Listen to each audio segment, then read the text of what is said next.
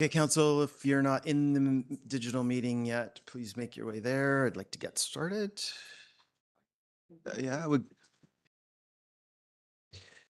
Good morning and welcome to the Committee of the Whole for Tuesday, July 14th. My name is John French and I am the acting mayor for the month of July.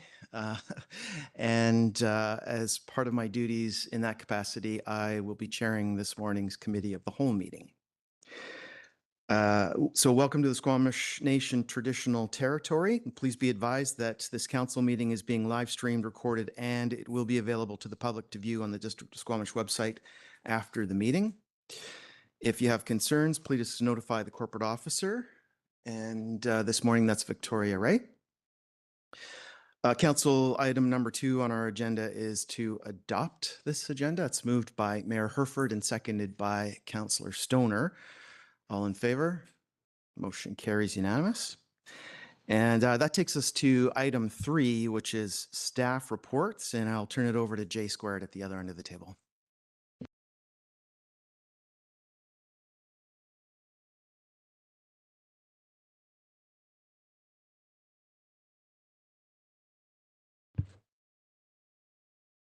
All right, good morning, Chair and Council. My name is Jessie Abraham, Planning Consultant, presenting on behalf of the Community Development Department. Today, I'm presenting the proposed scope for the Perpetually Affordable Housing Policy Update.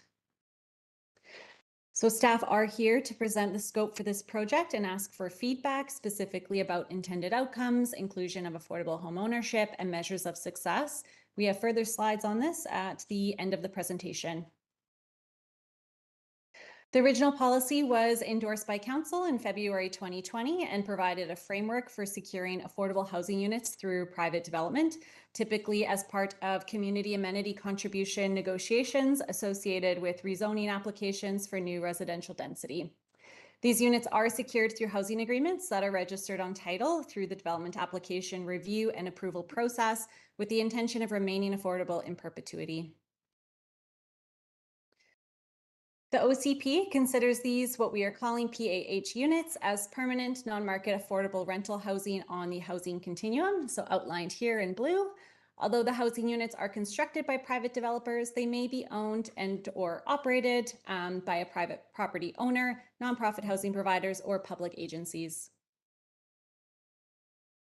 The purpose of the policy is to establish a formal framework for governance and administration of perpetually affordable housing units, provide housing targeted to low to moderate income earners rather than deeply subsidized or supportive housing programs, and ensure long-term community benefit and equitable access to housing.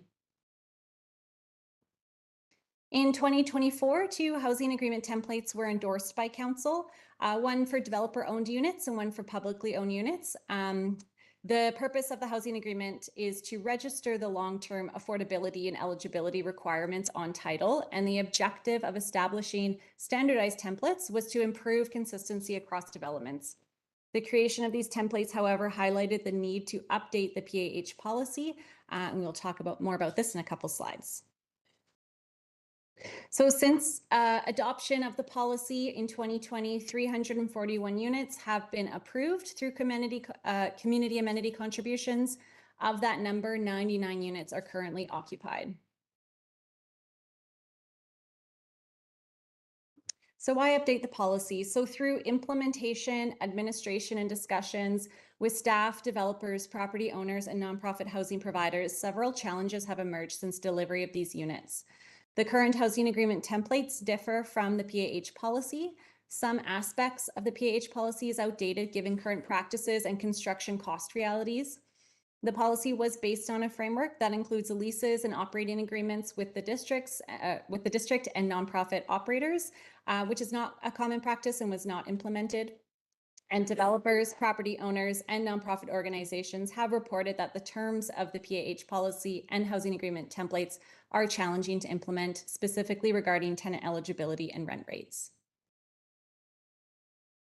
The purpose of the policy update is to evaluate this feedback further, to better understand how the current framework has functioned in practice, and to identify opportunities to improve administration and long-term monitoring.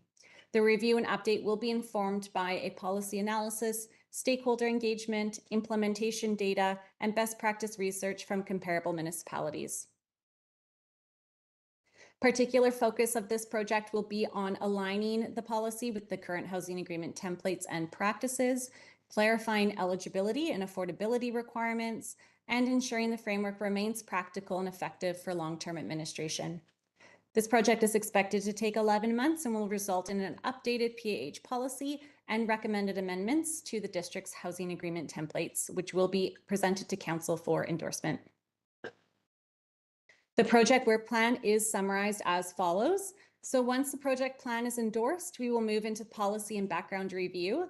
This includes collecting data on the existing PAH units and reviewing feedback received to date. We will start the regional scan, which will look at what other municipalities are doing in this realm. We will move into round 1 engagement, which will be a data collection round. So this will include engagement with district staff, key stakeholders and interested parties, and launch of a project webpage and online survey. Engagement will be collected into a What We Heard summary, which will be provided in a future council update. The next phase includes drafting the first version of the policy update and working with staff to prepare it for the second round of engagement for feedback. So round 2 will include engagement with district staff, key stakeholders, and an opportunity for public comment on the project webpage. The feedback and input will be collected in a What We Heard summary, which will inform the final draft of the policy update and housing agreement template revisions. So these deliverables, once reviewed by staff, will be presented to council for input and endorsement approximately 11 months from now, estimating June 2027. The engagement plan will be conducted at the inform and consult levels of the IAP2 spectrum for public participation. The engagement process will focus on sharing information about the policy update, gathering feedback on implementation challenges and opportunities, and incorporating stakeholder perspectives into the development of policy recommendations. The engagement process will seek input from a range of interested and affected parties, including staff, developers, Housing Squamish, nonprofit organizations, including those that develop, and our tenant advocates, PAH residents, Squamish Nation, and government funders. A draft engagement plan is included as attachment 2 to the report and outlines the project narrative, engagement objectives, list of stakeholders, proposed engagement methods, and implementation timeline. Staff are seeking council input on several strategic policy questions that will help inform the scope of the policy update, including intended outcomes. Are there specific aspects of the policy that should be reviewed or strengthened? Affordable homeownership. So to date, PAH units have been delivered exclusively as affordable rental housing. While the current policy contemplates affordable home ownership, it remains unclear how affordability could be secured in perpetuity and how resale prices could be effectively regulated over time. A draft housing agreement template for affordable home ownership was presented to council in 2025, but was not endorsed. Staff are seeking council's input on whether affordable home ownership should continue to be included within the scope of the PAH policy. Lastly, measures of success. How should the district evaluate the PAH program over time? Some measures might include monitoring and evaluating the occupancy rates, unit turnover rates, resident feedback on the application process or tenant satisfaction, or lease-ups at occupancy. The policy update will be completed within an improved project budget of $25,000, utilizing the BC capacity funding that the district received in 2024 to improve policies and plans to support housing delivery. Project costs include policy review, stakeholder engagement, research, and preparation of the updated policy and housing agreement templates. Staff recommend that council endorse the proposed scope of the Perpetually Affordable Housing Policy Update with feedback on their specific areas of input. And that concludes my presentation. Thank you. Thank you. One of my questions was answered in the presentation. Thank you for that. Council, I'm sure there are many questions. Who would like to start us off?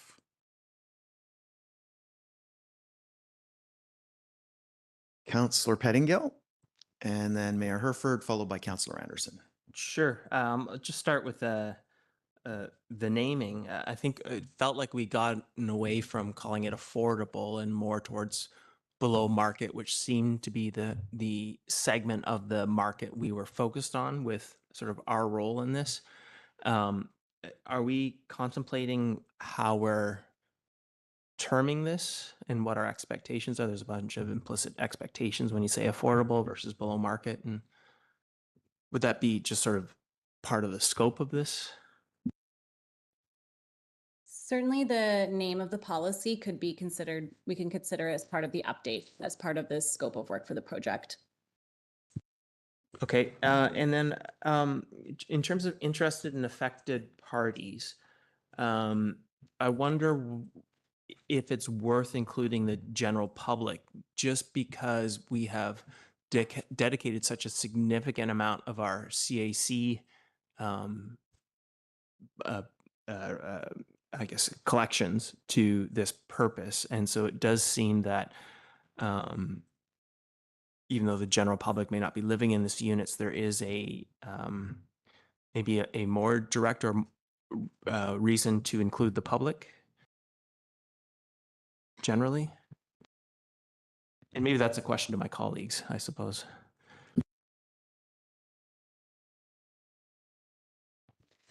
Thank you through the chair. Certainly we'll have a project page available for the public to review what is being proposed. In terms of targeted engagement, we're looking for feedback specifically on the affordable housing policy. And so I don't think that they would be a targeted stakeholder group at this time. Certainly if council directed staff to that, we could include them. Okay, thanks. I'll leave it there for now. Mayor Herford. Do you want to follow up on that, Councillor Stoner? Go ahead. Yeah, thank you. Through the chair, and maybe this is back to my council colleague, maybe more so than staff, if we are interested in entertaining reaching out to the public, I think that there's a fair consideration here that the perpetual affordable housing policy itself is not super approachable from a general perspective. But I would be curious, I think, to get a temperature check if we're landing the affordability, the general objectives of the perpetual affordable housing policy, if those components are landing with the general public and there's an understanding. And so one thing that I've been thinking about is whether we do almost like a yes/no survey, or if you had to choose between deeper affordability or more units, or a nonprofit owned or a for-profit owned, like some of the key policy components that we'll be considering in the review of the policy, can we frame that as quite a simple outcomes oriented survey to the public to just get a feedback on what the objectives are, as opposed to necessarily the detailed policy component? But that's a reflection more so than a question. Okay, and staff do not look like they're eager to weigh in on that. So Mayor Herford, go ahead, please. Thank you. I think just I'll start there in that discussion with my colleagues. I think that the folks that would like to be able to participate in the units that this policy would govern, but haven't been able to, like that category, I think is interesting. Whether we talk about that as the broad general public, those folks are hard to identify, but like who the policy isn't serving and is a category. I don't know how we get there, but some thought. I like Councillor Stoner's suggestion of sort of a simpler survey, but there are some. I think those are the folks that we're aiming to serve with this, and I'm not quite sure how we get there. I'd be open to any thoughts on that, or maybe that's the down the road piece when we look at how other communities have figured out a way to sort of find and engage with that particular slice of the community. I'll just leave that there, but I'm curious about the ownership piece. As you said in your presentation, came to us and we couldn't quite get there, wrap our minds around it and figure out how it fit. I'd be curious to see like how much, if that is included, how much work is that? Like how much of a distraction is it from the other piece that we definitely know we need to do? Because I think that if we learn the right things in the research and it can be packaged the right way, then maybe it's worth considering. So I'm just trying to square away what, with what we know today, I'm not particularly interested in directing resources that way. But at the same time, there are programs out there that are affordable home ownership that, I'll say seem to be working, but I don't really know how that's playing out over time. So how have you thought about that piece of the scope if council was to provide direction to pursue that for consideration in the policy? Yes, so if we wanted to pursue further research on this, we could include it in our best practice review and regional scan, where we look at comparable municipalities, including some in the Lower Mainland, and see if they include this type of scope in their existing policies as well. And that may inform further steps going forward. Okay, and then that makes sense to me. And in your timeline of council touch points, that January point, what we heard piece, I think was January, that would be a time where you might be in a position to sort of provide some comment on the affordable home ownership piece, and at that point can be, sort of included if council of the day wishes, or can be parsed off if that's the will. Like, is that the process you think that could work? Yes, so we do have a council update scheduled for January 2027. And the idea was to present a what we heard engagement summary, but we can certainly include the findings of the regional scan and best practice review as well. I think that would be good there to make sure that the scope is right and matches the expectations of council, recognizing that that's a different council as well. So that report would likely need to be more fulsome than coming back to the same group anyways. Okay, so that's where I am on the ownership piece. I'd like to know more and see if there is something that can easily be implemented, but I also don't want to spend 3/4 of the resources of this project on trying to untangle something that is quite complex. So to me, that what we just discussed seems like a reasonable path forward there. And then I wondered about in your research piece, just things that we can do to ensure that this policy has the longest shelf life. Like, I know we lock into various rates and qualification, and like who qualifies for units and the unit rates, but how do we, like, that can only have so much just by the nature of it, that will only be relevant for a period of time. Then we have to go into another review. And I just wonder if mechanisms for, I don't know what that is, if it's recognize inflation or recognize, like, just something you can layer on there to try to get as much runway as possible with it. Is that something that you're considering, or is this time frame of like, just we need to review it every X amount of years is how you keep that up? It just seems like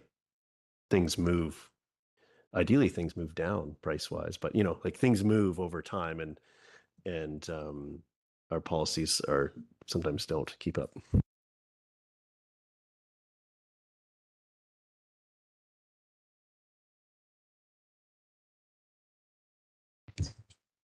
For clarity, the rent rates are updated annually based on new data that's released.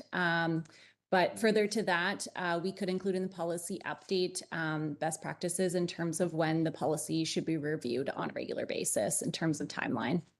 So the rent rates are reviewed. Are the qualification pieces as well? So that's an annual update that's how it's working at this point. Currently, the rent rates are based on moderate income for the district of Squamish or a portion of that. And so those are updated annually based on new information that's released. Okay, that answers my question. Thank you. Councillor Anderson. The comparison with other communities is referred to as a regional scan. I wondered whether that might include Kamloops, Okanagan, Vancouver Island communities of a similar size to Squamish, or are you looking specifically at the corridor? Thank you. We haven't finalized the list of communities yet, but some are from that we're looking at are from the Lower Mainland, Vancouver Island, and the interior as well. Okay, Councillor Stoner. Yeah, thank you. Through the chair, I have a few questions about where we've ended up based on the PH policy that we have. And there's a few reflections in the report provided, I think particularly around kind of the governance model and where we've ended up versus what where we expected to end up at the start of this. And I'm just wondering if staff can speak a little bit to, there's like some language in here around the PHP was based on a framework that includes leases and operating agreements with the district and nonprofit operators, which is not common practice. Or like those sorts of things just haven't materialized. And I'm just wondering why that's the case. Like the way that the policy is written feels like it's fairly strong that that was the intent. So how come we didn't end up there?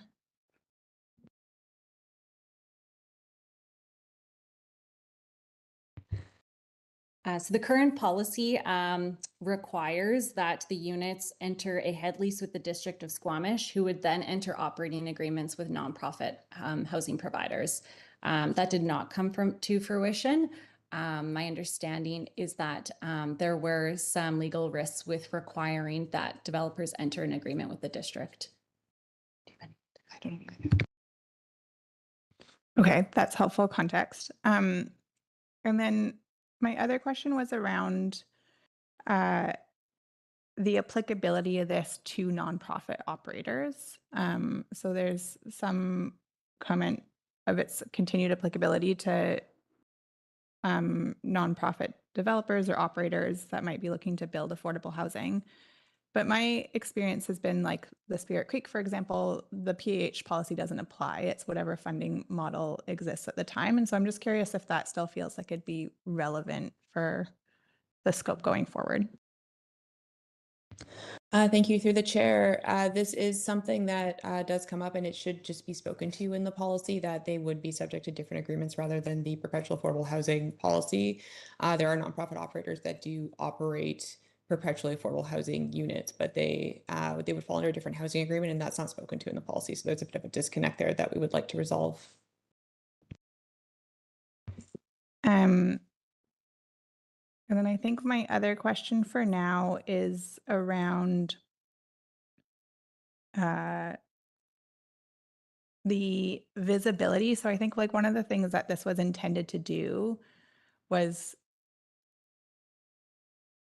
for folks to understand that there were below market rental units available in our community. And as you mentioned in your presentation, like there's 99 that have now been tenanted. And some of those have gone through, like we don't have a centralized wait list, which we thought we would have at this point. So I guess, how do we ensure visibility of these units and accessibility of these units as they come online? I think that's certainly a topic we can make note of and explore as we collect feedback throughout the project and see if we can include that as a tool to implement the policy.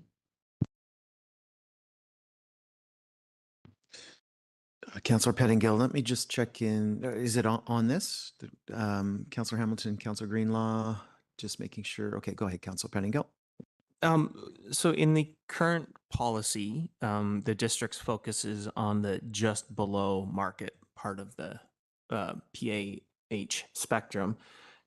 Are we expecting that this will include a re-examination of where we are? And I'm just thinking in terms of, you know, the provincial response or possibly lack thereof to homelessness and the challenges with seniors housing in particular.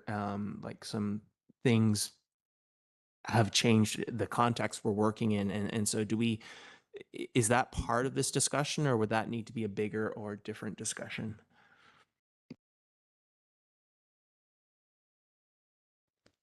Thank you through the chair. I think that is a bigger discussion as we're talking about broader forms of our different levels of housing on the spectrum of affordability. This is specifically for developer units through what is now the rezoning alignment policy, and that would speak specifically to these units. Okay, thank you. I have one question. Under the heading of measures of success, examples of potential measures in the report include occupancy rate, unit turnover rates, resident feedback on the application process, quick and efficient lease ups at occupancy and tenant satisfaction. So I'm just wondering, does the district monitor any of these things currently at this point?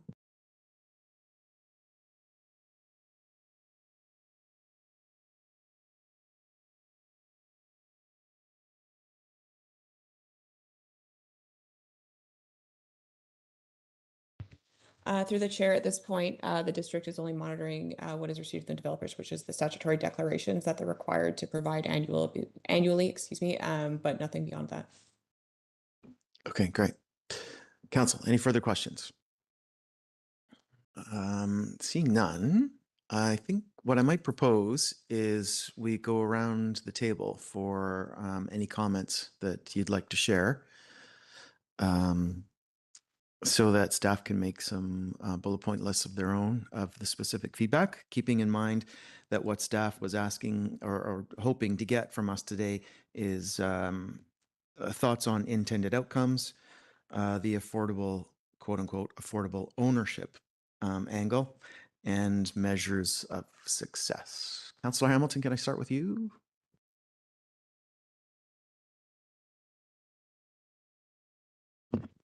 Yeah, thanks very much. Thanks very much for starting the work.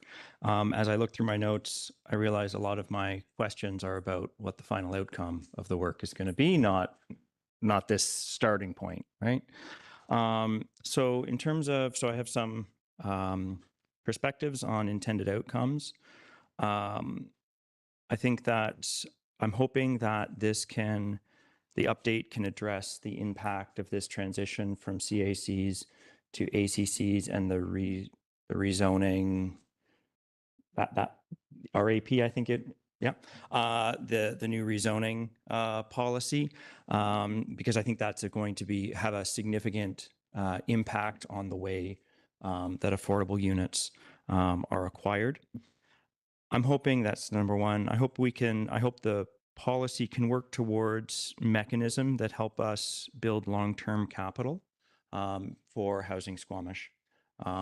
As a general rule, I would say that I'm more aligned with having units handed over to housing Squamish than operated by a developer. I just think it's a clearer line between profit and not-for-profit organizations running affordable housing. I think that I'd look for a clear definition of what is and what is not an affordable housing operator. I'm personally skeptical when there's for-profit and not-for-profit organizations operating under the same umbrella. And I think we just need to be clear about our definitions about affordable housing operators so that we can have clear definitions and work to protect both ourselves and our community from any for-profit operation happening in affordable housing spaces. Regarding home ownership, I do think we should continue to work towards a home ownership model. I think I see the challenge in pricing of home ownership models. I see that it's challenging, and in terms of where I would lie on the spectrum, you could create a really complex model that takes into account many factors, or you can lean towards a simple model that is perhaps not as fair, is going to have more hiccups. I would lean towards a simpler model, like perhaps purchase price plus inflation is the sale price that you can get for the unit, something like that. In terms of measurements of success, I think everybody around the table knows my perspective on data.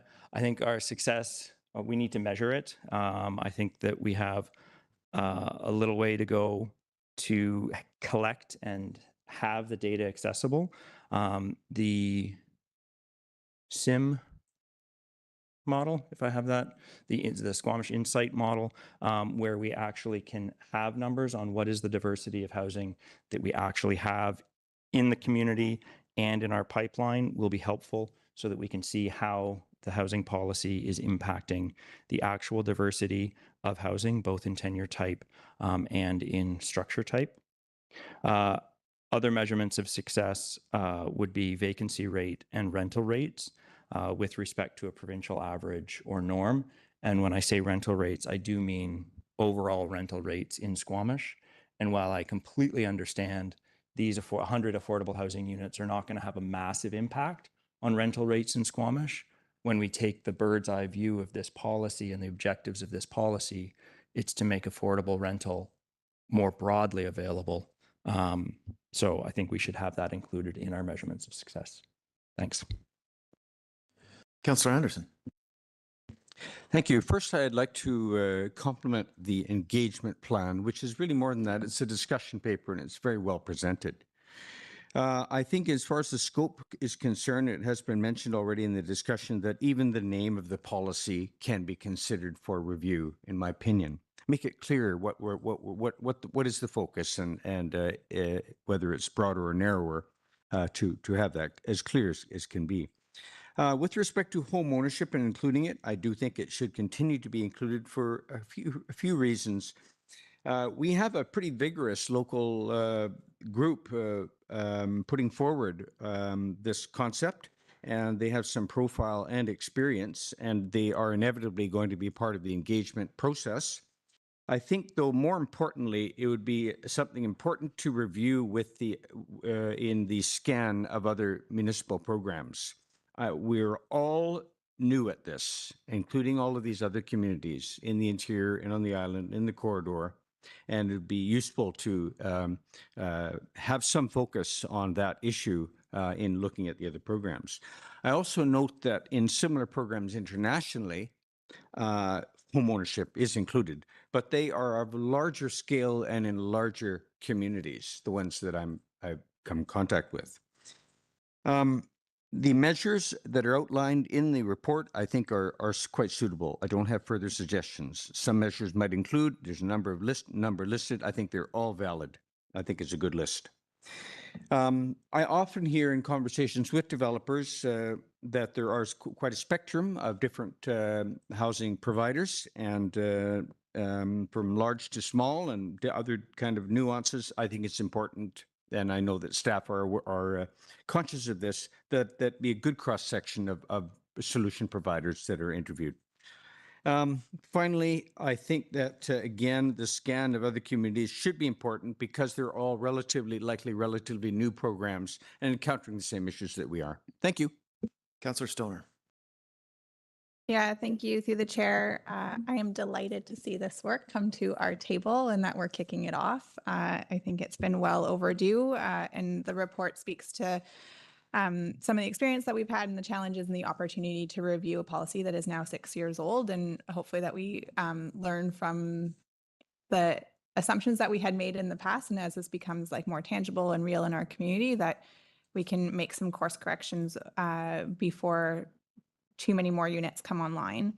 I think the proposed objectives and the scope of work presented in the report are adequate and a good starting point. I think for me, some of the things, if I think about the outcomes of this work, really go back to the original PH policy objectives. I think those still really stand for me. So provide housing targeted to low to moderate income earners, rather than deeply subsidized. So for me, this is an opportunity to temperature check where our rates are. We know that the median income in Squamish is actually really high, and there's a risk that the rates that we're setting at how we do it right now, 30% of median income, give or take, is maybe actually not as attainable as we thought it was going to be for those who really need it in our community. So I would like a deep dive conversation on that with the folks who know this policy really well, if it's actually delivering what our community needs most. And that's where I think actually doing some survey or temperature check, and I know Housing Squamish did a survey in 2023 that provides some really insightful data for us, I think, to ground truth some of this work, that the biggest barrier both in rental and home ownership continues to be price. And often I think when we see that these units do come online and the rates are listed, I think we hear a lot of feedback that is not attainable for many folks in our community. And so I think it deserves a conversation and a temperature check as to whether the rental rates and the formula that we have in the PH policy is still adequate in achieving what it is that the policy had intended to set out. I also think that a deeper dive on who I know that we've come up against a few challenges on the makeup of who is accessing these units. So particularly in the lone parent household income, and how that is established and secured both through the tenants or through the rental agreement at rezoning versus in the perpetual affordable housing policy. And so clearing that up, I think, is really important for everybody around the table. And then I do think that this, like, bottoming out the governance and operational framework, now that there's some of these units in community and we're ironing out the details of what a centralized, like, who is actually filling these units, how does our community know that they're available, how do they apply for them, I think are really important questions, and we are making progress on that. But I think the first few, like 50 units that came online, our community didn't know that there were 50 below market affordable units available in our community. It was kind of happenstance if you heard from that they were out there and people could apply for them. So I think that at the very least, if they are going to be maintained and held by developers, that there be some requirement for them to publish notification of those units being available to community through the district, perhaps. Like, maybe there's a communications channel that happens there. But anyways, I'm getting more into the outcomes than the actual engagement strategy. On the affordable housing piece, I absolutely think that should be part of this conversation. I think the reason it didn't pass when it came to council last year was because this work, I think we felt at the time, was more important in terms of updating our perpetual affordable housing policy.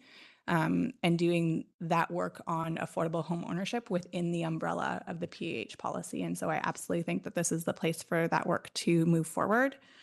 And the measurements of success, I think, as outlined here, are a good starting point. I would include rental rates relative to market rental rates, and community understanding of the policy, or at least of awareness of the units that are available. Thanks. Thank you. Mayor Herford. Thank you. A few things. Just to comment on one of the points made earlier, who's operating doesn't matter as much to me as the outcome. I mean, I think if we really focus on outcomes and folks figure out how to do that, it does matter in other ways when we're looking at permissive tax exemptions, this type of thing. But actually, with this, if there's folks that can figure out a way to meet our objectives and it works for them from a business sense, I don't see why we wouldn't try to bring all of the possible cash to the table to really impact this. I don't know how likely that is, but I think that's something we shouldn't just say no to. The home ownership piece, I do think, as I said in my earlier comments, I'd like to see that at least in the research phase, and then check in at that next phase and see if it's something that is that if there's sort of a something to grasp onto, something tangible that we can kind of work towards at that point, or if it's I think that's the decision point for that particular piece. So I would like to see that the affordable home ownership included in the research phase, and then with that clear check-in. I like the idea of the community-wide measures of success and really what that looks like, because I think when I think about the units, like, is it a certain vacancy rate? Is it a certain turnover? Is it a length of tenure? Like, I think that when you have, there's probably a sweet spot in the middle. If the first person that moved into these units just stayed there in perpetuity, it's probably not doing what it's intended to. But also the other end of the scale, if there was a really high turnover rate, that's probably a cautionary tale as well. So understanding what that looks like. And then, but the community-wide measure, I think, is important, because in the research phase, if we're going to look at other communities, it's important that we know that, have some other points of reference for their context. The Kelowna's policy, when they have a quite a high vacancy rate at this point in time, like, we need to know that when we're taking pieces, if we're going to take pieces of the policy that might apply to us or into consideration. So I think that some sort of community-wide measure, at least for giving context to the policies that we're looking to work from or build from, I think is important. And it does make sense to me for sort of that ongoing monitoring as to the impact of this policy going forward. And I think that I've heard some in Councillor Stoner's remarks around like how do we get the dollar value right and how is it obtainable? This is where that category of folks that maybe see in themselves would benefit from this but haven't been able to get into the unit. Like that's that category of human that I think might hold some of those answers to or provide some context as to what would be needed for it to work for them. And again, I don't know how to get that, but we're, the affordable rental to market rental on your sort of on the scale showing, this subsidized rental piece might be something this policy needs to consider if that's what needs to happen to get to the numbers that make it work for folks that haven't been able to access it. So I don't know if that, if that sort of it's a bit of a creep maybe of the areas the policy touches, but if that's what's needed to actually achieve the goals stated, then maybe we need to consider that at that next touch point. But it's that those folks that that haven't been able to qualify yet, I think, are an important demographic to really understand those needs, so we can try to serve them through this policy. Thank you. Thank you, Mayor Herford. A few council members have touched on the word affordable in the project title. I'm fully on board. That word, for most people who don't walk in the world of housing, affordable has just completely lost all meaning, and in some cases has become the equivalent of a four-letter word.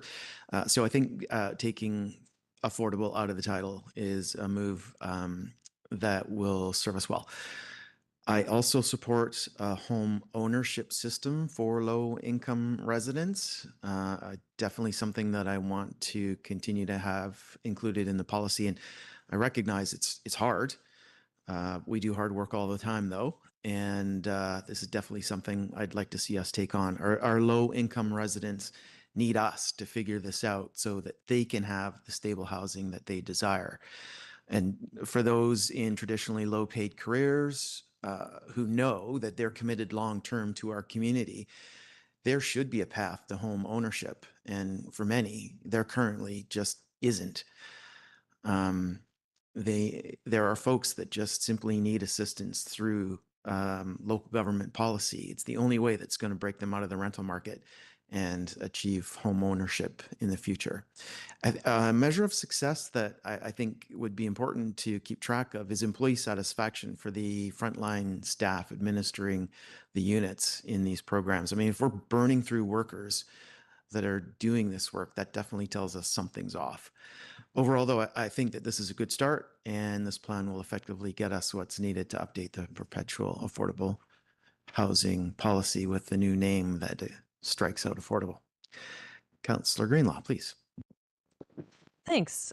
Through the chair, I just want to say thanks for putting all this work together. This is obviously something we hear a lot about, and is something that we care deeply about. So I really appreciate all the hard work you're putting into it.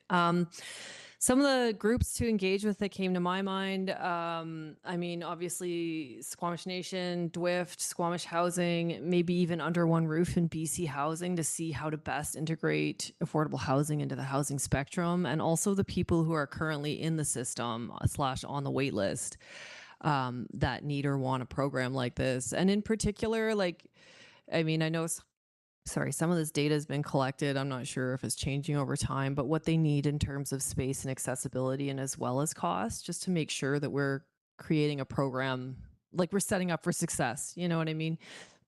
And measures of success, I definitely think vacancy rate of the affordable units, hopefully that's very low to zero. And also those rates versus the wait list, how long the wait list is, wait list turnover, pieces like that, I think will give us some information of what level of the need we're facing or that we're addressing.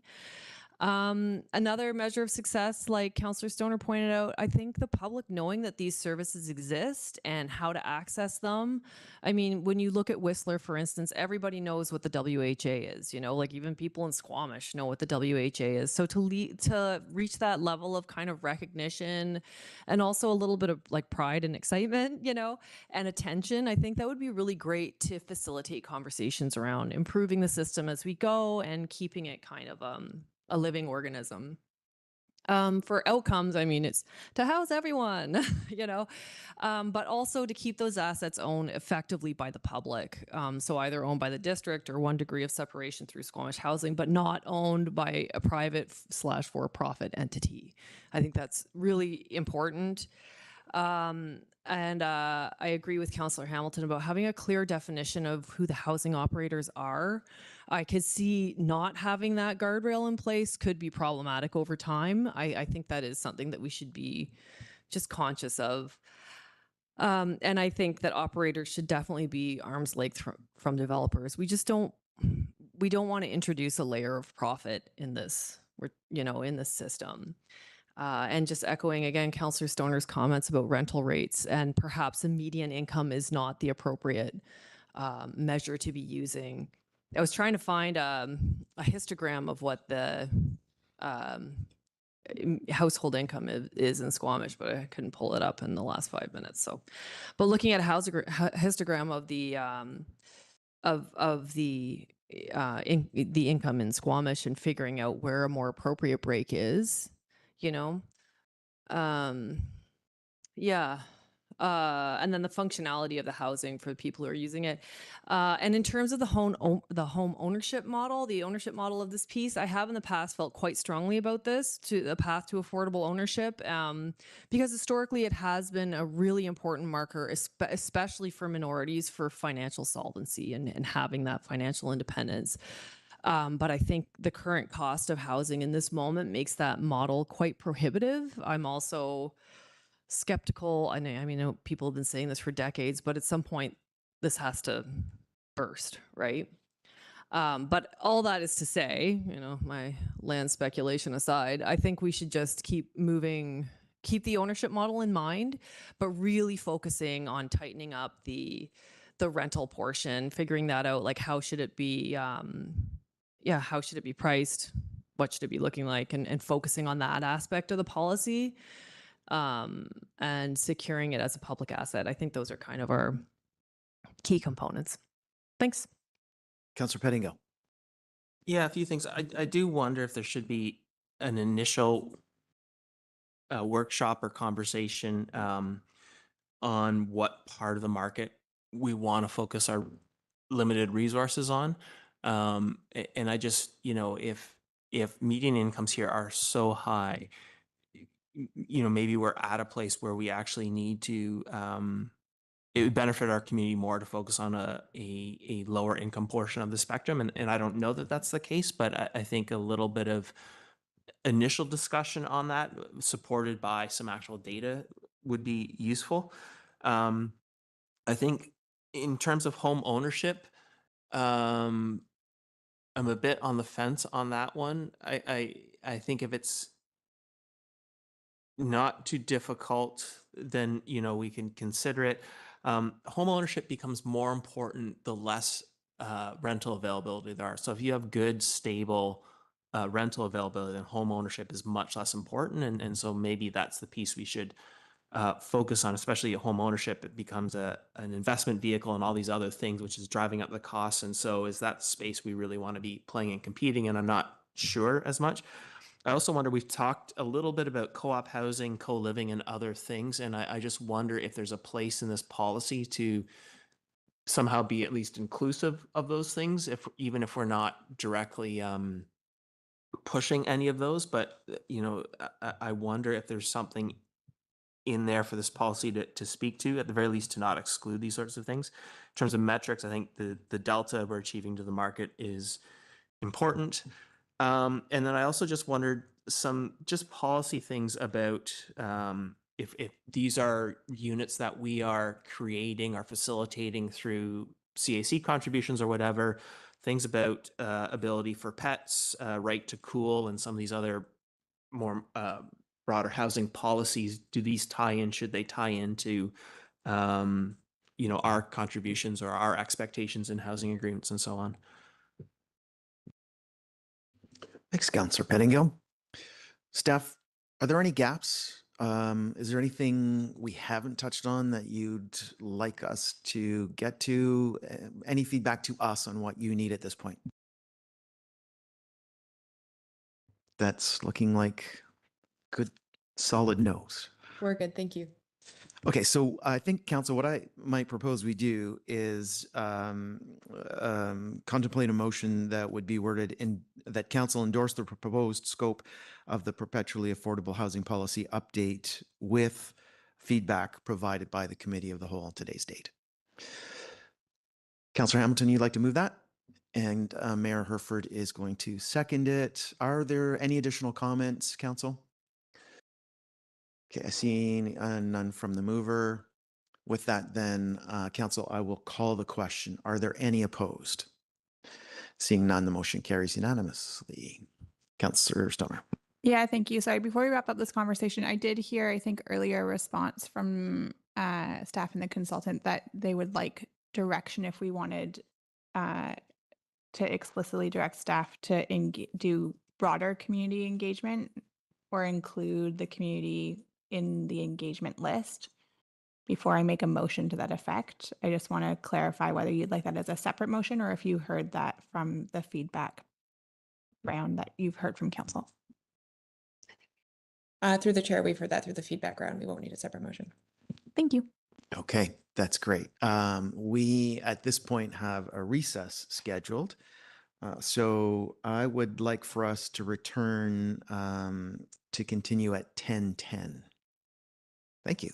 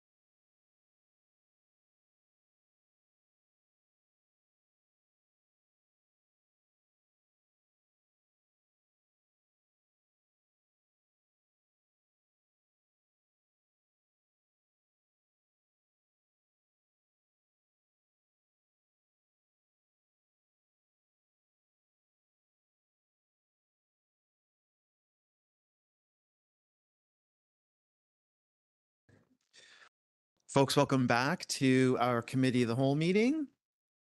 We are on to item 3.2Is, and this topic is 40480 Tantalus Road, rezoning 61. I'm going to drop all the zeros and call it rezoning 61. Staff, I turn it over to you for presentation.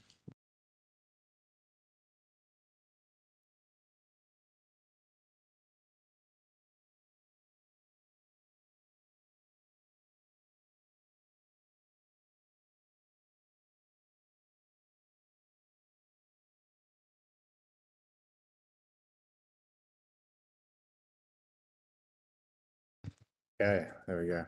Thank you. Good morning, Mayor and Council. Philip Gibbins, planner with Community Development, and I have Robin Hay, the Manager of Current Planning, beside me. And I've also got Ben Mercher, Manager of Transportation, and Jay Stanino behind me if required for answering any engineering, servicing, or traffic-related questions. And today I'm presenting on a rezoning proposal for 40480 Tantalus Road for committee feedback. 40480 Tantalus Road is located in the Tantalus neighbourhood adjacent to Garibaldi Estates, north of the Tantalus Fire Hall and east of Highway 99. This lot is a little unusual. It's split into two sections by Tantalus Road, and the portion on the west side is approximately 1.5 hectares and is outlined in red, and the east portion, 3.6 hectares, outlined in blue. So only this western red highlighted section is being considered as part of this rezoning, and so the proposal to rezone it from rural residential to a comprehensive development zone and subdivide the two parcels. The applicant has indicated that a future rezoning application will be submitted for the eastern portion in the future. The proposal currently is a 4-story mixed-use rental building, approximately 63 apartment units and commercial space on the ground floor. All units be secured in perpetuity, and a no gas covenant is also proposed for the development. And the zone itself will provide for the development, including the usual regulations on land use, building height, densities, building setbacks, lot coverage, and parking requirements.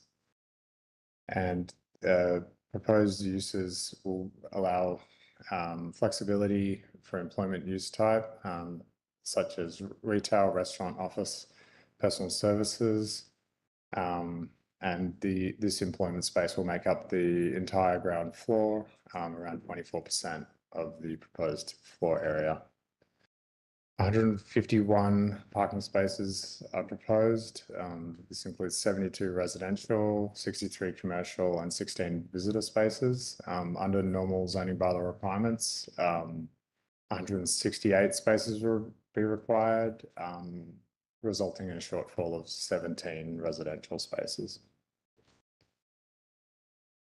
And the building itself is to be located on the east part of the site, with service parking in the middle and a publicly accessible communal outdoor space on the west of the site.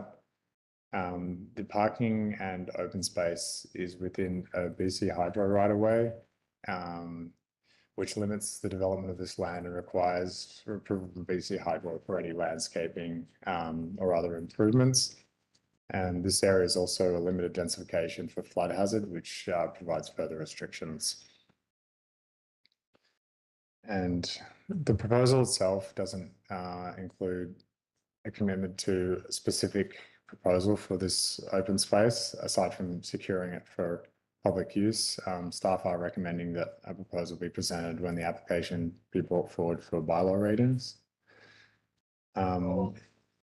What is proposed is a public pedestrian connection along the southern boundary to tie Tantalus Road to the existing corridor trail, and some other offsite improvements are also proposed, including extending the sidewalk north to Harris Road on the west side, and a pedestrian crosswalk at Harris Road across Tantalus Road.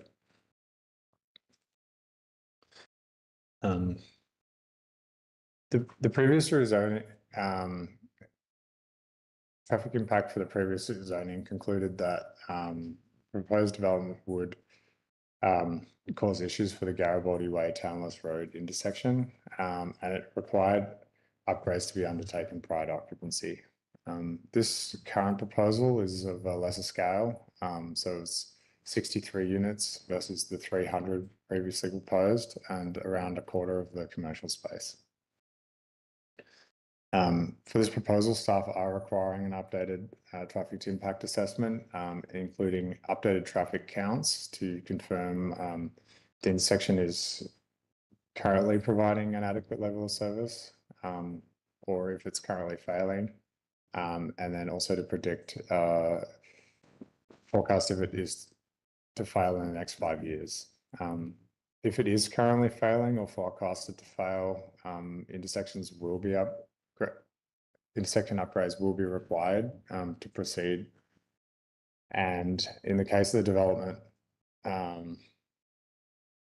does not proceed in the near term, there will be a requirement to reassess traffic impacts after 5 years. And ultimately, the traffic impact assessment will update the required upgrades if needed. For this project, it was posted to the district's development review webpage, and a development sign has been posted on site. No comments or requests for a public information meeting were received. Staff will incorporate council feedback into the proposal and draft bylaws to bring forward for readings. And staff are seeking council input on the 7 items listed on this slide. The proposed units, the employment space ratio, pedestrian connections, public accessible open space, the extended frontage on Harris Road and the crosswalk, and the no gas covenant. And so finally, recommendation that committee recommend to council that council directs staff to bring forward a zoning bylaw amendment for consideration of readings incorporating feedback from this meeting. Thank you. Thank you for the presentation. Council, what questions do we have? Councilor Pettinger, we'll start with you. Yeah, thanks. And I know we received some correspondence about the intersection. Can staff remind me whether DCCs and or how DCCs play into that intersection at Tantalus? Through the chair, that intersection has been identified as a DCC project. So if the applicant was to build out an intersection, they would be eligible for reimbursement for the road portion of their DCCs up to the amount eligible for that project. And when would that happen as sort of other folks requiring to pay into DCCs? Like there'd be a latecomer type situation, or it would have to sort of wait until we had enough to do that refund out of what's in the, can you just like how the timing all works there? Through the chair, I might, if we're gonna talk about, do you want to? We've got our resident experts here, so. Good morning, Mayor and Council. Jay Sternino, project engineer on the development team. Through the chair, as Philip has identified this intersection and the upgrades that have been proposed through the Transportation Master Plan are DCC projects. They're not high priority DCC projects, and so if the district is to undertake those upgrades on our own costs, then that likely won't happen for kind of the immediate future. Per the British Columbia DCC Best Practices Guide, we would look to reach an agreement with the developer. And if they choose to develop prior to the required infrastructure being built out, then as Philip identified, they would be reimbursed back the transportation portion of their DCCs, and any additional cost would be at their own financial risk typically. So that's something that they would have to be willing to take on the financial burden. Now, in saying that, the DCC project does include fairly substantial intersection upgrades. We're looking at the potential of a fully signalized intersection. If through working with their transportation engineers, we were able to identify some interim measures that were a lower cost alternative and alleviated our concerns with transportation and traffic in the area, and we're able to restore kind of a high functioning level of service, then we would look to consider an interim condition like that. If that was the case, my understanding is that, they would not then be building out the district's identified DCC project, which is the signalization of that intersection. And so they would then be benefiting from, a lower cost infrastructure upgrade, but would likely still be on the hook for the DCC costs because they would only be paying for it once. Does that make sense and answer your question? Yeah, thanks. And then just that is helpful. Just where are we? Because it's sort of a complicated area. That intersection is fairly close to the highway intersection.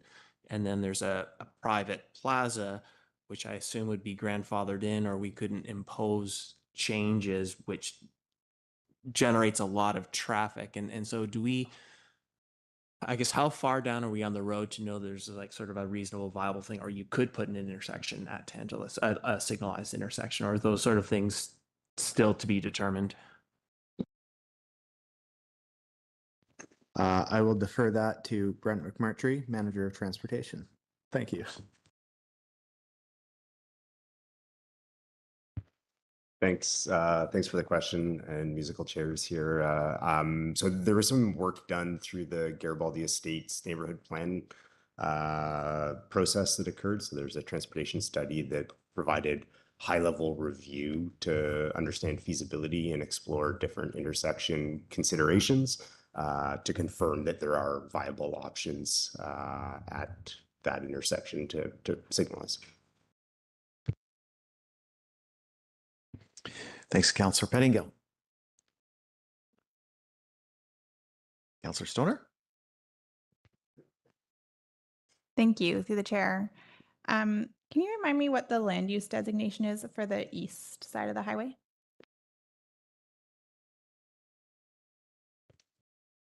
To the chair, I believe it's mixed use. Oh, sorry, on the other side. On Tantalus.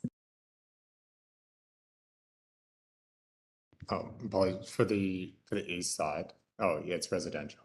Residential. Okay.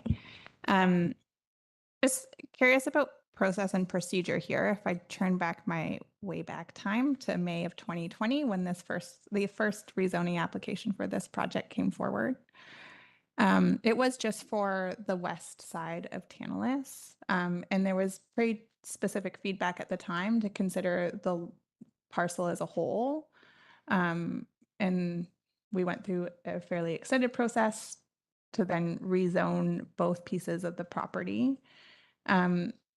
Now we're back to the starting point with just an application here on one side of Tantalus Road. So I'm just wondering how we got here.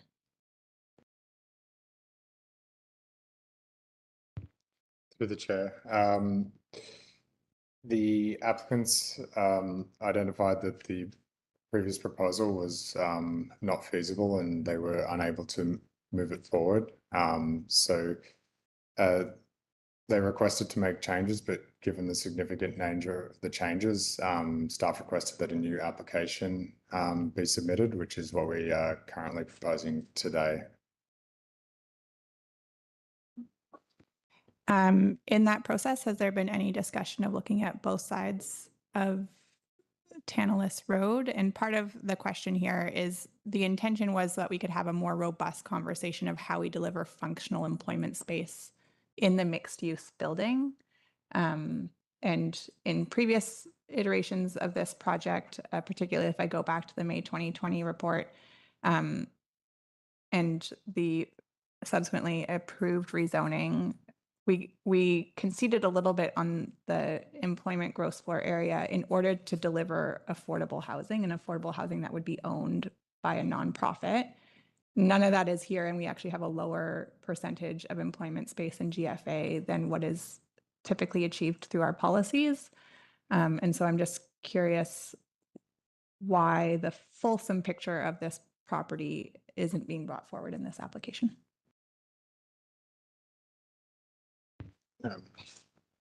Through the chair, this proposal is new and it's being assessed individually on its merits. So in terms of council can consider things that happened in the past, but staff are reviewing this as a new application. Thanks, Councillor Stoner. Councillor Anderson, go ahead. Thank you. My first question concerns the plan for green space, outdoor space. Just a quote from the staff report, staff are recommending that the applicant bring forward a proposal for the outdoor space when the rezoning is brought forward for bylaw readings incorporating council feedback. What I'd like to pose as a question is, might it be considered that the closest playing field of any scale for youth wanting to kick a ball is 3/4 of a kilometer away at Mamquam Elementary? And I wonder if it might be considered that the green space as proposed in its programming would consider that an open field area might be of interest for youth that might be living in this area. I'm scanning around the neighborhood on the map, and that is the closest playing area. So I just wonder whether this might be considered as when at the appropriate point in the process. Thank you.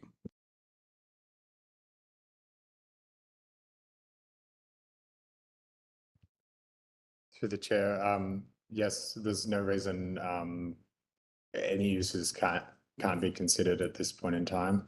So you're welcome to make that as a comment, and we'll take that as feedback.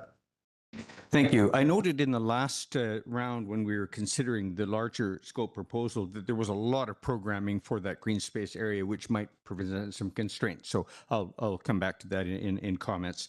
The second question I have concerns the archaeological impact assessment. And to read from the report, due to the proximity of the site to the Cowtain Reserve less than 300 meters, an archaeological impact assessment will be required.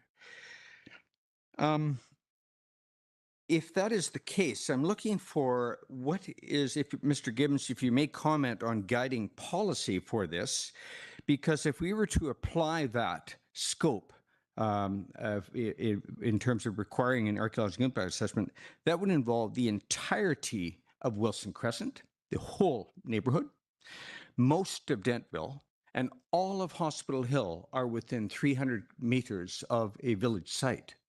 A known village site. Cowtain, of course, is a currently active community.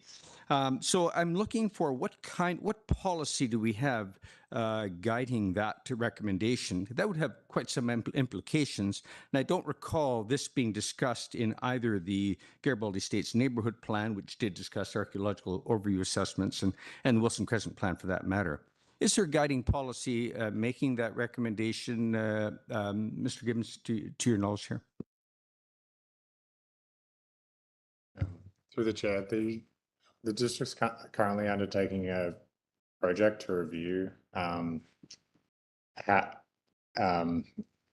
when we would require archaeological impact assessments or other assessments. The current policy which is being applied here is areas within 300 meters of First Nations Reserve or identified. There's a provincial RAD layer which identifies areas of potential significance. And so any areas which fall within those mapped areas would also be required. So, Mr. Gibbons, there is provincial guidelines that you're looking to in making this recommendation of an AIA.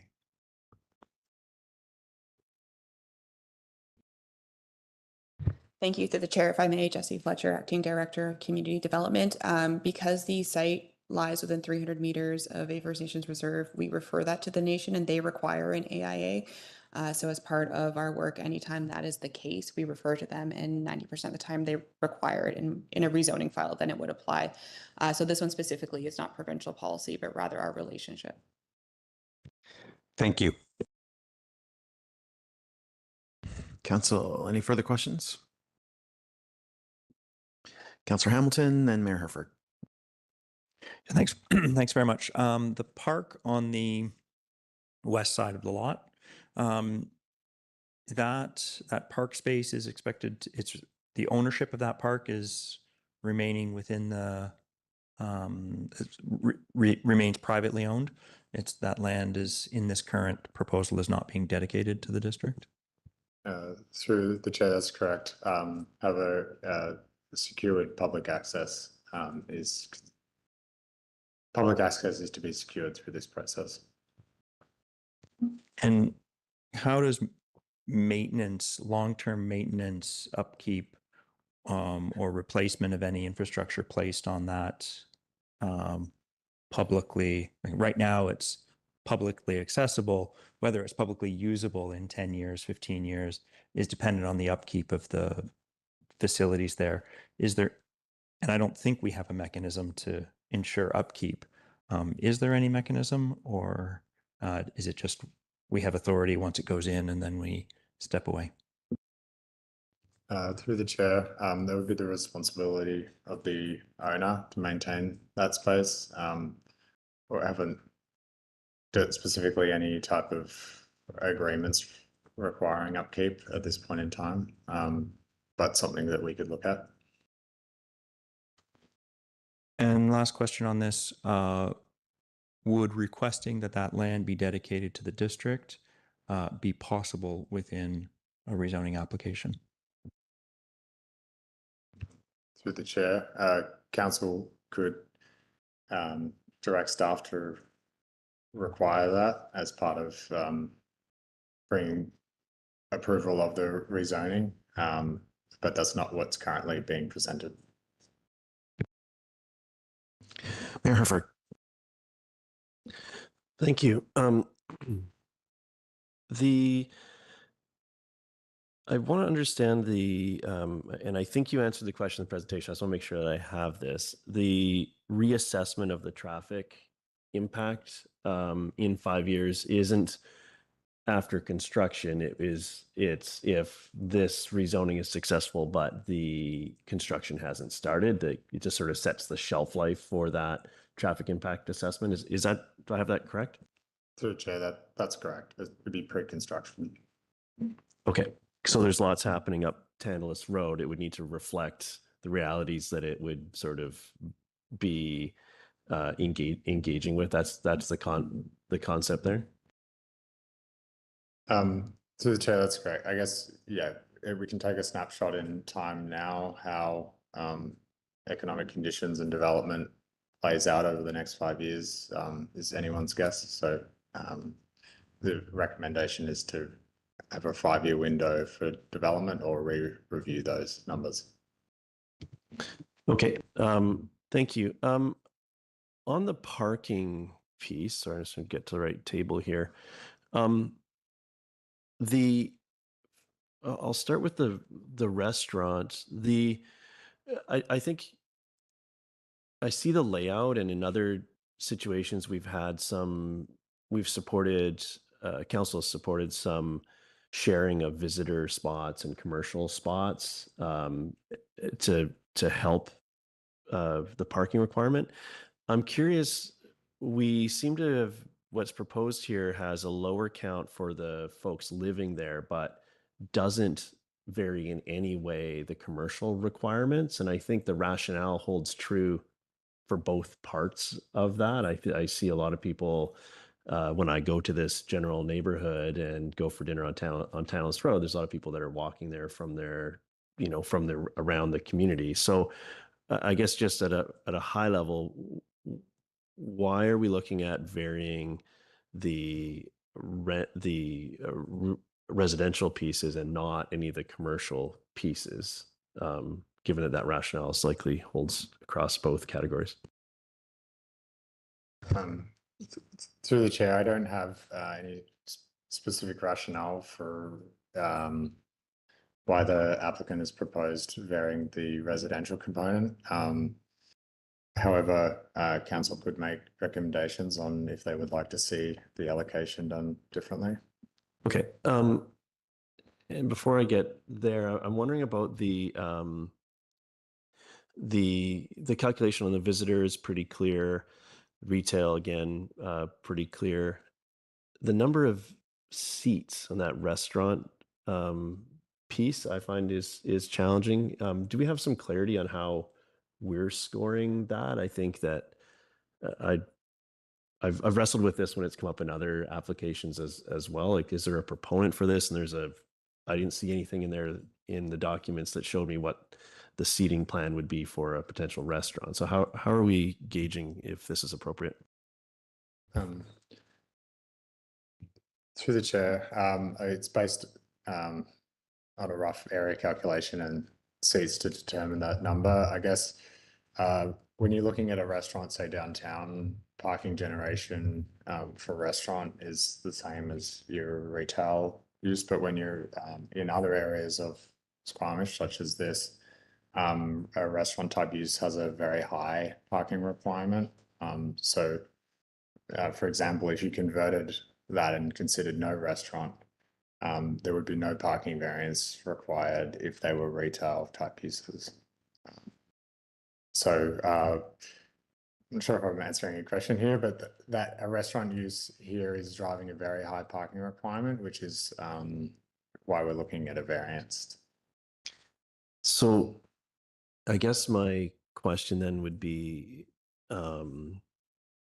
maybe it's for our transportation folks, just how this particular piece, I'm thinking of the Garibaldi Estates neighborhood plan and our transportation master plan. Like, is this restaurant requirement consistent with those pieces, or is this a piece that needs some consideration as we sort of integrate that transportation master plan into our work? I'm just struggling with the rationale for these here, and I'm trying to rationalize these things.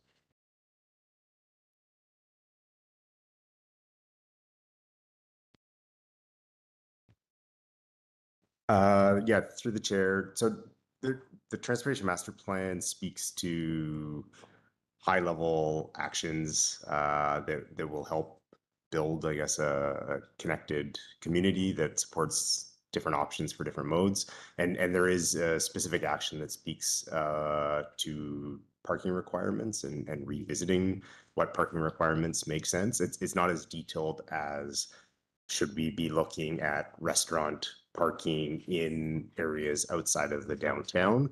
But I think recognizing the goal to supporting alternative modes and with the direction that's been established through the Garibaldi Estates neighborhood plan being adopted, understanding that there will be more people living within this area and an expectation that more of those people will be choosing walking, biking, and transit for more of the trips. I think it's a reasonable assumption to look to what the restaurant parking requirement is and say, can we draw from inspiration from other areas in the community or what other communities are doing? I think where the current zoning bylaw requires a specific parking amount based off the land use. And that is what the proponent is showing in their package. So don't know if that helps. No, thank you. It's useful. I think that, and I guess the other last piece of this, I haven't seen a proposal come that is clear with the spaces available upon request, but does our policy, which I think is interesting, but does our policy dictate that these spots exist or that they're allocated to those units? Because once it's built, in my understanding, it turns over to the strata to manage. So however these 151 spots they deem appropriate could happen, and we don't regulate that going forward. Is that correct? And there's nothing that says that each studio comes with a parking spot. It could be an additional rental per, or is that covered in some housing policy somewhere else? Through the chair, we don't have specific policy on parking allocation. We have previously for summary zonings showing the allocation for more information for council making decisions. It is common to, it has been done where you would maybe be allocated one spot and then there are leftover spots in the parkade, which is kind of what we're looking at here. So those who need an extra spot could request and pay additional money to rent more spaces for their unit. So that those that don't need them wouldn't need to pay for something that they're not using. Okay.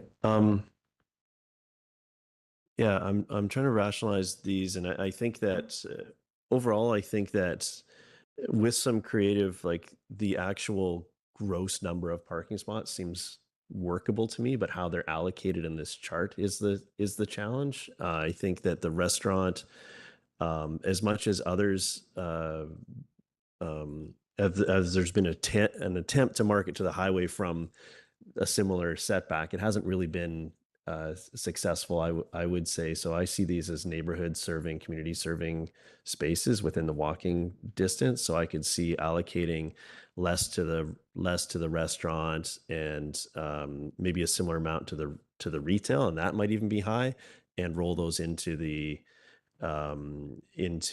available spaces for the residential. Like I think overall we have the right number. Just how we allocate them is, or how we calculate or how we represent that, I guess, is could shuffle for from my perspective. But I'm curious on my colleagues' perspective on this. And similar with the visitor and retail combo for maybe half of them that are on that sort of commercial side of the parking lot as presented, might be something else to explore. But overall, okay, thank you for the parking. On this? Yeah, go ahead. I don't see in either the staff report or the submission from the applicant what the proposed allowable uses are for the commercial space. Has that been determined at this time? It makes it difficult to talk about parking if we're unclear what the potential allowable uses are. Through the chair, the discussed uses were to reflect what was envisioned in the previous rezoning. So then essentially neighborhood commercial type uses, but it is also a broad range, including, it could be office type, retail, restaurants, these types of things, personal services. So this is a unique and distinct application from the past one. Can you please remind me what the allowable uses are proposed?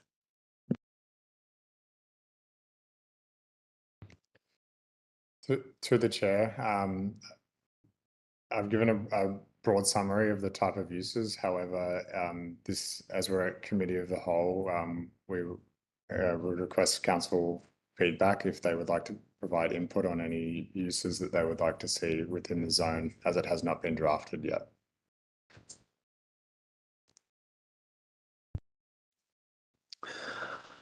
I'll come to you after I ask my single question. Councillor Penny, go. I want to make sure that I have a specific detail correct from the report to council.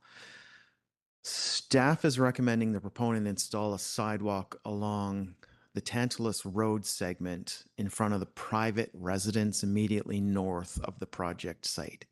Do I have that correct? Through the chair, that is correct. Okay, perfect. Was just looking for confirmation of that because when I first read through, I thought that it was going to be a sidewalk proposed for Harris, but thanks for clarifying that. Councillor Pettingill.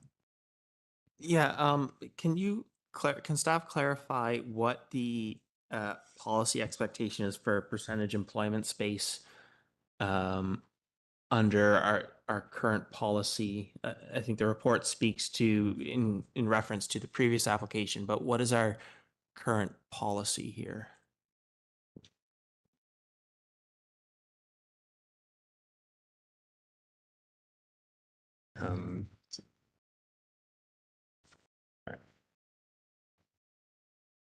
Thank you through the chair.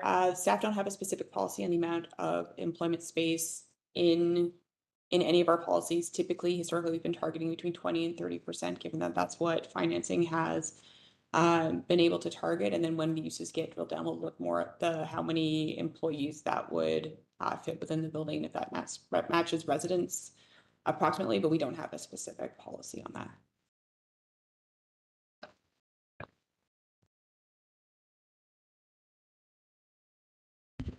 Council, if there are no more questions, I would like to move us to comments. Go ahead, Councillor Stoner. I'd propose the alternative recommendation as presented in our package, that the committee receive rezoning 000061 application report for information provide following comments back to staff. And if that's seconded, I'll speak. Or would you like to do a round of comments before a motion? I'm happy to go in this direction. Moved by Councillor Stoner and seconded by Councillor Hamilton. Thank you. Through the chair, appreciate the opportunity to review this application at its early stage. I think it's always tricky at the early stage of a rezoning in terms of the amount of information that is available, and separating this out from the previous discussions we've had on this particular lot. Specific to the areas that have been requested for feedback, it's my previous comments would have suggested, I find it difficult to comment on the parking requests without a strong understanding of what the proposed land uses are. But generally, I would support what feels like a fairly minimum parking reduction, as long as it's coupled with viable alternatives. So either transit passes, car share programs, those are the sorts of things that we've talked about in the past. And I would expect that any sort of reduction comes along with that sort of benefit. Additional components that I think should be considered in this rezoning would be that the public space come as presented in the staff report with further programming if it does come forward for a full rezoning application, as well as designation of P3 and providing it over to the district. I would like to see a minimum of 30% gross floor area for employment space. I think that's what we had originally kind of chatted about many years ago, and appreciate that policy is not specific in number, but if I do go back at the time, those were kind of the applications that were submitted and approved at the time. We were kind of aiming for a 30% gross floor area for employment. This is a really important neighborhood for absolutely residential, as well as growing our employment in commercial space and ensuring that commercial space is functional and usable by a broad use of categories. And so I would like to see that increased, and that is it for now. Thank you. Councillor Hamilton. Yeah, thanks very much. So on the topics that staff have requested feedback on, market rental units, yes, with the distribution of units being 20% 3-bedroom, I'm in agreement with that. I think that the employment space, I'd like to see the employment space moved up towards the 30% mark. This is an important hub and going to be an increasingly important hub as we have our frequent transit network connecting this space for employment potential. In terms of the pedestrian connections, I think it's really important that we have a very clear and really clearly public connection to the corridor trail, which is suggested here. And I think in order to achieve that, that this is clearly and obviously public space, I think the requirement that the land be dedicated to the district is an important piece of this, particularly for the long-term vision of this space and the long-term maintenance of the space as publicly both being accessible and welcoming. Regarding extending frontage to Harris Road, crosswalk at Tantalus Road, I'm in agreement with both of those things. Frontage sometimes happens. It's hard to do parcel by parcel. Sometimes it needs to be done block by block, and I don't think that's an unreasonable expectation. Regarding parking variances, I'm happy with any of the parking variances proposed. I think council and most folks know my perspective on parking variances. I think we should step out of the game of requiring what residents and businesses have in the way of parking and let that go more towards the market. If a business wants to operate without parking, that should be their right. If somebody wants to own or rent a property without parking, that should be their right as well. Regarding the DCCs, now that the traffic impact assessment and the DCCs associated with those road improvements, I see that as a significant challenge, both for this project and for this neighborhood. And in this context, I would be in favor of the possibility of the developer implementing what is in our transportation master plan at their cost with the reimbursement of the roads DCC with the roads portion of their DCC contribution. I would not be in favor of an interim solution, as I think that's just going to cost both the developer and the district more money in the long term. So thanks very much. Thank you, Councillor Hamilton. I don't have anybody else on my speakers list. So let's start with Councillor Anderson, then Mayor Herford. Yes, I would have preferred, frankly, to have the round of comments before the motion, but I'm going to, I guess, proceed with my intended comments here. Regarding the intersection, we're in a clumsy situation where we're dealing with a west side development parcel as it is as a standalone new proposal. I'm concerned with both of these recommended provisions, as presented in the report, top page 6, that there's implications for the viability of this 63 market rental apartment project. So I would be looking for some thinking consideration around these provisions if it's going to impair the viability of the project. I think that the proposal from the developer is difficult because we are dealing with this one as a standalone West Side project. So I'm concerned about that. Regarding the employment space, the employment space that's provided here is population serving services, retail. It's not the jobs that we are needing in this community of providing services and products outside of Squamish. We're only looking at population serving employment space, and that's a problem, a large problem, a bigger picture problem, and it's reflected here.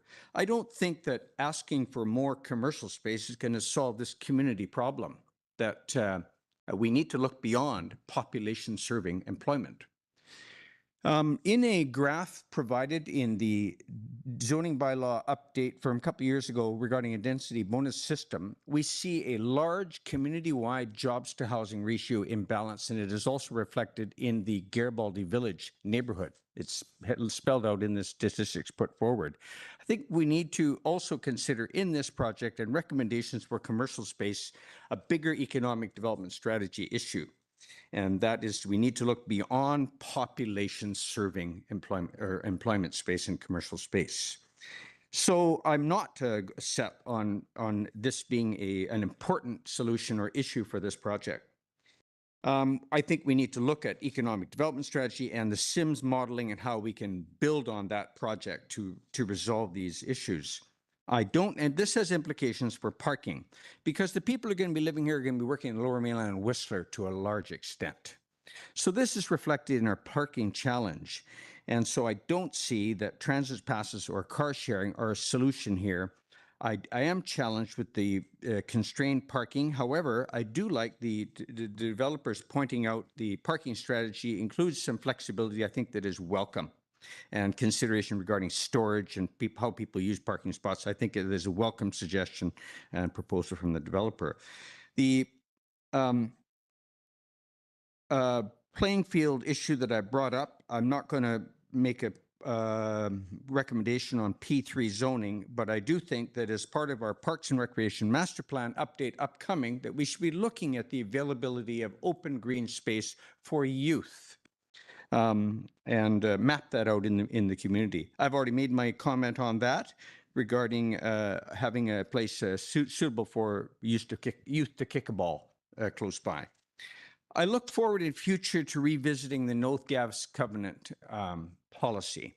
That's an issue not for this development. We'll revisit that another day. There are a number of issues to consider, including the cost to the consumer and the fact that we are, over the last 3 years, importing natural gas derived electricity to BC. We've been doing it for 3 years, and we're looking to continue to do it. These are bigger issues for the CCAP and for bigger policy. Thank you. Mayor Herford. Thank you. Just in Councillor Anderson, I think was maybe this is what he's getting at with his first comment about hoping that we had these round of comments prior to a motion. I would like to see our feedback captured in bullet points, so there's no so there's as much clarity as we can. So I'm going to. Councillor Stoner. I'll withdraw my motion. Go ahead, Mayor Herford. Yeah, you're okay. So motion's withdrawn. Go ahead, Mayor Herford. Thank you for that. I was the balance of that remark was I'm going to listen to the comments and try to propose some amendments so we can get our feedback in and make sure that there's clarity. First, that's what I think we always strive to do as a group, but we may be with this, the alternative, with that motion that was just withdrawn, I think this might put this solidly to the next council. So if we want to communicate over the wall, then we need to do that with as explicit language as we can. I think that the employment space percentage has been I know this is a new application and so on. Every time we have touched this site in the past, we've wrestled with this employment space. When I look at what it would take to increase the percentage employment space on the site, it's percentage wise, it's removing units, because that second floor commercial, which is what would need to happen here to have a higher percentage, just has been really, really challenging for our community. I think that when I consider that this is a rental building, I can accept the percentage of employment space for sort of that combo of reasons. On the parking front, earlier in my comments, I said that I actually think the gross number of parking spots is appropriate. How they're divided up, we may need to have some work on what that can look like. And just when I look at how another building in the area, the Spectacle building, works, the northern part of that is that commercial space always has capacity. So I think, and it includes a restaurant use in that building, and so I think that so that parking piece works for me, and I think that I'd be interested in understanding what the possibilities are for for that open space to the west side of this parcel. I see benefits in having it programmed. I see having benefits having it come to the district. I see also benefit in having public access and something that a strata maintains. But I think there needs to be a deeper conversation there. And it's likely we need to choose. There's likely trade-offs with all of those, but I think a deeper dive there is appropriate. So broadly, I think the crux of this is might be this traffic piece, and I think that there are options available to the proponent. I think what staff is proposing is reasonable, and also which is providing two paths. One is this: you want to do the interim measure and still contribute to DCCs. You want to build out the DCCs and get the credits back. Like, end of the day, this needs to be addressed. And there are a lot of things happening on both in the neighborhood from the future actions in the from our sub-area planning work, as well as the further north up Tantalus. So that is an issue that needs to be resolved, and I think that providing multiple paths to do that makes sense to me. And then as long as it leaves that choice open to exactly that, which path would you like to choose, as so that feels appropriate. So all in all, I'm supportive of generally what we see here, but I would like to understand that how we distribute those parking spaces, how we're accounting for that, and and what can happen on that western portion of this parcel. And I guess I should comment also on the piece of the eastern side of the road. And in the past, we've looked at this holistically, and it hasn't ended up being something that can be actioned. So we're hearing that this application is something that's realistic for the site, for the proponent, and I'm happy to sort of have this advance through the process towards this end as we look over to these details. Councillor Pettingill. Yeah, a few thoughts. The intersection piece, I guess I'm with Councillor Hamilton a little bit, where if there's a way we can avoid putting resources, regardless of whose resources they are, into interim solutions, I think that would be preferable. Would be open to latecomer options and so on. I'm not sure if that's helpful. I guess an observation is that area just with the multiple driveways, and in particular the private plaza driveway, I would say it's a challenging area. I'm worried about spending a whole lot of money and not making things appreciably better for anyone. Just can't help but think, and I'll probably get lambasted for this, but if we were just dealing with pedestrians and cyclists and strollers and so on, it would simplify and give us a lot more options. And so do we put millions of dollars to try and jam more cars into that really problematic area? I don't know that makes things better. So I guess that's a plea to maybe we can think about things differently in this area in particular, especially as we think about transit hubs and so on. Like, maybe there's just a rethink of that section. In terms of some of the conversations, and I can't remember how we're counting stories, and maybe this is why it's 4 stories of residential, but can we get to 6 stories total? And maybe that is what this is saying. But with where we are in that area, I wouldn't want to sort of lose airspace opportunity for rental housing. The employment, we've, in my estimation, have given up on employment spaces in a few rezonings, and I think we need to not do that. So maintaining employment here. To my colleague, we can be flexible or less flexible with uses if we think we're overserved in terms of retail or certain things. Maybe we address that with the expected uses and the design of the building and so on. So for me, it's not a foregone conclusion that this is just retail, and certainly not a foregone conclusion that this will be a commuter housing. And if that's what this is looking like, we need to rethink what uses and so on we're proposing here. Parking makes sense to me. As noted, some of the other parking in the area has availability.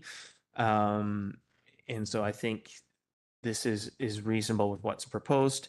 The other thing I would say, and it's not clear to me from the report, I would much prefer if the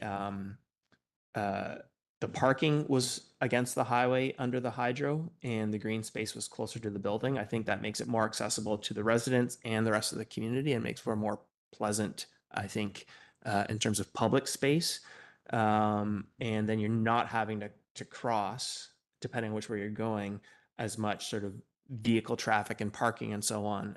For me, the parking is a real barrier to what could be great public space. And so I think reorienting that would be my preference. Thank you. Yeah, I'll come back around to you, Councillor Anderson. My own thoughts, the proposal around the upgrade to the Garibaldi-Tantalus intersection seems fair to me as a data-driven exercise, so I support what staff has in the report. And an additional thought here is how potentially important future access to or a new future access point to Highway 99, something that we have contemplated previously, and of course relies on cooperation from the provincial government. But another access point to the highway in between this project and the intersection would help to alleviate some of the pressures on that Tantalus Garibaldi Way intersection. Insisting on the installation of a sidewalk along Tantalus north of Harris Road, I think that's brilliant. Drastically increases pedestrian safety where the shoulder is thin currently, and vehicles are often traveling in that little section of road well over the speed limit. I support the parking proposal, although I do find the allocation a bit odd, with the 3-bedroom units only getting 1 parking spot each. I don't want to get into the weeds on that and those specifics. I think that parking allocations are best left to the developer and ultimately the building manager once the building is fully occupied. And I will take us back to Mayor Herford's thoughts about the Spectacle building. I think there's a lot of parallels there. That building's been there for a long time. It's got sufficient parking.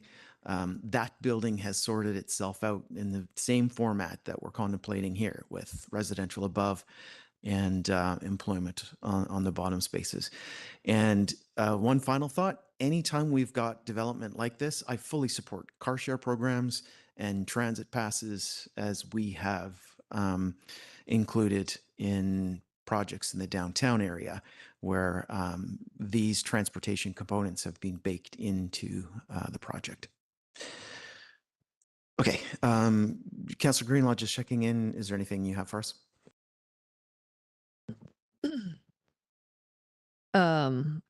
Yeah, I do think the sidewalk and frontage requests, I think, are reasonable. I think we should maintain 30% employment space. Whether or not it turns out into retail is another conversation, but we do need these neighborhood nodes, first of all, but also we need employment spaces in our community. So I'm generally not in favor of the parking reductions.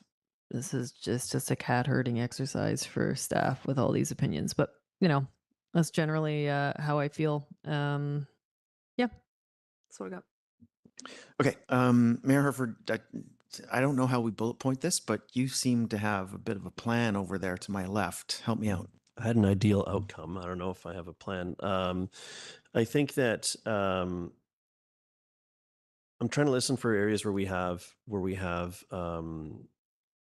seem to have consensus, a version of consensus. I'm going to start this with a remark and I'll try to turn it into a motion, which is, I think we have the areas where I feel that we have some conflict is in the employment, is in what we're asking for in the employment space. It seems that we want to at least look at what, as the staff report highlighted, the western portion of the site looks like over as far as who owns it, how it gets programmed. So that's maybe a further investigate.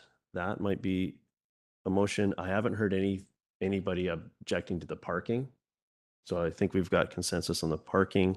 I've heard people supporting the frontage improvements. So the piece we need to square away, I think, is this seems to be the employment space. Have I missed anything from like Councillor Hamilton?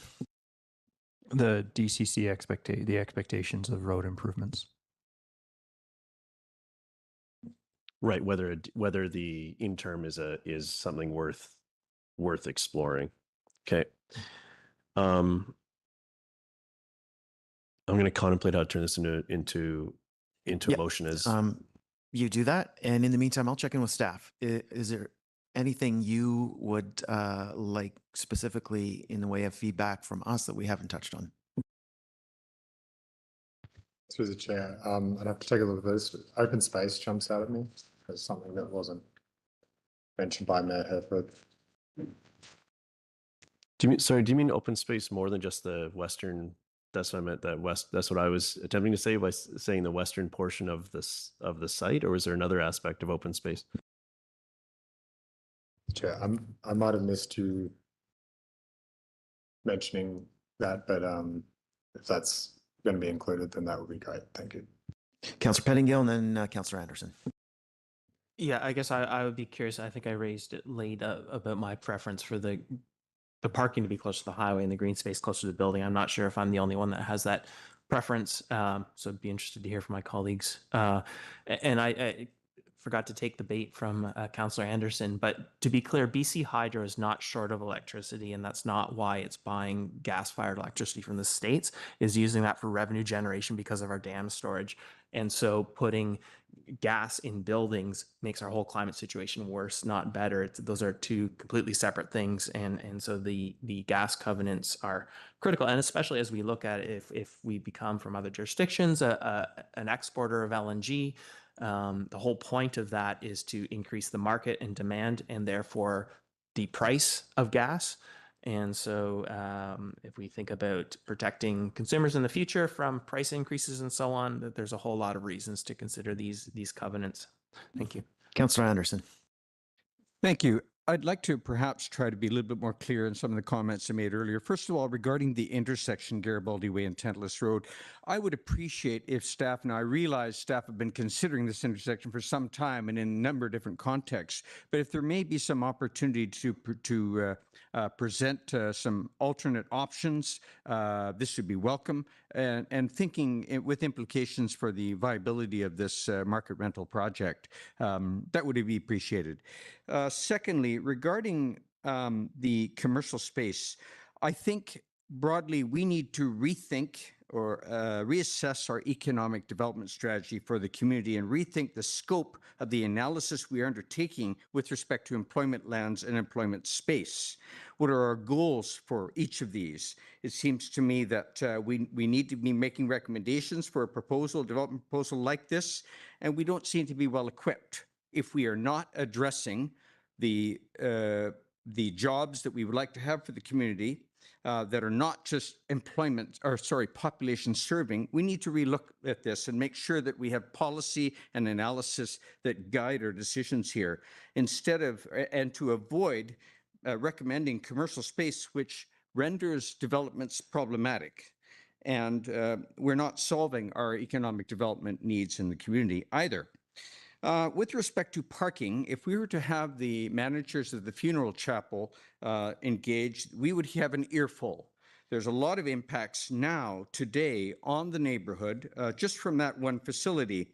And when we consider parking solutions and active transportation facilities measures, we need to look at the reality of the neighborhood today, and it is challenged for parking, just from that example.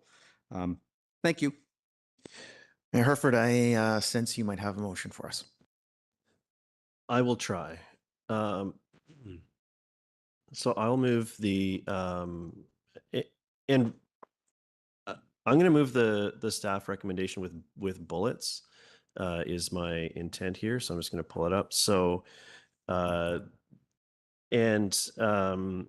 direct staff to bring forward zoning bylaw amendment for consideration of readings for RZ000061, incorporating the following feedback. And this is meant to be amended just before I go into to be amended as a way for us to sort this out. So I'm going to start with what I think, and then welcome to amend it. That DCC and interim solutions be explored for the Garibaldi Way Tantalus intersection. Further explore open space programming and ownership options. And endorse the accept parking numbers and provide flexibility on how they're allocated, and support the frontage improvements to Harris Road. And if it's seconded, I'll speak to it. Council, second. I will second it for discussion. Go ahead. Thank you. I think best to capture it. I recognize there's a mix of opinions on the DCC and interim solutions at the intersection, and I think we should debate that specifically through an amendment. That's why I structured it this way. I think the alternate recommendation and this recommendation, I don't think are may not be dramatically different depending on the amount of time it takes to address these pieces in a fulsome way. It's just whether it comes back to a committee of the whole or if it goes to reading. We sometimes when we provide direction at this table, we're not. I say we rarely understand the full scope of what it takes to address those things. So I've done my best to in here to capture the feedback that I've heard, and if someone else needs as a point addressed, I think we should move an amendment to try to have it included or to modify the pieces here. So anyways, that's what I've been trying to do with this motion, rather than speak to the specific topics, which I think I've already made lengthy comments on. Thank you. Yes. I will convert it to an email form while conversation continues. Thank you. Thank you for that. And to make sure it gets to our minute taker, briefly, just from me, I would rather see this move forward in this direction because I'm comfortable getting it to bylaw readings. Council, anything further? Councillor Stoner. Yeah, thank you through the chair. From what I've heard today, I don't think that this is ready to go to bylaw readings. I think it'll just set that discussion up for failure, given the number of questions that are still outstanding. There were varying opinions, and I think that there's a lot of negotiation still to happen on seeing how this project moves forward. And I think it's better for it to come back to committee of the whole. Thanks. Councillor Hamilton. Yeah, thanks. I'm debating the motion on the floor. As Mayor Herford has identified the issues that we've identified, the motion doesn't actually indicate or specify a direction for that. And that's perhaps intentional. And I'm considering what the benefits or the cost or the benefit of that is. I know that staff have listened to all of our comments in this conversation. I'm confident that the developer has listened to or will be listening to the conversation. So at this point, I think that I'm willing to support this less specific direction, just identifying the issues, and leave it to the developer and staff to determine if they can bring back a package that is more in alignment with the council conversation. Thanks. Any other comments? I just, in the context of this, I guess I'm in a similar place to Councillor Hamilton. I guess I'm not sold on the interim intersection thing, but definitely open to having more information. I think that's maybe I'm a little bit aligned with Councillor Stoner, and I think there's some questions to answer and to dig through and to make some decisions before this comes back for bylaws. So, if an outcome could be that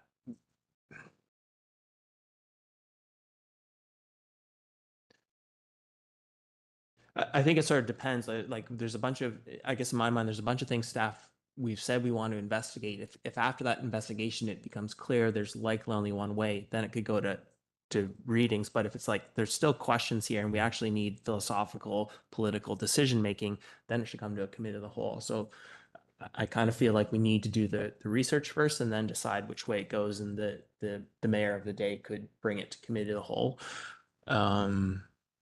So I guess I'm just waiting to hear the actually burning a bit of time so I can read the motion. Councillor Stoner, you have an amendment? Yeah, in case this does go forward, I'd like council to consider adding an additional bullet point, which would be that there's an expiration clause on the land development agreement. Seconded by Councillor Hamilton. Thank you. I think that this is an important direction to start moving for this isn't a multi-phase project, but it could be if the other side of the road was looked at. But for this particular application and any going forward, I think it's important that we start including expiration clauses for land development agreements so that we make sure that everything is neat and tidy and we're not tied into agreements for decades as our community continues to change and evolve. Further comments? Councillor Hamilton. Yeah, thanks. I absolutely see how expiration or sunset clauses in land development agreements can be challenging for developers. Absolutely see that. But I do believe they're extraordinarily important for our community because as we consider rezonings, we consider things that our community needs at this time or in the near term future. When a development takes a decade to come to fruition, we sort of miss the boat on our ability to ensure that our rezonings are appropriate for the needs of the day. Thanks. Council, further comments on the amendment? Councillor Anderson. Yes, I won't be supporting the amendment for a reason that I've given in another instance where we had this came forward. I believe it deserves a broader policy review. We're not getting anything built in Squamish. In fact, it's broader than Squamish. And that's an issue we need to address with the development community, with the investment community, and understand their perspectives on why we're not getting things built. So I think that this is an important issue. I see its merits. However, I think that it deserves a broader policy review and not be dealing with it ad hoc at each development proposal. Thank you. Councillor Pettingill. Councillor Mayor Herford and then Councillor Stoner. Yeah, thank you. Broadly, I think these having a timestamp is or an expiration for these things is useful. The motion has been, I noticed, didn't have a specific expiration date, so it's about what is workable and what is reasonable. So for that reason, I'll support it.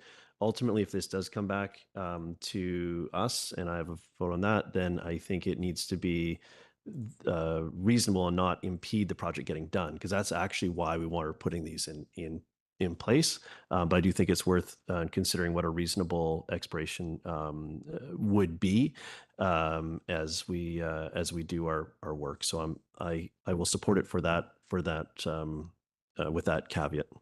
Councillor Stoner. Seeing no further comments on the amendment, I am going to call the question on the amendment. Council, all opposed. Councillor Anderson opposes. The amendment passes. And now, Council, that gives us an amended motion. Are there any comments on the amended motion? Councillor Pettingill. I was going to test a couple of amendments. So the first in the DCC and interim solutions for Tantalus Road, Garibaldi Way intersection, replace that with staff with the amendment. With the bylaw, staff bring back options for addressing Tantalus Road, Garibaldi Way intersection. Is there a seconder for that amendment? Second by Councillor Greenlaw. Any further comments on it, Councillor Pettingill? Yeah, I guess the DCC and interim solutions, for me, that language, and I don't know that it was intentional, but really sort of seems to prioritize interim solutions, and I'm not sure that was the group will or not. I think two of us said not that, so I wanted to leave it a bit more open in terms of options and understanding them, as opposed to pushing. I felt like that previous language pushed in that direction, but maybe that is the direction the majority want to go in. So I wanted to test that for clarity. Councillor Greenlaw, any comments from the seconder? No, I mostly just wanted to hear what he had to say, but I think that's pretty accurate. I want to have that flexibility moving forward. Councillor Hamilton? Yeah, thanks. With the additional clarity of the justification, I'm happy to support the amendment.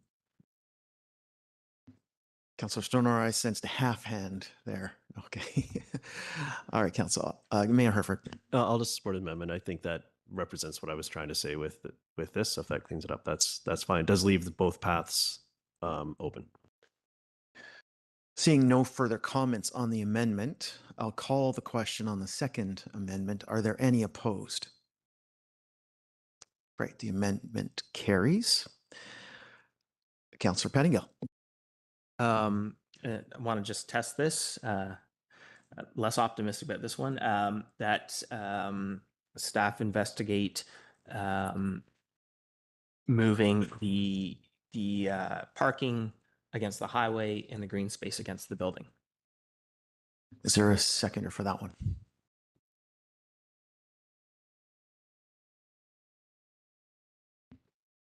I'm tempted, Councillor Pettingill. However, I'm not going to second your amendment. I do like the idea. Stalling. No, I'm not going to second it. So, Council, that takes us back to the original amendment, or original motion twice amended. Are there any further comments at this point? Councillor Hamilton. Yeah, I'm just going to take an opportunity. The only reason I may have contemplated seconding the Councillor Pettingill's last amendment about moving the park and the parking, I think that I don't believe that's the best solution. I believe that having the park close to the corridor trail is of significant value, and both pieces are under hydro lines, and having the cars closer to the building is also an advantage. So I think this is a more sensible ordering of park and parking. Councillor Greenlaw. Yeah, I don't like that idea, but I wouldn't mind rotating everything 90 degrees and having the parking on one side and the park on the other. But that's just what I'm saying. But I'm not going to put it as a motion or anything. We definitely have some very creative ideas at this table around parking and parks. Just my final thought on this. I'm thankful, Councillor Pettingill, that you've brought this up because I do think it is at minimum worth contemplation. And I do see value in having the park beside the corridor trail. I also see the value of having young children be able to come straight out of the building and into the park instead of crossing what potentially at some points in the day could be a busy parking lot. Yes, I hear you, Councillor Green. I see you signaling. I'll just do one further reach out for any final thoughts. Councillor Pettingill, please wrap us up on comments. Well, I'll maybe throw this out to my colleagues or an invitation. I do wonder if we want to leave this more flexible for the next mayor about whether this comes back as an amendment or a committee of the whole search, depending on where we are once all these things have been sorted through. I won't. I've already had 2 amendment attempts. I won't attempt a third, but I'd be more comfortable with that personally, with leaving it. But okay, I'm going to call the Councillor Stoner with yet another I'd amendment. like to add an additional bullet point that we increase the amount of employment space within the building. Seconded, I'll speak to it. Yeah, go ahead, Mayor. On the site, we've asked for a higher percentage before, and what the solution was less units. And I want to be clear: are we looking for a higher percentage or higher floor area of employment space? Just so we're expressing it in the best way. An increased amount of employment space within the building is my motion. Can second it if you'd like to.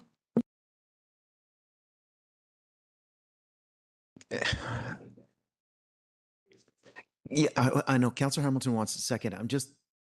I've heard 2 slightly different wordings from you. So can you nail down the wording? My bullet point is to propose an increase in the amount of employment space within the building. That is seconded by Councillor Hamilton. Go ahead, Councillor Stoner. thank you. There are different ways that this could be achieved, whether it's a percentage of the gross floor area in the existing 4-story building or increase the number of stories in the building. We've lost a whole floor of employment space from when this previously came to us under a different version of the application. Appreciate this is a brand new application, and the need for commercial space, employment space, office space has not reduced in our community. And this is an opportunity to maximize a really centrally focused piece of land in our community in the Tantalus area. And I think it's a real loss if we don't maximize the airspace that's available to us in order to deliver the things that our community needs most, which is both housing and employment space. Councillor Hamilton, do you want? No. Councillor Anderson. I may be repeating comments and observations I've made earlier, but without analysis as to our community employment space needs that addresses the types of needs and that is needs not only population serving, but for export of services and goods from the community, we may not be addressing the community needs, and we may be creating issues for the viability of the development. And we've seen this before in a number of cases. So I don't think that we have a proper understanding of what our community needs are and how they transfer or relate to the opportunities in this development or to the challenges we may create for the development's viability. Thank you. Mayor Herford. Thank you. The proposal before us has a 24% of the proposed floor area as employment space. I think the fact that this is a rental building, which is something that we need as a community, I'm willing to accept that 24%, which I think is quite which I think is appropriate. I think if this was a market building, or if the situation was different, there's a lot of factors here. I would support requiring more space, but I think 24% in a rental building is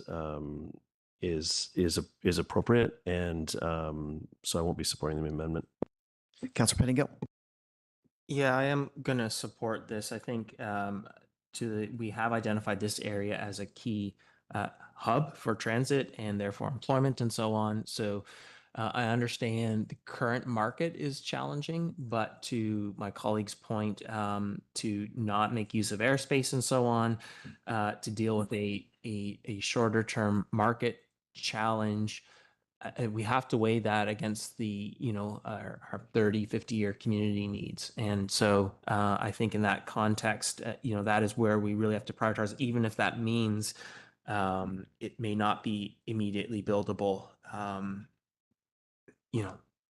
That is the sort of balance we have to try and strike. So again, there's a few things in here where I think I'm hoping to see more information. And so I would like this to be part of the picture in the next discussion. Not sort of hard line in the sand. 24% is more than we've gotten in some buildings, but I think this area also deserves more. And so just looking for a bit more here. Thank you. Last opportunity, council, for comments on the amendment. Seeing none, I will call the question. Are there any opposed? Councillor Anderson, Mayor Herford, and Councillor French oppose, so the amendment passes. Council, let's wrap this up on the main motion as it's being amended. I see no further comments, so I will call the question. Are there any opposed? Nobody's opposed. That carries unanimous. Thank you very much. We're a little behind schedule, but what I'd like to do at this point is a 5-minute recess before we take on our next topic. So let's call it returning at 11:40.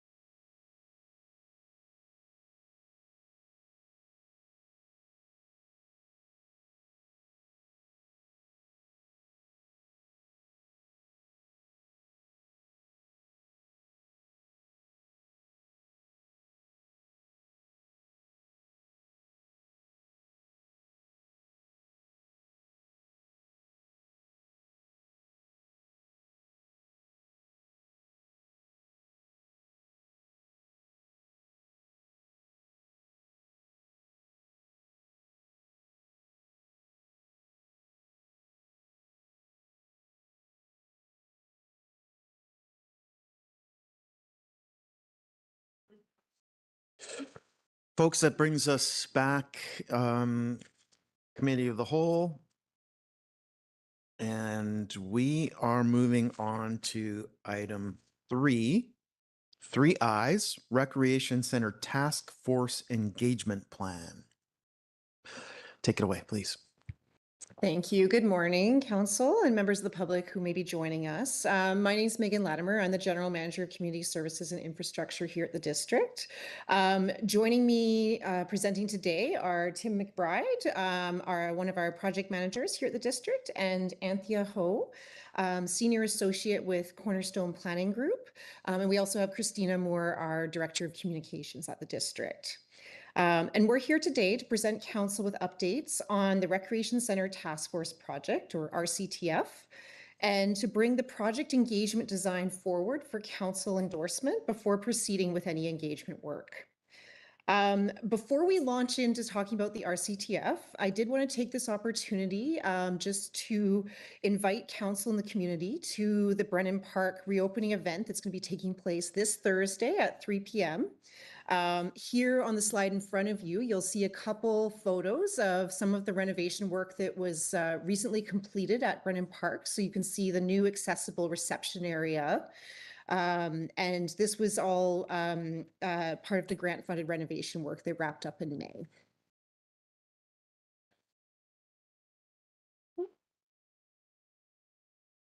go.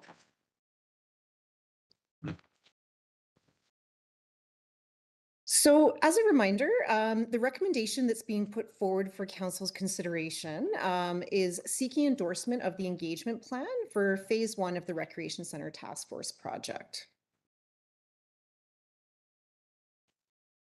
And just to provide Council with a high-level reminder overview of the RCTF. So the Recreation Center Task Force, RCTF project, is a 3-phase initiative to develop a long-term plan for the future of the Brennan Park Recreation Center, looking at expansions and upgrades to the facility. The RCTF has assembled a team of highly experienced technical experts, including staff and consultants. And Phase 1 is focusing on the validation of needs, completing the technical feasibility work, and developing recommendations to inform future funding and infrastructure decisions for Council. Following Council's adoption of the 2026-2035 financial plan and approval to begin Phase 1 of the RCTF project, staff have now completed the competitive procurement process and have retained Cornerstone Planning Group as the primary consultant to lead this work.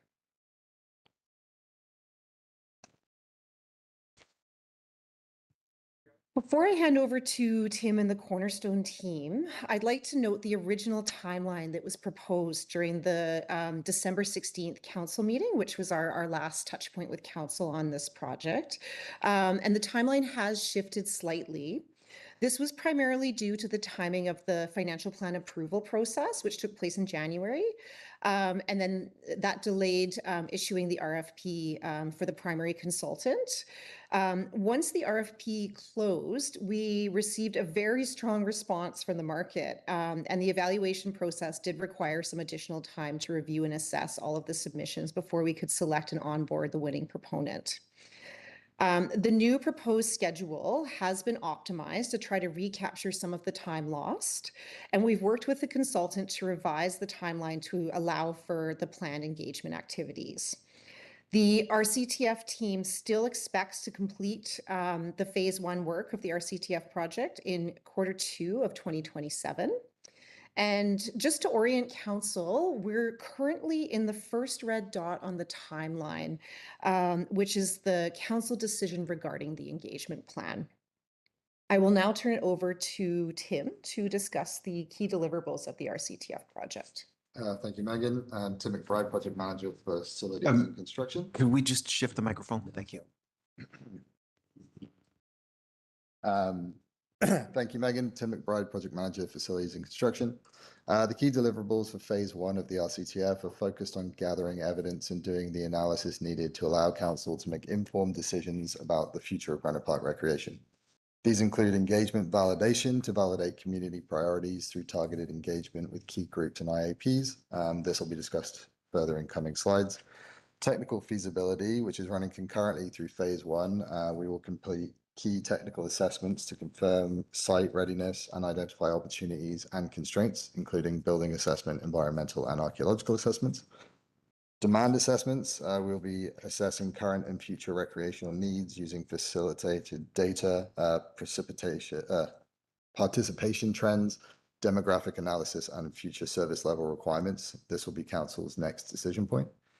Program and operational development, we will develop and evaluate a range of facility and service options based on these findings.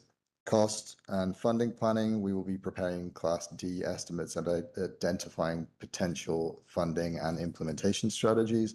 And finally, reporting, where we will bring all of the findings together into a final phase 1 report with recommendations to guide council's next decisions. I will now invite Anthea Ho from the Cornerstone Planning Group to walk council through the first deliverable, the proposed engagement plan. Just let me know when you want to change the slides.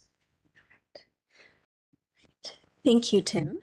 So thank you for the opportunity to present today. My name is Anthea Ho, and I am the project manager representing Cornerstone Planning Group. We have been contracted by the district to complete the recreation facility needs, demand, and site assessment for Brennan Park. Cornerstone is a full-service strategic planning firm supporting both public and private sectors within Western Canada. Established in 1973, Cornerstone specializes in strategic analysis, planning, stakeholder engagement, consultation, infrastructural, and organizational planning. Cornerstone conducts rigorous research into relevant trends, service demand patterns. Our firm has extensive experience in recreation, sports, leisure, and cultural facility planning. Our office is located in Granville Island in Vancouver. So some of the recent projects include our 30-year major building facility strategy for the resort municipality of Whistler, which provided a comprehensive roadmap for municipal infrastructure, including the study of the Meadows Park Sports Center. This will help Whistler keep pace with population growth, visitor demand, and evolving service requirements. Cornerstone also completed an arena and aquatic services and facilities strategy for the city of Abbotsford. This project addressed trends, facility condition, population growth, and regional needs to ensure its arena and aquatic facility networks can meet current and future demand.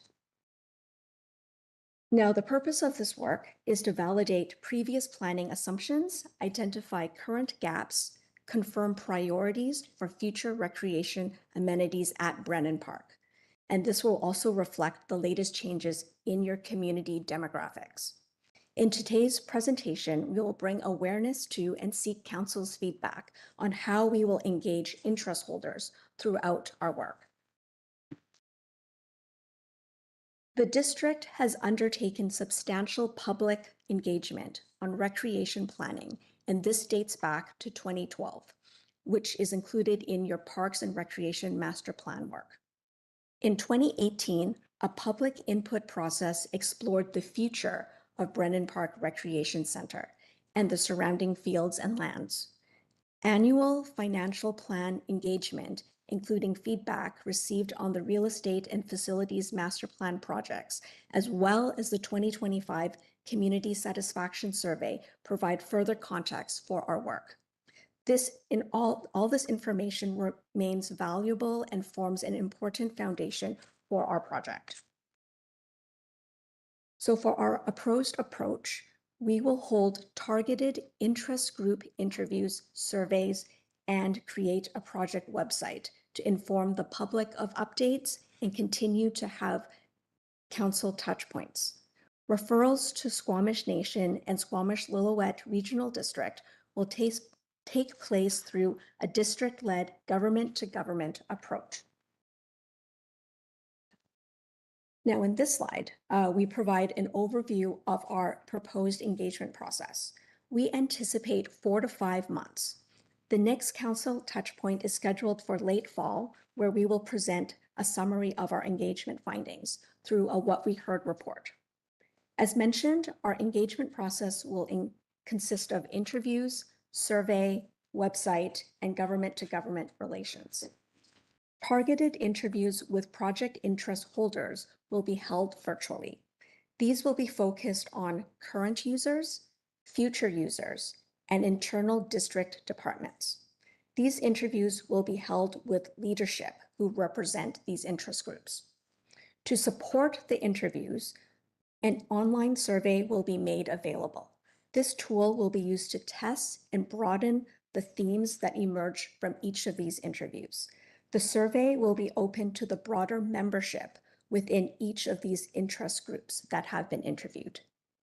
An ongoing public website maintained by the district will help keep the broader community informed of the purpose and the progress of this study. Squamish Nation and the Squamish-Lillooet Regional District will be involved through an ongoing district-led government-to-government approach. So now for the governance framework. So at the top of the framework is council, which will approve the final direction. A recreation center task force, a cross-departmental staff working group, has been formed and provides project-level guidance and approves draft material and the engagement plan. The consultant team, which consists of Cornerstone Planning Group, Dialogue, which consists of a team of architects and engineers, ISL, our archaeological consultants, and BTY, cost consultants, will provide technical expertise, develop the project deliverables, support decision-making, and we will also lead engagement with these identified interest holders.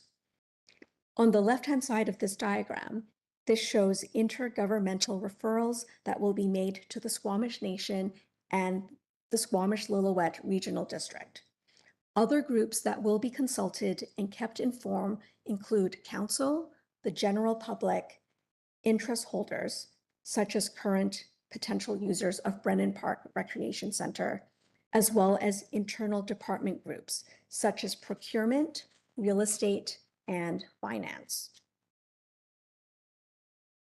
This final slide presents the recommendation regarding whether to establish a select committee of council for this work.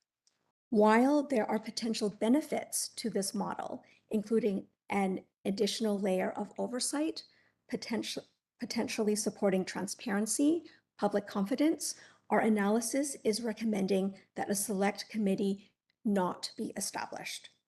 The current governance framework provides a clear line of review, accountability, and decision-making. Adding another governance layer could duplicate elements of the existing structure, reduce clarity around roles and responsibilities. The select committee could introduce ambiguity around accountabilities and decision-making authority, resulting in less cohesive direction or reduced clarity in the project amongst the roles within the established governance framework. As the project is currently unfunded, the level of governance and public engagement should be proportionate to the current phase of work and avoid any false impressions that a funded capital project is imminent. A select committee could be considered at a later phase of this project as future capital projects become funded. Thank you. Thank you, Anthea. So to close, we are here today to seek council's endorsement of the engagement plan for phase 1 of the Recreation Centre Task Force project. And with that, I will open it to questions. Council, keeping in mind that we're way behind schedule, let's kick off the questions. Councillor Hamilton. Yeah, thanks very much. And welcome to our consultants. 2 questions. The technical assessments, the building condition assessment, electrical capacity review, environmental architectural assessment, geotechnical, seismic, and mechanical systems assessments were all listed in the December report. When are those going to be taking place? Thank you for the question through the chair. Those are also going to be taking place concurrently. So we've started now with the consultants being brought on board through Cornerstone Planning Group. Okay, so they're ongoing now. So I just want to make sure I'm where my concern is. Can you go back a few slides to the timeline? Yeah. Oh, no, forward a few. Sorry. And the next one, keep going. It's the other timeline, the engagement timeline. Maybe that's that one. So when I see step 4 there, technical assessments and analysis, is that something different? What's that? Thank you for the questions through the chair. It's not something different. It's just not particularly well represented on the diagram, but essentially that would be running concurrently underneath all of it. Yeah. Fantastic. Great news. Okay, my second question, and this is something I brought up at the in the December meeting. Could I get, is there a budget allocation for this phase? And I'll give some context for it. In the December 16th presentation, we asked for a breakdown of the proposed $1 million budget, and 23% of that was allocated for validation, engagement, and demand assessment. So I'd like to understand, is that 23% or 230,000, is that being allocated in this validation, engagement, demand assessment now? Trying to understand how much this engagement process is costing.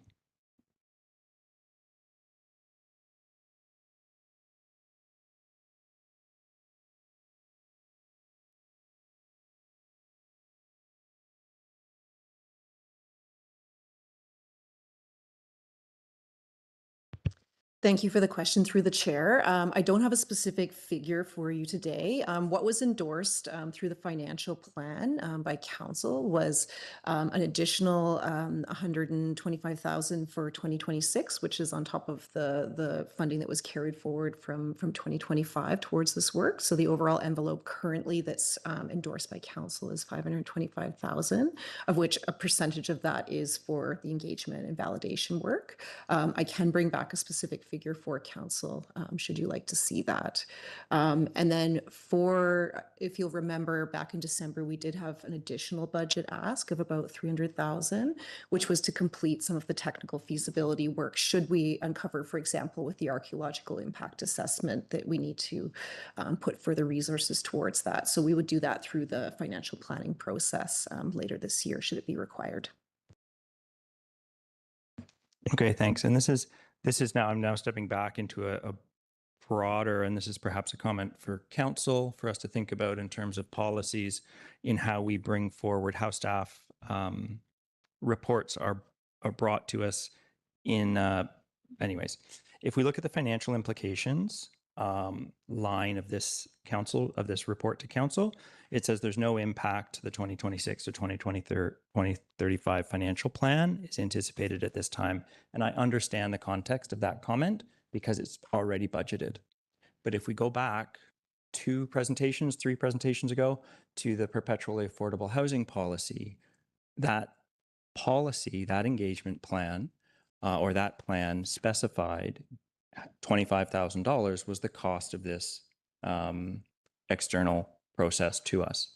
And I'd like to ask, and this is just for my council colleagues to consider at this moment, that we ask that the cost of the consultation or the cost of the project be included in the financial implications, even if the project has been budgeted, similar to the perpetually affordable housing policy update. That's not a question for staff. Thank you very much for staff, and thanks for council for listening to that advertisement.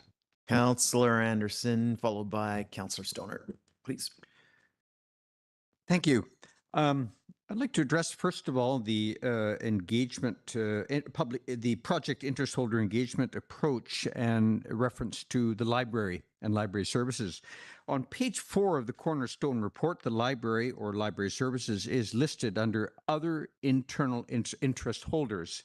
My question is, if we refer to the page earlier under potential users of Brennan Park, I wonder whether the Squamish Public Library should be explicitly listed there.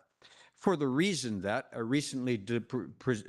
a service delivery plan recently presented to council has a number of references to current and potential future users of Brennan Park. So should the library be considered under that heading, potential users, rather than just internal interest holders? Thank you.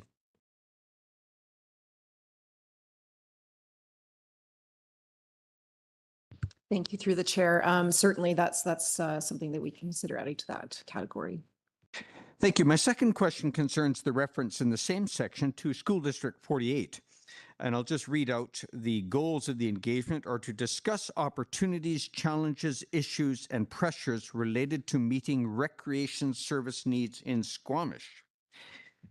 I wonder how the school district, there's any number of things we can discuss with the school district. I suggest that this is an important discussion because in the past, extensive uses have been made of school district, not only fields, but building spaces such as gyms and classrooms for a variety of programming.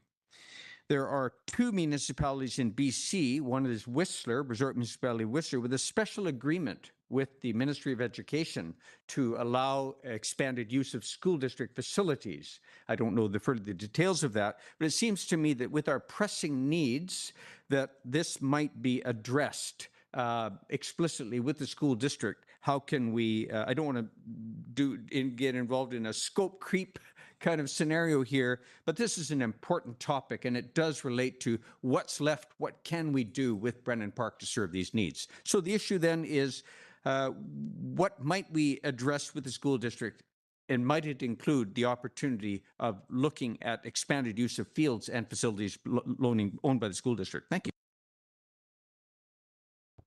Thank you through the chair. I will just say that the district does currently have a joint use agreement with the school district. It is quite out of date, and there are some discussions about looking at optimizing that for the future, which certainly may play into this engagement work as well. Thank you. My third and final question concerns the scope of the present proposed project in relation to an upcoming update of the Parks and Recreation Master Plan. I understand that Council may receive a presentation on the scope of a Parks and Recreation Master Plan update later, perhaps in September. But I'm going to read here from page 1 of the Cornerstone Engagement Plan. The outcome of the work will provide an evidence-based understanding of current and projected recreation demand informed by population growth, utilization patterns, recreation trends, and benchmarking against comparable jurisdictions. In summary, that looks like a very broad scope and one that would overlap substantially, presumably, with a Parks and Recreation Plan update. So how are staff working in liaison between these two different initiatives so that we can, address the overlap and target ourselves properly for each of them? Thank you. Thank you through the chair. So that's correct. The Parks and Rec Master Plan scoping will be brought forward to council to discuss. That work will commence in 2027. In terms of how these two projects relate to each other, the Recreation Center Task Force work is looking specifically at the Brennan Park facility, the Brennan Park Recreation Center facility, whereas the Parks and Recreation Master Plan is really looking at the needs across the community around recreation. So the intention with doing the Recreation Center Task Force work and the engagement on Brennan Park specifically right now is to really be able to help alleviate the pressure on the Parks and Rec Master Plan work that'll happen next year. So the work from the RCTF work will feed into the Parks and Rec Master Plan.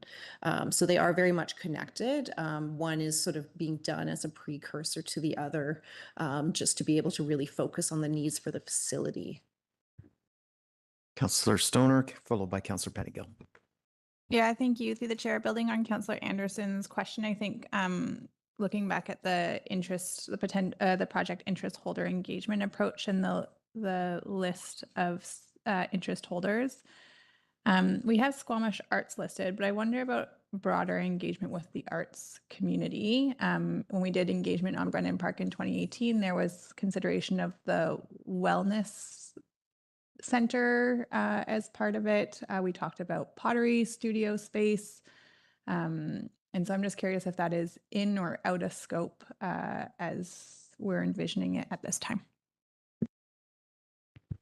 Through the chair, the intention with doing the engagement through Squamish Arts is that Squamish Arts is really sort of the umbrella organization representing a lot of the arts interests across Squamish and is one of the district's designated partners at the moment.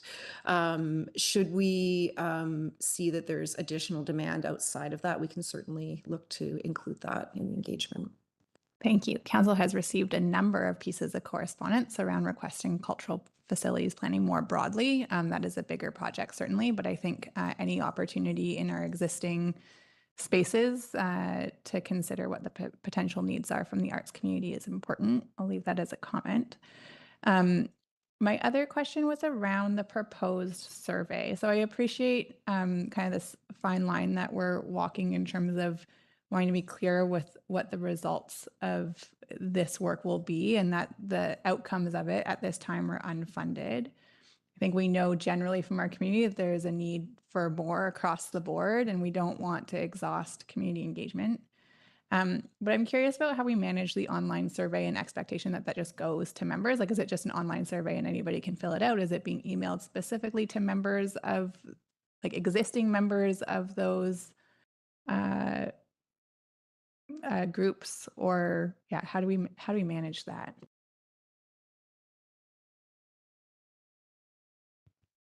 Thank you for that question. Through the chair, the intention is that these online surveys will be sent just to the membership base of each of the interest groups. And the intention is that the themes that the leadership within these interest groups bring forward, the intention is that we're kind of doing like a double check to see if the membership and leadership see eye to eye. If there's any kind of like further information or in-depth analysis that we can go into with the questions or the themes that do arise through the initial interview. And then how are we capturing those who are not current users or members? Like, there are a bunch of folks whose our kids are too young or who haven't been exposed to the opportunities of Brennan Parks. It just feels like it's too busy. Like, how do those voices come to the table?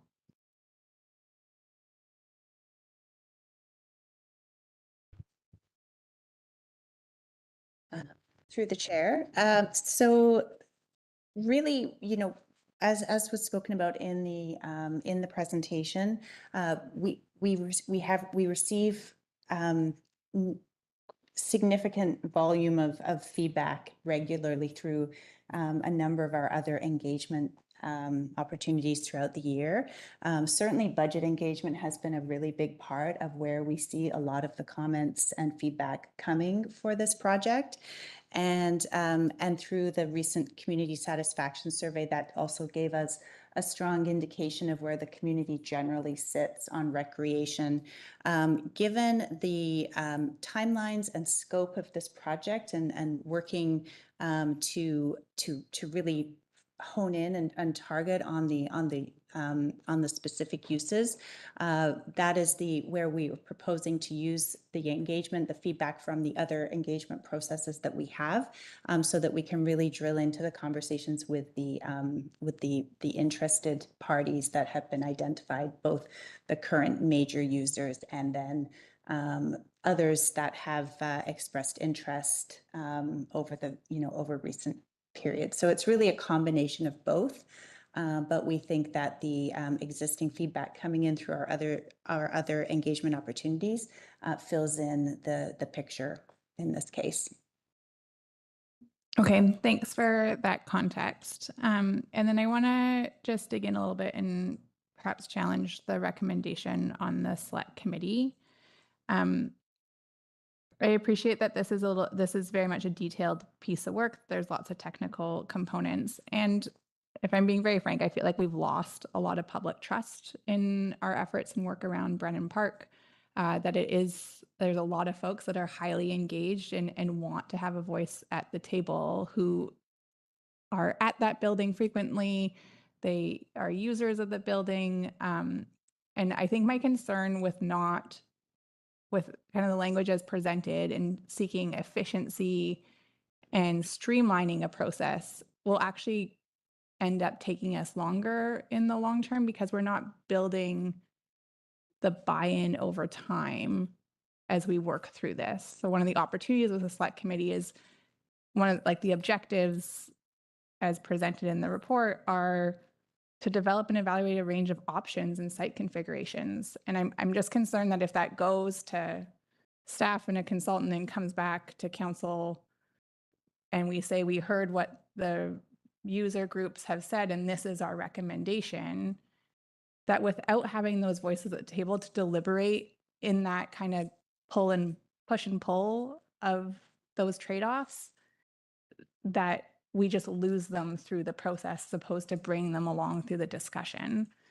And so I didn't see anything reflected there of the risk that a more streamlined approach takes in not building that community trust, and or how we think that this engagement plan as presented will be robust enough to ensure that those user groups are fully participants in the process. Is there a question here somewhere? Yeah, I guess the question being, how does the engagement plan fully reflect what are the opportunities for the user groups to wrestle with the difficult decisions that will be presented through this process? Thank you for the chair, through the chair. It's a really good question. So one thing I would say is if we can zoom out a little bit is currently the capital infrastructure work that will come in future phases is not funded.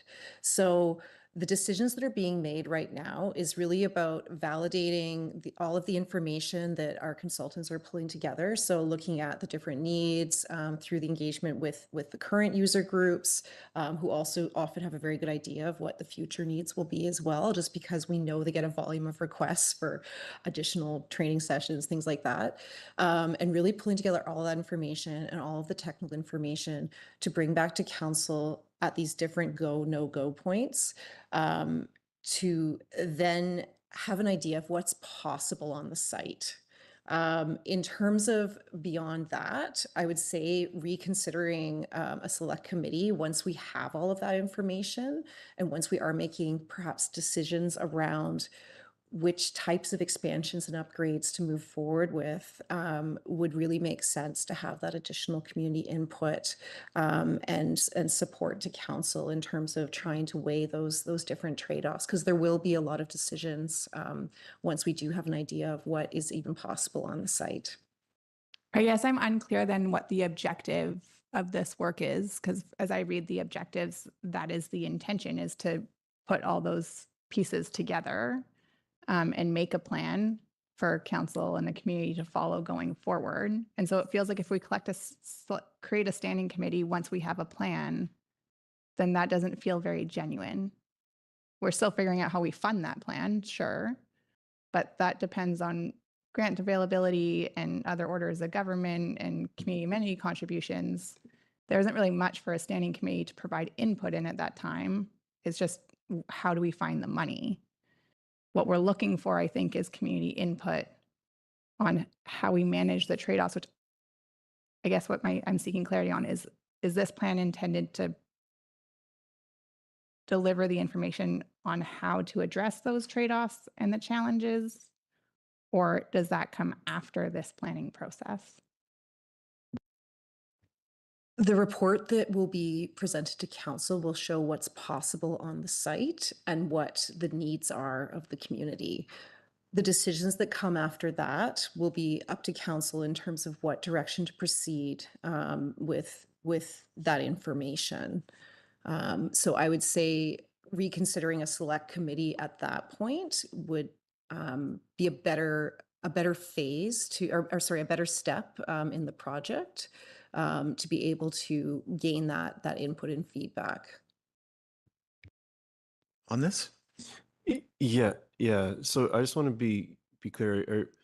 If the output of this work could show that that it's feasible for a sheet of ice or two and a new swimming pool or two and some programming space for general other purposes, we'll say, maybe those are the three general categories.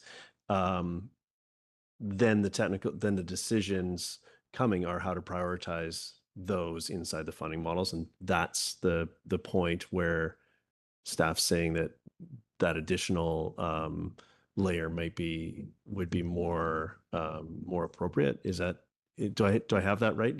We're speaking in quite generals before. I was just trying to turn into like some examples of the choices ahead at that future point. Thank you, through the chair. That's correct. It's when we have all of the information available to council to be able to start wrestling with some of those decisions. So if we look at the project plan that was presented back in December, the final council decision point that's proposed in this first phase of the project is really on the final endorsement of the different options that should be selected, whether to continue to phase 2, which would be implementing a funding strategy and improving the funding strategy recommendations. So perhaps before getting to that decision point would be for council to consider having a select committee to be able to weigh in on some of those pieces. Councillor Hamilton, I have you number 1 on round 2. Councillor Pettingill is up next. Thank you. It's actually Councillor Hamilton. Councillor Pettingill next. You're number 1 in round 2. sorry. Thank you. I was confused by that. So thanks.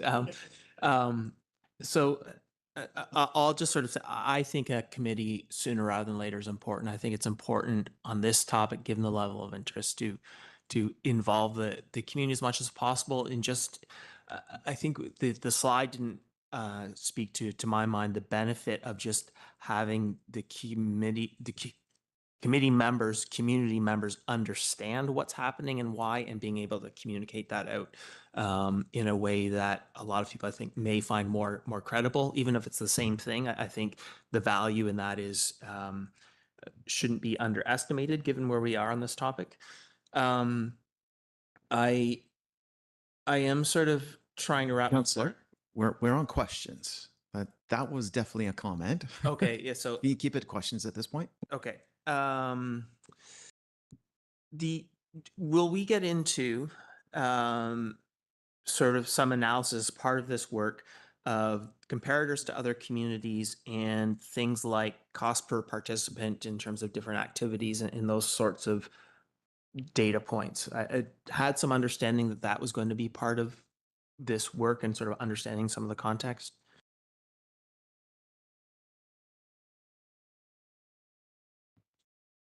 Through the chair, yes. So there will be benchmarking studies that will be relevant to or similar to Squamish, and those will be determined within the project team, what those municipalities will be.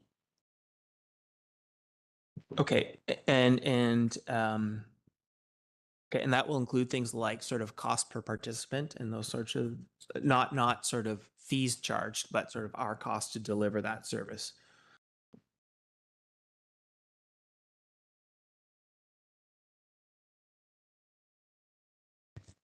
Through the chair, the objective would be to look at the overall service level. So I suppose that does relate back granularly to fees and charges, if that answers the question. Well, I guess my assumption is, some sports, the amount of infrastructure required is massive. And so very high cost per participant to deliver that activity versus a different activity. So when we consider, we need to serve 30,000 people, can we do that much easier, lower cost if we prioritize these activities? So there's the wants and there's the needs, and sort of trying to understand some of those differences. Yes, so we do have a cost consultant that's on board on our team, and absolutely, we recognize that there are very diverse ranges in cost, in capital cost, to provide certain sports services. So that study we will be undertaking for sure.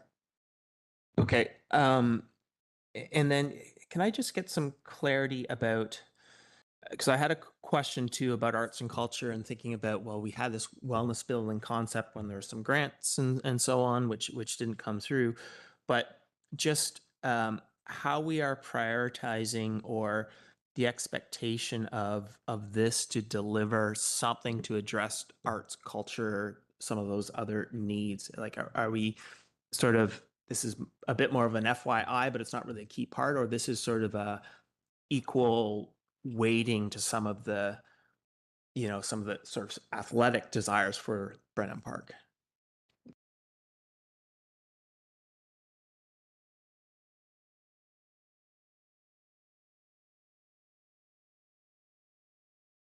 Thank you through the chair.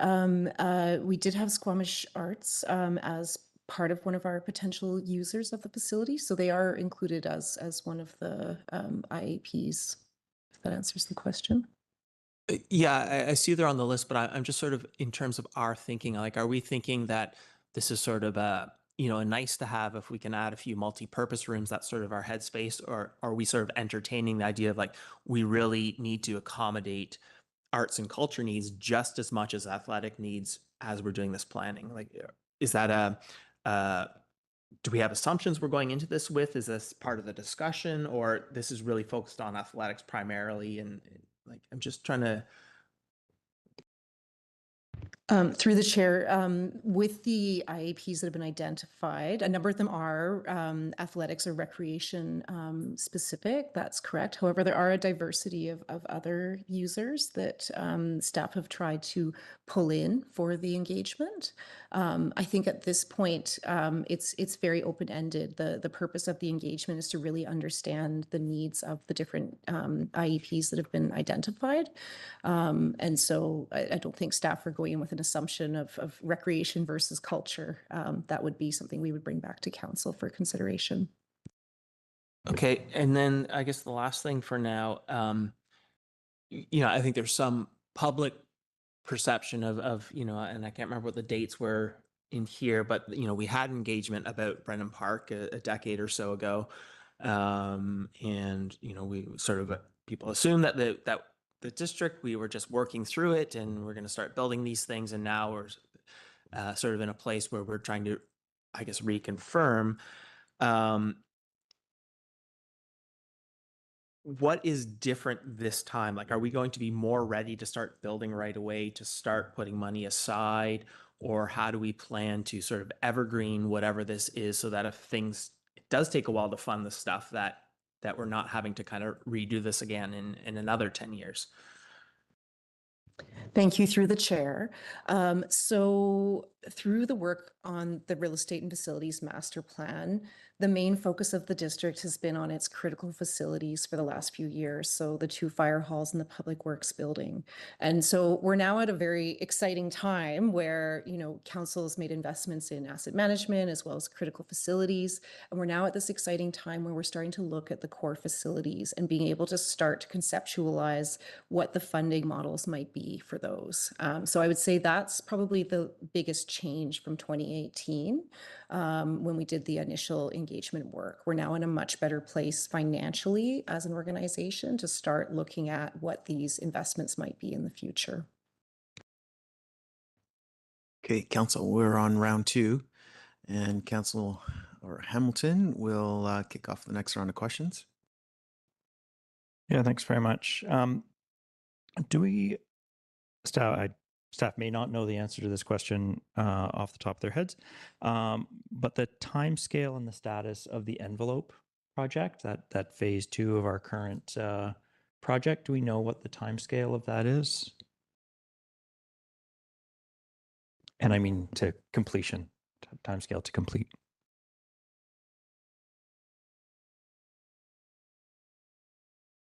Thank you through the chair. I don't have a specific on the timescale. I will say some of the work of the RCTF project and our work with Cornerstone will help feed into the ISIP grant in terms of some of the specifics for the RFP that we'll be looking at for that project.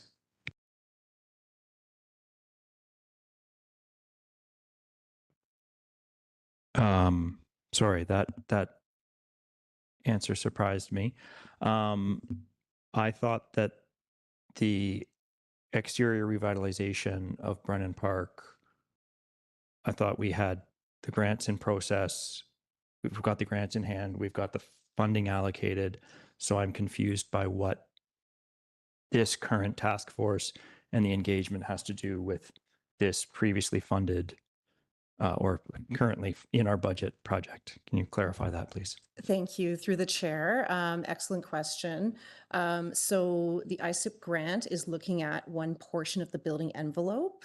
We do have the grant confirmed. We have the funding confirmed. We have an extension on that grant. As we are moving through the RCTF process, that may have us look at where the actual envelope upgrades take place, because if we are looking at different configurations, that may impact where we don't want to do envelope upgrades in one place if we were going to then knock down that wall for a future upgrade, or say the electrification work or something like that. So that's how those two projects are connected. Okay. I'll just not a question for staff, but a comment for council. My concern on that is that we're going to be taking a project that is currently clear, funded, and ready to go ahead. And my concern is that that project will get slowed down and delayed in order to accompany this other thing. So I have some reservation there, but I don't know. I don't have a direction for staff because that's not something it's not a level of detail I think we direct. So let me, I have a concern, and I think Councillor Pettingill was on the same track as I am, that this engagement is going to become stale by the time we execute it. We've did a significant engagement in 2018, and now we're needing to redo it. This is an unfunded project. We need to find funding, like any expansion. And so I'm concerned that without knowing what we can do, without the feasibility assessments and the technical assessments, we are really putting ourselves into a place where we've engaged and asked what we can do or what people want, but then have to wait for a long time, a few years, to figure out how to get it done, how to fund it. And then we're back to the point where engagement has to happen again. So are we engaging, or is this engagement going to remain valid by the time we execute this project? Thank you. Through the chair. The engagement work is important alongside the technical work to then inform what the feasibility is for the site. The actual funding for capital infrastructure, we don't have a guarantee on what that looks like. So there is a risk that we don't get grants, or that we don't find partnerships that can then further that work. That's always a risk. That being said, to be able to inform us to apply for those grants, we need to know what the needs are. So that's why we're recommending moving forward with the engagement at this time.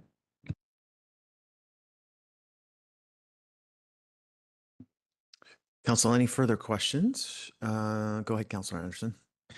I wish to move the staff recommendation. Councillor Anderson, Councillor Stoner had indicated to me a little bit earlier she had a motion. So let me check in on where Councillor Stoner wanted to take us. And then I'd like to hear from CAO Glenday. I was going to propose a different motion than what Councillor Anderson put forward. So if you can, I was going to put forward the alternate recommendation. So let's hear from our Chief Administrative Officer.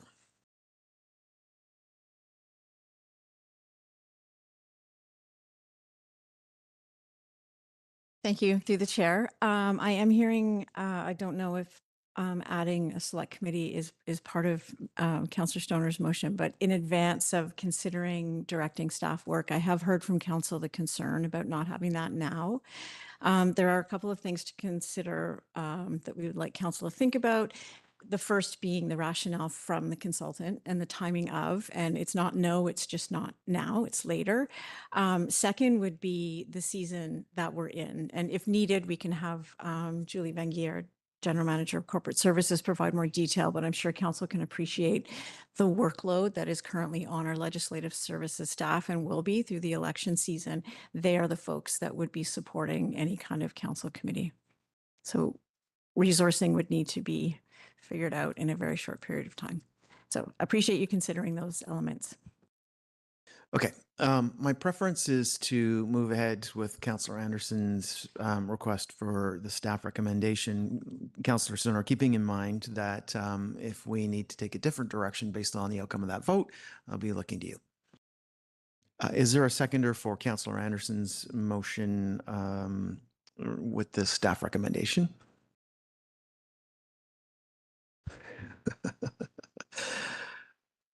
Okay, we'll leave that as no seconder, and I'll look to you, Councillor Stoner. Yeah, I will put forward the alternate staff recommendation that we, let me just find the wording, that council endorse the engagement plan with the following changes: that a select committee of council be struck. And Councillor Pettingill is the second for that motion. Councillor Stoner, would you like to speak to that? Yeah, and appreciate that this will add additional needs and work to our legislative services in particular. But I don't think that this work can go ahead without a select committee of council. I appreciate that it is technical in nature, that the timing as presented here is challenging vis-a-vis the election. And actually, I think that that means even more so that there should be a select committee at council that has other voices than just council and staff working on this file. I think we've heard loud and clear throughout the past few years that there are folks who care deeply about this asset in our community and have an immense amount of expertise who can sit at the table and wrestle with the difficult things that will come up around how we prioritize or put weight on one thing over another. I would entertain extending the length of the engagement timeline if that's what's necessary in order to accommodate the needs for staffing and resourcing. But I just don't think that this will be successful going ahead without a broader community table to work through and wrestle with the information that will come forth and how we move that into a plan of what it looks like in the future for funding. And so I feel very strongly that this needs a select committee of council. Councillor Pettingill. Yeah, likewise, for much the same reason. I would also say if we need to push out the timeline because of the election and other things, that's possibly reasonable. When I am speaking to people, most people understand we don't have cash on hand to build a new rink this year or next year. That's going to take some time. And the anxiety, I think, is that we haven't earmarked that yet in our financial plan. My recollection of our discussions is we want to really understand the needs a bit better. We didn't want to put sort of vague or things not confirmed into our financial plan. But I think from my perspective, we have enough high level understanding that we could put a few things in Class G estimate in the financial plan a few years out. And that would actually go a long way, I think, in terms of the community understanding that we're making progress. And then we'd have a bit more leeway to work out some of these things in the interim. And so for me, that's the way to address this. If a select committee pushes out this specific timeline a bit, people really want to see us starting to put the dollars aside or planning to put the dollars aside and understanding that even at a high level, and we can refine that. So thanks. Councillor Anderson, followed by Mayor Herford. Thank you. I won't be supporting this recommendation regarding a select committee. I do recognize that building trust, to use Councillor Stoner's phrasing, is important and is an issue for us in the Brennan Park planning. However, the more important, I feel, benefits of a select committee are other, and they are as listed in the Cornerstone report. I won't go through them. I think that we also lack experience. The last two councils have not struck select committees or standing committees. It hasn't been a mode of operation for us. And I would encourage a future council to consider committees, the use of committees for areas such as economic development, or as in the past, community development, reviewing proposals that come forward and that sort of thing. A different type of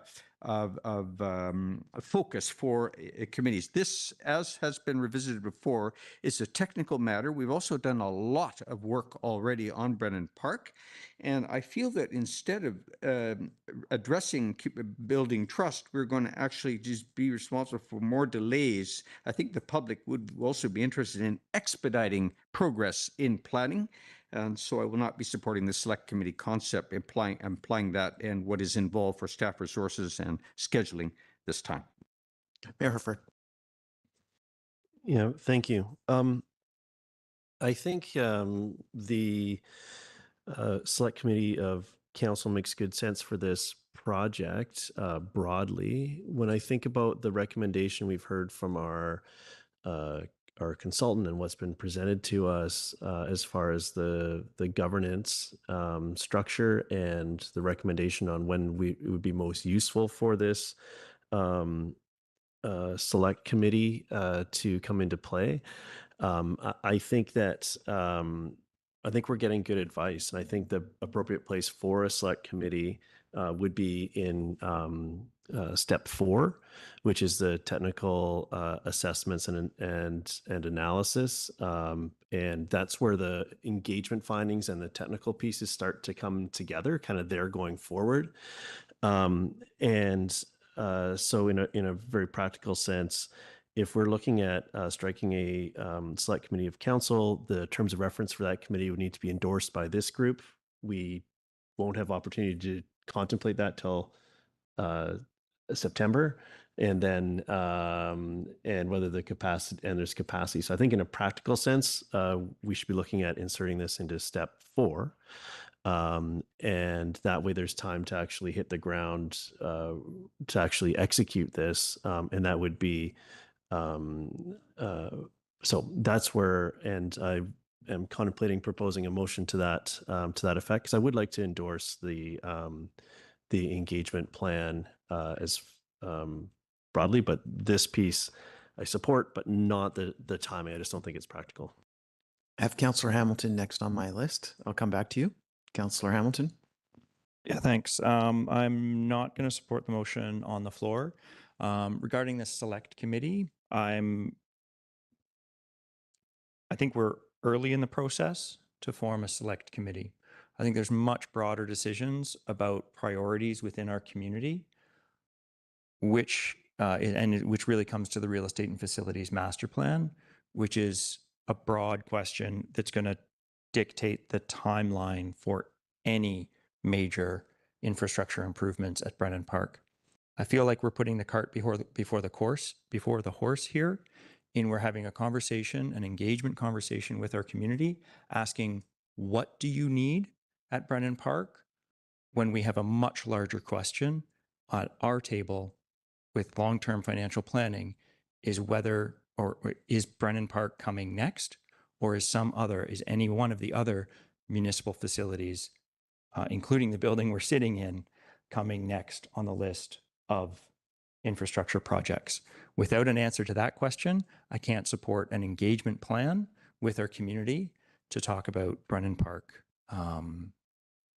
upgrades. Thanks. Councillor Greenlaw and I haven't had first round comments yet, and I've got Councillor Stoner and Councillor Pettingill first for round 2 comments. Councillor Greenlaw, do you have anything before I go? I'm in favor of a select committee of council. Thank you. I won't be supporting the motion. I had contemplate seconding the original staff motion from Councillor Anderson, but the room was telling me that that wasn't going to go anywhere and would be a waste of time. Councillor Anderson and Councillor Hamilton have summed up quite nicely my thoughts. So second round of comments, starting with you, Councillor Stoner. Yeah, thank you. Through the chair, I was just actually seeking clarity from Mayor Herford's earlier comments on terms of timing. I heard from staff that step 4 was actually happening in tandem with step 3 on the technical assessment and analysis. And some of that work was happening tangentially. And so I'm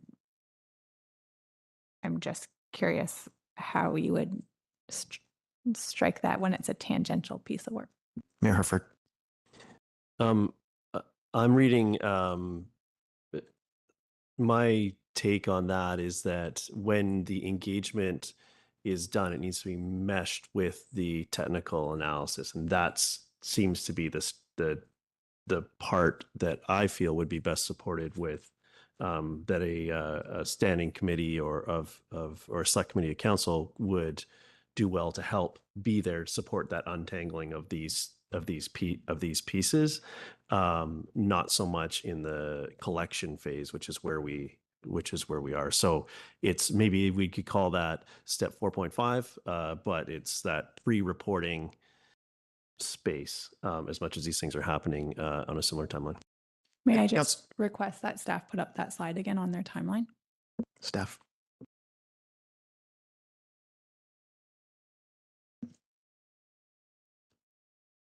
I was working from page 47 and 49 in our agenda for those that want to find it that way.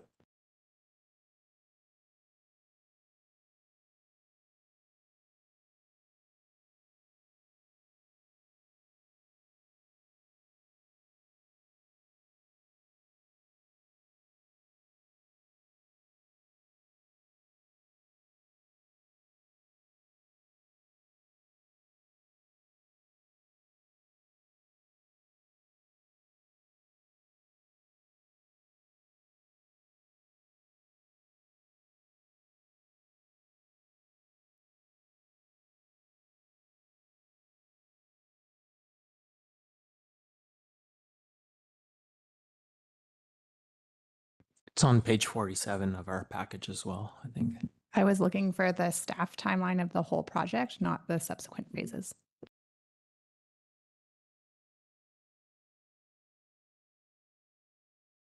Councillor, is this the slide you're looking for?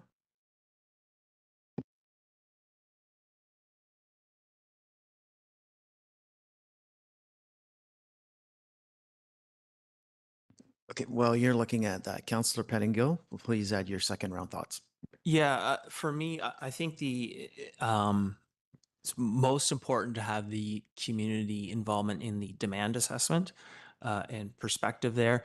To my mind, it wouldn't have to be nothing can happen. This can't start until a select committee is formed and so on. Like some of the engagement data collection can happen and the select committee then can come in and start reviewing and discussing that with our staff consultants and so on. And so for me, the select committee should happen with the demand analysis and assessment and engagement, but doesn't have to be the first thing. It doesn't have to be an obstacle to step 3 in the other chart happening, or it's step 3 here as well. So yeah, it doesn't have to be, it has to happen in this process, but not before anything else can happen. So I don't think it's as big of an obstacle as some others have spoken to. And I think, again, higher level community involvement in this piece, and for the public to really start to, because it will happen inevitably,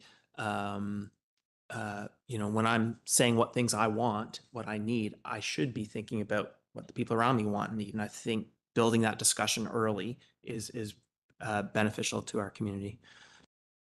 Councillor, are there any other round 2 comments before I call the question on the motion in front of us? Seeing none, I will call the question. Are there any opposed? Councillor Hamilton, Councillor Anderson, Mayor Herford, and Councillor French oppose. Motion fails. Councillor Hamilton. I'll try a motion. Just because that's what they're for. And I'm going to start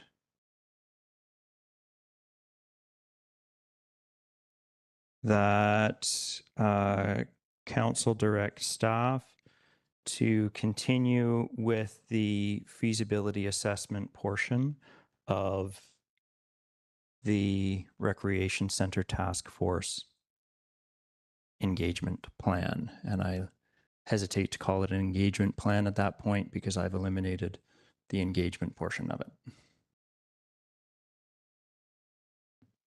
Nonetheless, we'll stick with that wording for the motion. Okay. Is there a seconder for Councillor Hamilton's motion? Seeing none. Anybody else have a motion they'd like to try?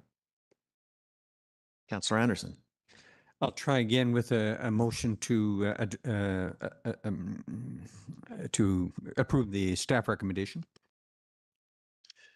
I'll second that for discussion and see where that goes. Councillor Anderson, would you like to speak further to that?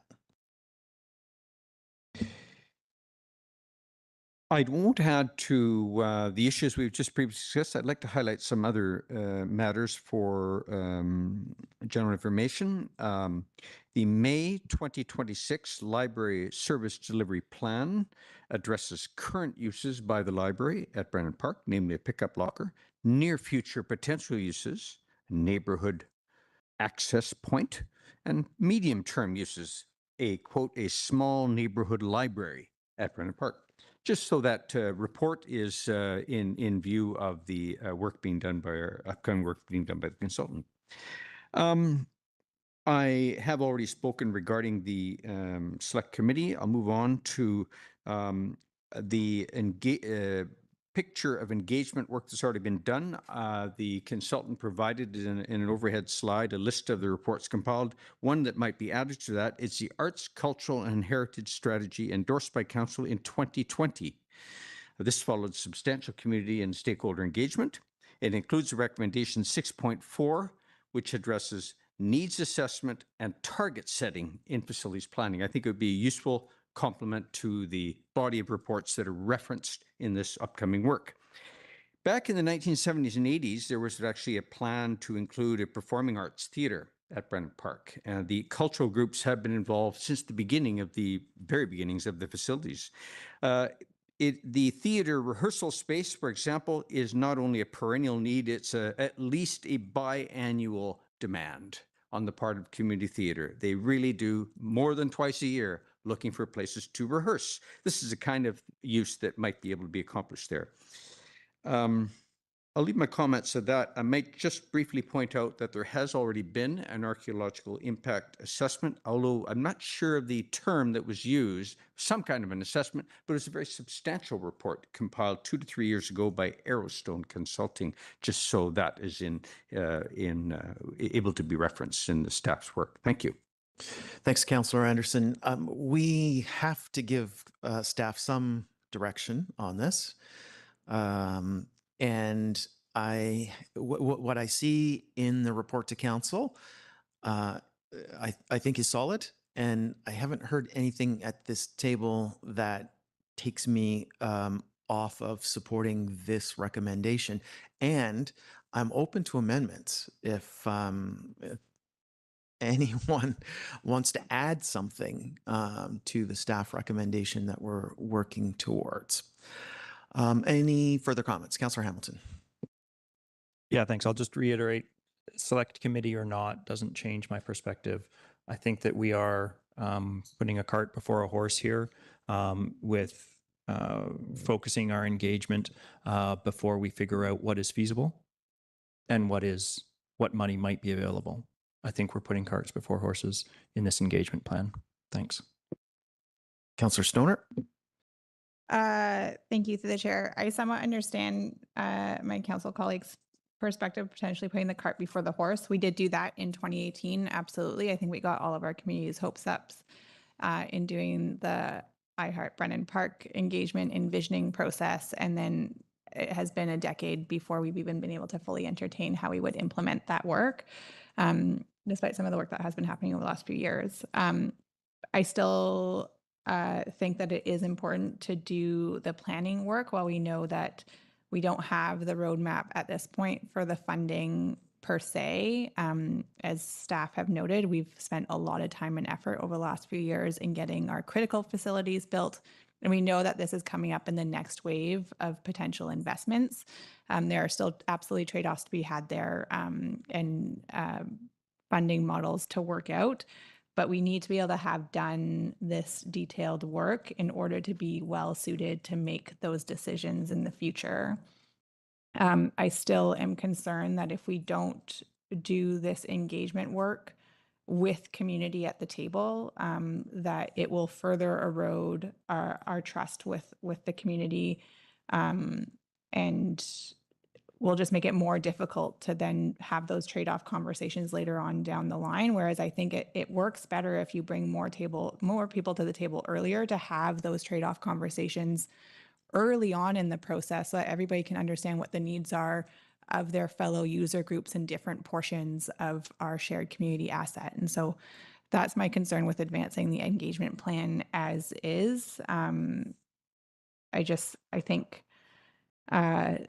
the streamlined approach is going to end up taking us longer, because we've already seen a lot of hesitation around the proposed direction, even as presented. Thanks. Mayor Herford, I'm going to go to Councillor Pettingill and then to you, as I believe you've got an amendment for us, right? Councillor Pettingill.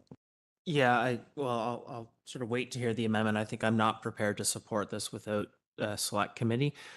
For me, the community desire for us to move as quickly as we can, understanding that there are large financial hurdles ultimately, but I think doing the engagement and the technical analysis in parallel makes sense. I don't think we should make those sequential. I think that adds unnecessary timeline. And so the fact that we're doing steps 3 and 4 in parallel, as it sounds like we are, is good and makes sense. But I think that community, higher level of community engagement through a select committee for step 3, even if it doesn't start at the very start of that process, as if it's happening as part of that, I think is critical to the success of this.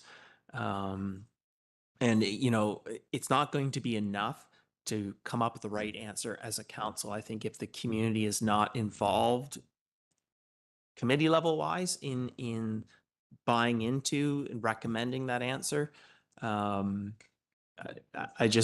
feel success will be challenged. So I'd like to see it go forward, but I do think it needs that that higher level of engagement as part of this. Mayor Herford.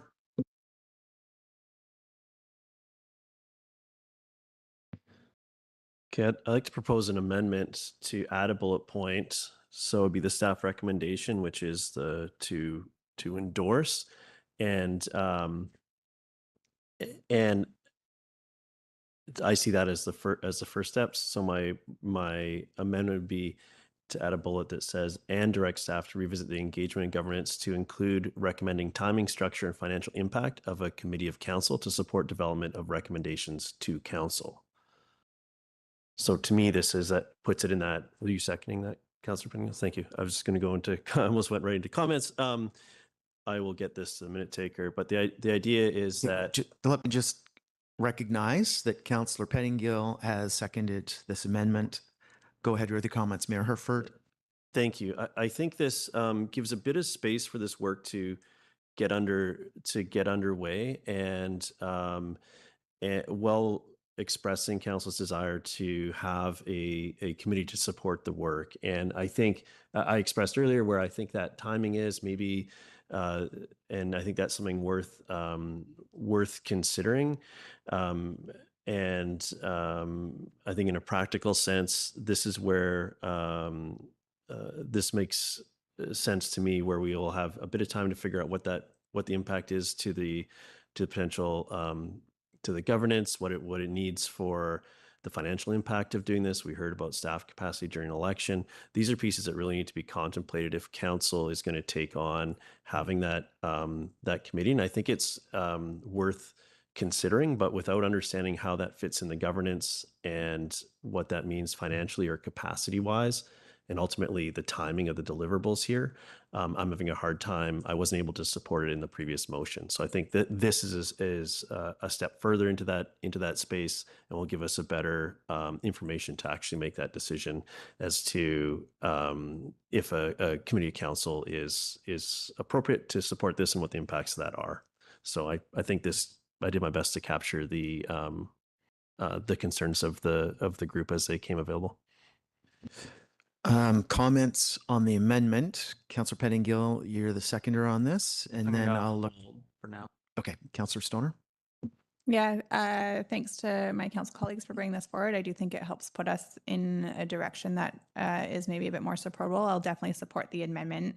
I will just say that I think that when I put the motion forward back in December, that was part of what I was expecting to come back, and appreciate that timelines of this project has changed. It was meant to come back to us in May, which would have given us more time to consider that as more runway in the end of our term.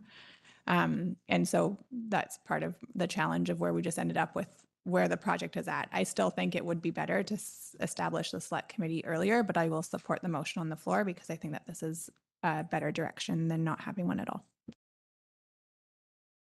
Any other comments on the amendment? I won't be supporting the amendment.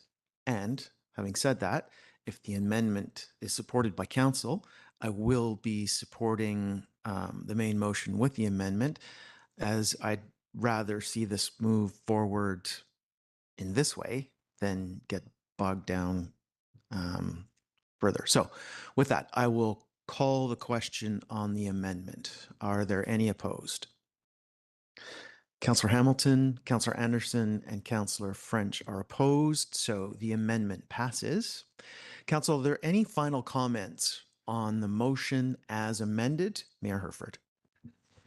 Thank you. I just want to make a comment, particularly around the timing of this. And there was the analogy of carts and horses. I think we have chicken and an egg. Actually, both things need to happen, and both things are important. And I think that when we figure out the financial resources available, we need to figure out where we can point them. Now, often knowing where we want to point them unlocks some financial resources. So both things are important, and I'm going to advocate for chicken and an egg rather than carts and horses, because there's a clear order to carts and horses, and there's not a clear order for chickens and eggs, unless anyone wants to take the bait on that debate at this late hour. So thank you. Councillor Hamilton is taking the bait, but he will be concise with his comments. Where's the barn? I'm done. Council, are there any further comments before I call the question on the main motion as amended? Seeing none. Are there any opposed? Councillor Hamilton and Councillor Stoner are opposed. The motion carries. Thank you, staff and Ms. Ho. Council, we have some timing decisions. My preference would be to take a 30-minute lunch break and reconvene this committee of the whole in 30 minutes. But Mayor Herford, I'm looking to you. Okay, that is what we're doing. Let's be back here at 1:30, and at which time we will tackle the council remuneration topic, the final item in our committee of the whole meeting. So we're in recess until 1:30.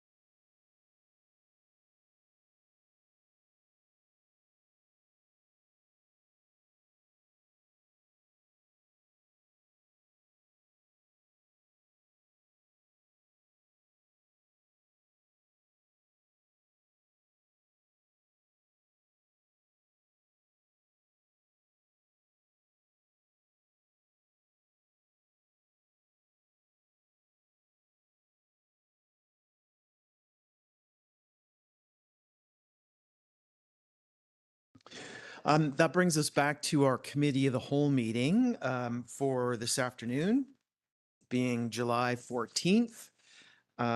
And following a lunch break, there's just one item left in our committee of the whole meeting. And before we launch into it, Council, I want you to know that we have some technical requirements going into the special. So depending how long we take on this conversation, we may need to pause the conversation so we can open the special, recess it, and then come back to our conversation. But I just give you the heads up on that in case we need to take that step to be on side for the special meeting that's coming up following this meeting. So item number 3.1 IV is council remuneration, and I'd like to turn it over to our staff at this point. Thank you, Mayor and Council. My name is Julie Vengi, and I am the General Manager of Corporate Services. The item on the agenda now is the Council Remuneration Report. So for background, the originating motion for this report was the December 9, 2025 special meeting that Council reduced the annual Council contingency budget by $4,000, which will be used to fund a Council remuneration policy review of $15,000 to $20,000 budgeted every 4 years, aligned with the election cycle. Following that, at the June 16th, 2026 meeting, Council passed the motion that the Council Remuneration Report be referred to the Committee of Whole meeting for Council discussion before the end of July 2026, which brings us to this meeting. This information is contained within the Council report, the memo, but I just thought I'd go over it to provide the background. So Western Compensation and Benefits Consultants were retained to conduct the review. A total of 11 municipalities participated in the market survey. The district was below both the average and the median operating budgets and number of employees compared to the participating municipalities. Therefore, large municipalities and neighbouring municipalities were chosen purposely to reflect the complexity of work occurring in the district. These are the findings, which are also outlined in the memo, showing district council salaries slightly below the average for participating municipalities, shown here at the average, P25, P50, and P75, and then the district of Squamish on the end. For explanation, so this is an explanation of the statistical measure referring to the Ps. So obviously the average is the average value reported across all the respondents. P25, or the 25th percentile, represents a value at which 25% of observations fall below this amount and 75 falls above. Same with, so then P50 is the 50th percentile and P75 is the 75th percentile. Findings. So in general, there is a great variety in the method of determining council salaries as compared to the salary of the mayor. The district is in the range of municipalities who reported having prescriptive methodology. The acting mayor's remuneration is determined in accordance with the district's council remuneration and expenses bylaw. And other municipalities provide supplementary cash compensation to councillors when they are in the position of acting mayor, the average monthly amount being $2,459. Excuse me. In other municipalities, annual increases in council compensation are tied to the Consumer Price Index. At the district, annual increases for council equal the annual increases for exempt employees, which includes the Consumer Price Index as a component of the formula. In relation to other benefits, so the district provides and pays 100% of premiums for extended health, dental, life insurance and accident insurance. 90% of participating municipalities provided extended health and dental benefits. Only 70% provided basic life insurance and only 50% provided accident insurance. Approximately 1/3 of participating municipalities provide a vehicle allowance for the mayor. Only one participating municipality provides vehicle allowance for councillors. Only one of the municipalities surveyed provides a retirement benefit and/or separation allowance. that is the end of the report. So just bringing it back, that that the council remuneration report be referred to a committee of the whole meeting for council discussion before the end of July 2026. Thank you for that. Council, any questions? Any discussion? Anything? Mayor Herford. Thank you. Actually, sorry, I just need a second to find my right spot in the agenda. So You I take don't want to that lose. second. Well, tell a joke or stall in some way or another? So, oh no, go ahead, Councillor Hamilton, if you or Councillor Hamilton, please go ahead. Yeah, thanks.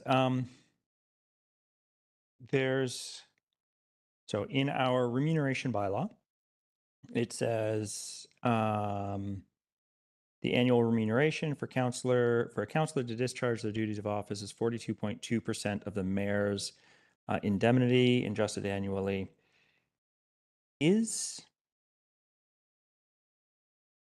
What holds precedent there? That ratio or the percentage increase that we receive each year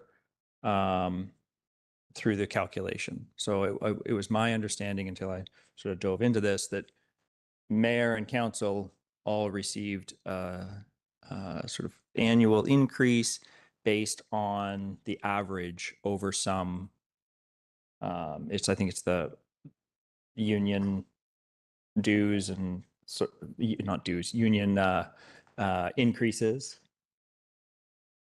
But I don't think both of those things can be maintained at the same time, that the ratio and everybody, maybe it can. I'm going to stop. Sorry, I'm just thinking about too many things. I'm going to stop. Thanks. And you're stopping without having asked a question? Correct. I'm stopping without having asked a question because Okay. I need to think more carefully through that question. Thank you. That's okay. Very good. As long as we're clear about that. Mayor Herford, are you on track now? I am. Thank you. And I was curious, was there anything, any of the research show anything around the qualifying expenses and expenditures? I've seen some where, and I know we operate, well, actually, I'll say we operate differently. There's a wide variety of ways that municipalities operate from an expenses perspective. And one of the things I've been thinking about is the, not necessarily increasing the allowable expenses for, annually or for the term, but those definitions of what that could cover. And specifically, I've seen some council remuneration policies or expense policies that have an allowance for some legal costs in there to a reasonable of some variety. I don't know if that's expressed as a dollar value once a term or just as an allowable expense, if that's how a councillor needs to happen. But often we so I guess is there anything, do you have any comment on that, or did you see anything like that in the research? Through the chair, we didn't compare, we only compared the salaries or did the research in the salaries. We didn't delve into the expenses and qualifying expenses. Okay, but if council wanted to adjust something, maybe there's other things, but such as that, we could direct that through this conversation that we're having now. Yes, that is correct. Okay, and then there was, sorry, on the slide you said that there was one that had a retirement piece and also separation. Can you speak to what that was, or kinds of things that is?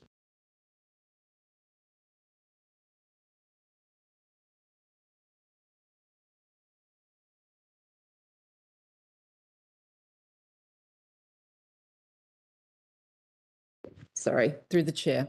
And the findings, only one of the municipalities surveyed provides a retirement benefit and or separation allowance. So at the end of, and I'd have to go back and find more information on this one, but my understanding is at the end of the term. They provide an allowance for, and I can't speak to the extent of the term that would have been served by the councillors, but I can find that out. So would that be something like if a councillor or an elected official, say, sought re-election and wasn't successful, then there'd be a 2 months or something? Is that the kind of thing you're talking about in that separation? Like sorry, I went into a hypothetical, but is that, or what would be covered in a separation piece there? Hadn't seen that before. Through the chair, I can't actually speak to separation of council, but separation in general, as it pertains to employment, is, and in these cases, it appears to be, the decision of the outgoing individual to separate from the organisation. Often, when you're talking about a retirement benefit, it's done on the basis of a number of years. So so it could be any of those. But if council is interested in that, we could obtain information on the specific benefit. Okay, I'll ponder that. The vehicle piece, I think, is interesting. Not so much as I'm interested in pursuing that. I don't think that's something we should pursue here. But I wondered if that factored into the wage calculations, or was that separate, or did the dollar value of that benefit factor into the wage considerations, or is that left aside? Through the chair, my understanding is that the wage or salary numbers were specifically just the dollars provided for remuneration, and so no, I don't actually have the dollar amount separate to that for the vehicles.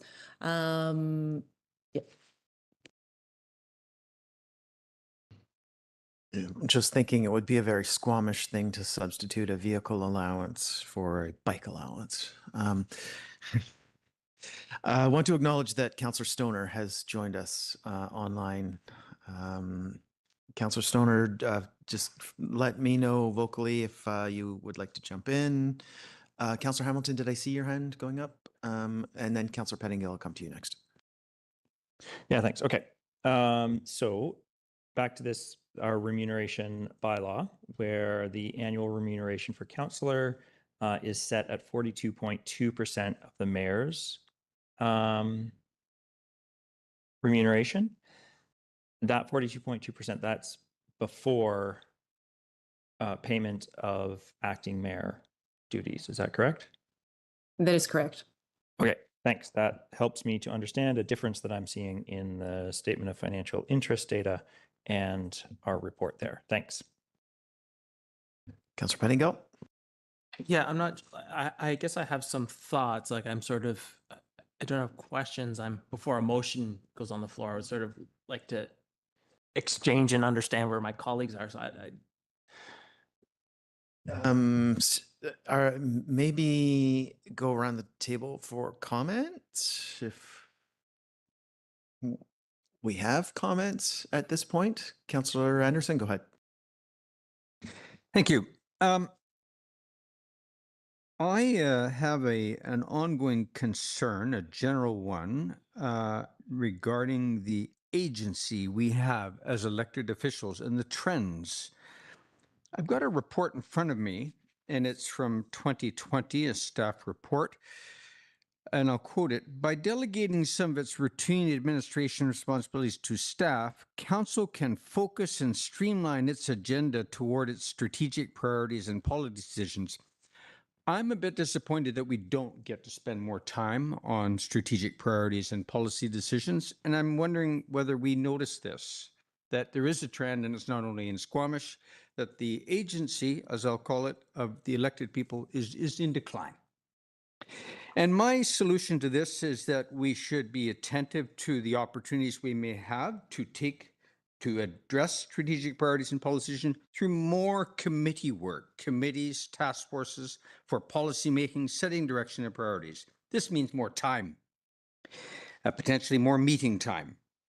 So I think that this is a consideration ongoing for our council remuneration and mayor remuneration policy. We should definitely be continuing a regular, that is every term, review. And I think that we should be mindful of what the future considerations might be for council. I think that in order to recruit quality, committed people to apply themselves to elected office, it's not only remuneration policy, but that opportunity to to take charge in the sense of strategic priorities and policy decisions. That means, as I say, more time, more committee time, and I think that that should be an expectation. In fact, I hope for it for future councils. And so that means we need to consider remuneration for that additional time and that additional responsibility. At this time, I see that our benefits package as on council is pretty good. It's no complaints about it. And we're close to the average. We're not quite there as per the staff report. So those are my general thoughts. I think this is something to be mindful of, and especially if, as I hope, we have opportunity through committees, task forces, additional meetings to do the role that the public expects of us and that people coming forward, quality committee people, expect of the job. Thank you. Hope that was clear. I don't really have a recommendation regarding present remuneration. My point is we should be mindful of this because the role may change, and I hope it does. It's a comment for us to work off of. Thank you. Councillor Hamilton, did I see a half hand there? Go ahead. Yeah, thanks. I think thank you, Councillor Anderson, for the reflection. I think that it really comes to the core of something I've been reflecting on in this role a lot is this a part-time role? Is this a full-time role? If it's a part-time role, how part-time it is it? And how can we maintain it? How can we maintain the expectation that an individual sits both in a council seat and some other employment? Yeah. If we want the who can sit in this seat is going to depend a lot on whether it's part-time or full-time and how part-time it is. If we start ranging into close to full-time but not quite, we end up simply with somebody not being paid enough because it's very difficult to top up a little bit of your salary. I have been able to manage this role to about 2 days a week, I would say, by being very focused in when we come to council. This is the primary piece of my role, thinking about the questions and responding and giving it feedback on recommendations, and being very selective in my other duties, the additional engagement duties outside the role. That's not a choice everybody's going to make. There's going to be a wide variety of choices, some leading to full-time. I think that the clearest way to reflect that is in our expectation of the ratio of the mayor's role to the mayor remuneration to the council remuneration, because that's in my mind, the mayor is a full-time role in this community. I'd be hard pressed to see how a mayor could do a part-time role here, and so I would say that we should be in the two. If I'm 2 days a week on this role, I can imagine the mayor is 6 days a week. So from 1/3 to about 40% council remuneration fraction compared to the mayor's. And so bare bones, what I'm going to be pushing for, or what I'm currently sitting with believing, is that we should be moving that 42.2% down to maybe 38%, keeping council remuneration the same, but moving that fraction to about 38%, thereby bumping the mayor's salary while keeping council the same. And I can go into more detailed data and statistics on like whether that fits in with other communities. If council wants, we can go down that road. Thank you, Councillor Hamilton. Mayor Herford. Thank you. I appreciate that it's interesting. We look at this this conversation from many different angles, and I like you're looking at that at the ratio. I see this. There's a couple of very practical things, and I'm going to go into the raw remuneration. I think that as counselors know, and I've as a counselor last term, we don't have space to work as a counselor, and I don't know if we can put it in the. I know that claiming home office on my taxes required something from my employer that said you were required to have to work from home, and I wondered. So my question is, do we have the ability here in this policy to say that is something that would be provided or would be a terms of the employment? It's such a strange role, like we're employees and we're not. I know I didn't, it turned into a complex thing for me to get the documentation required to claim a home office, as I wasn't dictated as part of my role, and I would have had to, it was really awkward. I didn't pursue it. Is there something that we can put in here that would say, that would include that, at least for counselors? For mayor, it's debatable. We do have office space in the building and so on. However, any thoughts on that, Ms. Mengi? Through the chair, because the ability to do so comes through the taxation laws and things like that. You could put it in this policy, but I would probably suggest a separate policy or document, because at the moment your policy does not include expenses and other things to that effect. But it is something absolutely that we could take a look at. Yeah, I think it should be explored. Definitely for counselors, I would welcome a debate for the mayor in the spirit of that 6 days a week thing. I don't, in my experience, and I've often found myself needing to do things in times where it's not available to me, and then it may also be more convenient to do that work from home. So I do think that having that, the ability to get the tax benefits of having home office and so on, would be worth exploring for the group. In future. I also, just as we're looking at this, the chart provided that showed our average and translate that out into the various categories, P25, P50, P75, etc. It's important to note, I think, that as much as this research is important and is current at the time it was taken, that this is when these policies get reviewed. And they don't get done midterm. Ours, we didn't, was looked at midpoint 2018, I believe. And of course, it's had the inflationary increases throughout, but that was the last time it was really looked at. So I do think that these numbers are likely to move. So I just wanted to make that point. But I think that really this is a values discussion, and how we ensure that the appropriate voices are at the table. And on one side, that can be that that we're compensating, mid-career professionals appropriate amount for doing the work. This isn't, I don't think anyone at this table, or maybe anyone that's ever sat in these rooms, has done so as a get rich quick scheme. But there is it does come at a sacrifice to career and so on. Even to find an employer that will allow you to spend the 2 days a week or whatever it takes. I know some weeks I had 2-day a week time as a counselor, and other times as a counselor, even I felt like I had a 40-hour week on council stuff because something was really heavy and it just piled up at that particular time. So it is all over the place. I would like to see us for a council position to hit what is the current living wage in Squamish for the role. So for me, that puts us in the P50 range. Does that? The current is just over 50,000. It kind of is at this P50 range.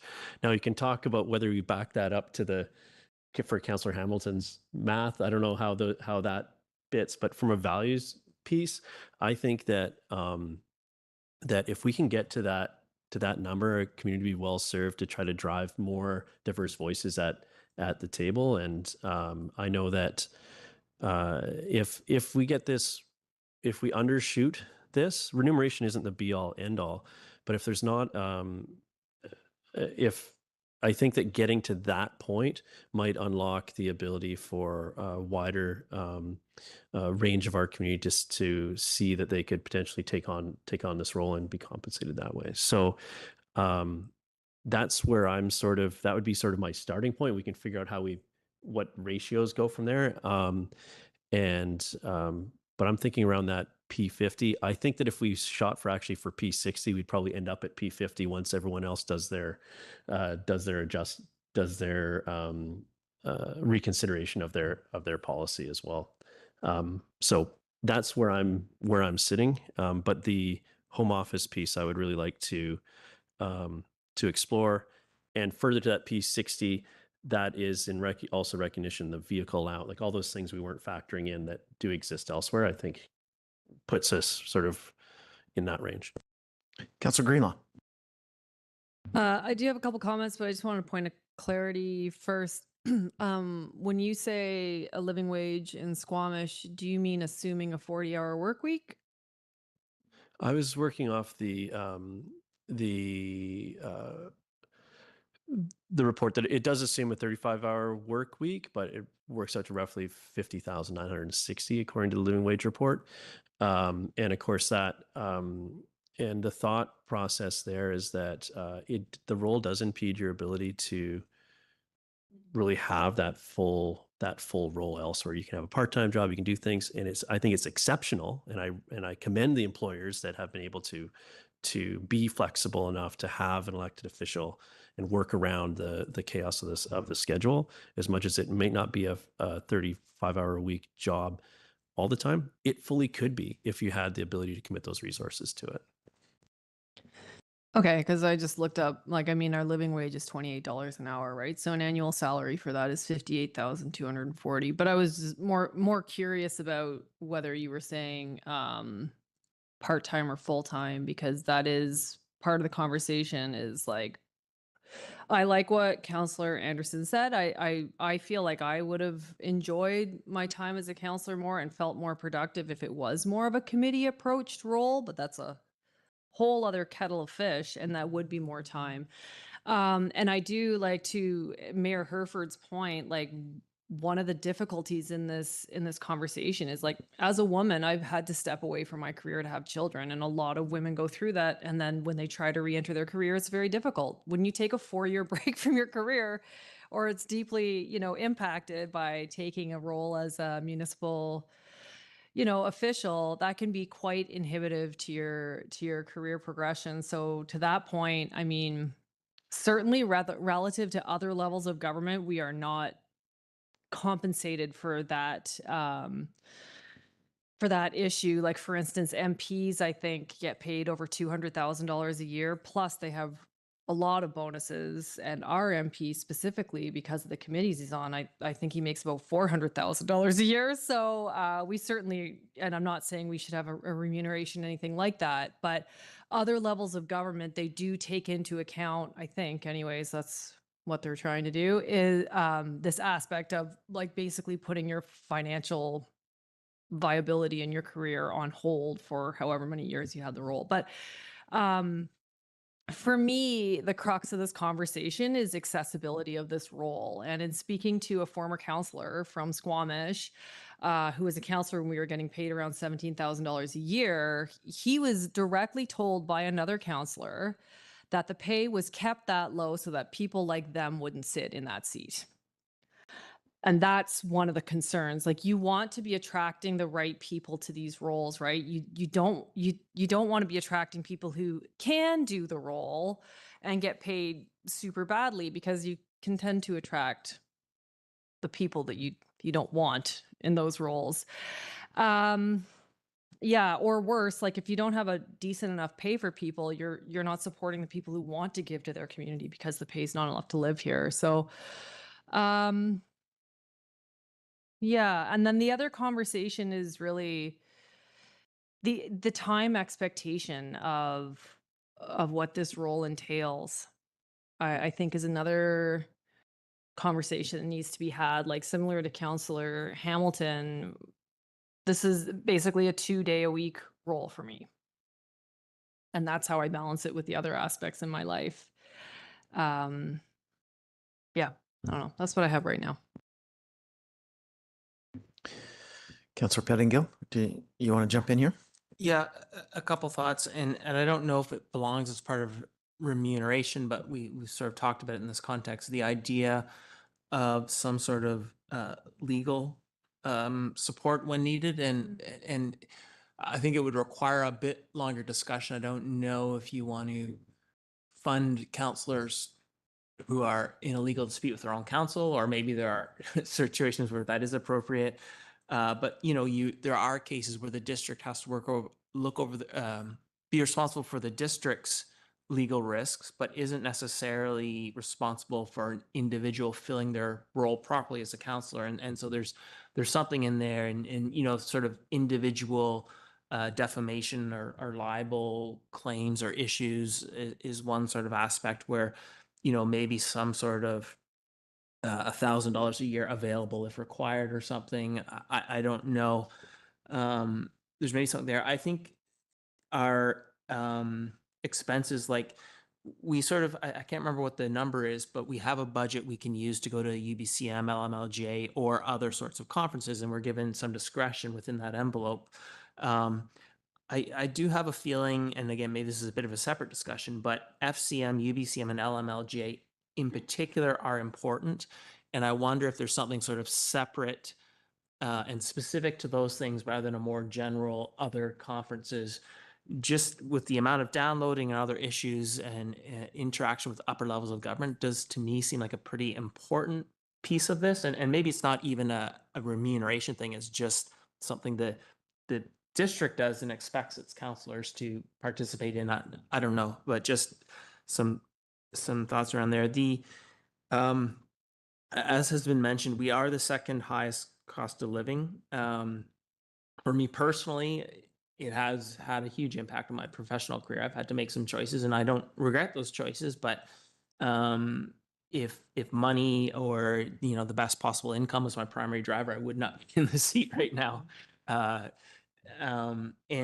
I don't think that should be. We want that to be the driver, but we do want people who are in this role or who want to contribute to be able to do this reasonably. And it is challenging to find someone that will fill in, allow you to fill in 3 days a week or 2 days a week and has the flexibility of actually, no, I need to spend this whole week on council stuff. And so that is one reason why I might consider increasing the rates. When I look at where counselors are in relation to the P50 and the average, there isn't a huge gap. And with everything else, for me, I'm not sure that's the issue I feel it's important to tackle right now. There's a bigger gap for the mayor. And the mayor, it's clear, I think in my mind, that with all the responsibilities required, that one maybe requires some adjustment. With counselors too, I mean, you can address some things by adjusting the salary. There maybe is just some thought or discussion about what we are doing as counselors. Are we staying at higher level things, getting out of DPs and maybe refining some more of our delegation policies so we can do that? And so then it becomes more of a 1 day a week role. And then all of a sudden, maybe even a lower salary is more appropriate. The other way, I think, is what I consider the Vancouver way, unless I'm misunderstanding, where they do focus more on higher level policy issues only, but there's an expectation that they are available to their community 5 days a week or 7 days a week, and the salary reflects that. And so there is, I think, you can't have just a salary discussion. There has to be, I think, a community expectation of what are you sort of committing to as part of taking on this role. And it's not like a normal job where a manager can say you're not doing enough, you're fired. It's up to the public every 4 years, so it's a little bit more challenging. So I guess all that to say, if I was going to move on anything, it's maybe a legal piece, maybe the conference budget piece, and maybe mayor's salary is where I see some room for movement right now. Okay, thank you, Councillor Pettingill. Yeah, Councillor Stoner, you're up next. Yeah, thank you through the chair.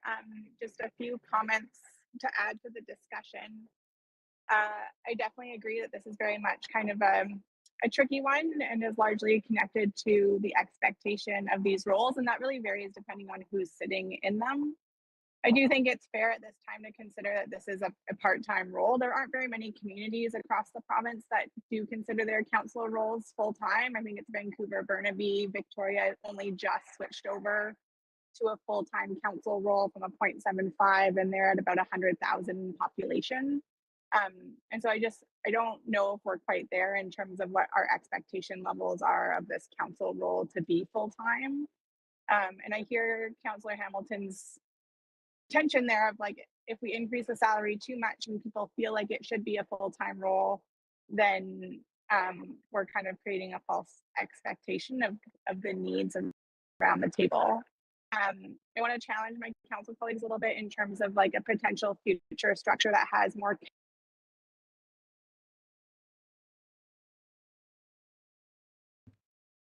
Councillor Stoner, I think we've lost you.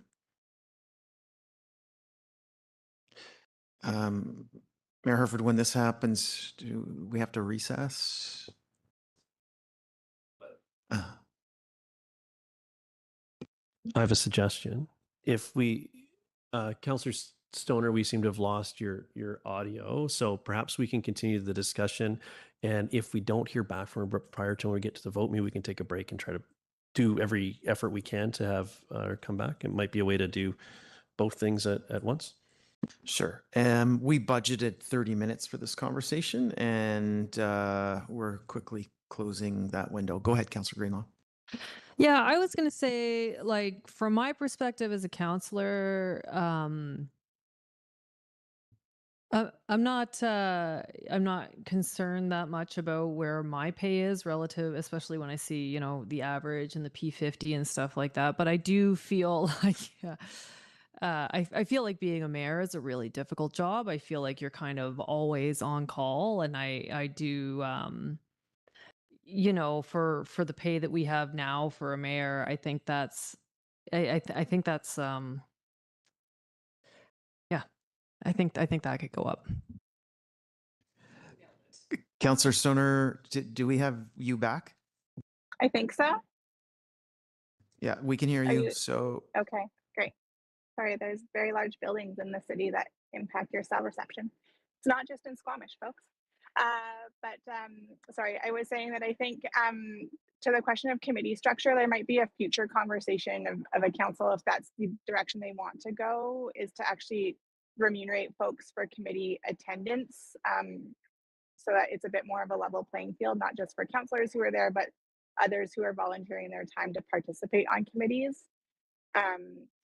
There are also, I think it's important to note that some of the committees that we do appoint folks to, like the regional district, have their own stipend associated to them. So while some of us spend more time on council work, I do want to recognize that like I feel adequately compensated for the time, for example, that I'm dedicating to the regional district. And I wouldn't want to inflate council salary simply to accommodate some of those ones that are already remunerated for elsewhere. I also, just to Councillor Pettingill's question around legal and Mayor Herford's, I don't think it covers everything, but I do want to note that our code of conduct bylaw does enable some types of legal opinions to be covered by the district. And so I think looking closely into that, where the gaps might be before we add anything into the remuneration bylaw, would be important. And I would support an increase in the expenses line item, but I think that's more of a budget discussion than a remuneration one, simply because I think that envelope hasn't been changed since at least 2 councils ago, and we know the cost of conferences has definitely increased. And so that being accessible to folks, I think, is so important. Thanks. thank you. So I misspoke. I said that we budgeted 30 minutes. It's actually 45 that we budgeted. Nonetheless, though, we're closing in on that 45-minute window with the pressure of a special meeting that has to start at some point soon.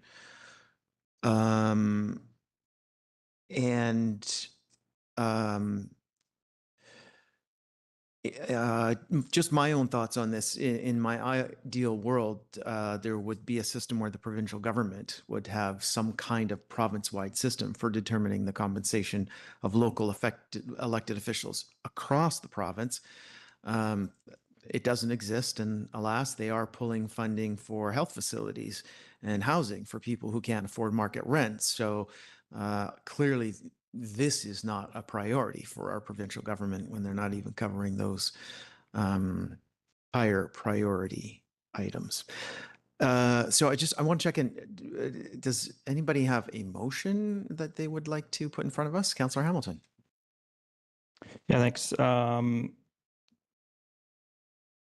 I want to put a motion on the floor acknowledging that it is not, I haven't attempted to reflect everybody's different concerns. And so I invite people to attach amendments that we can debate separately from this core.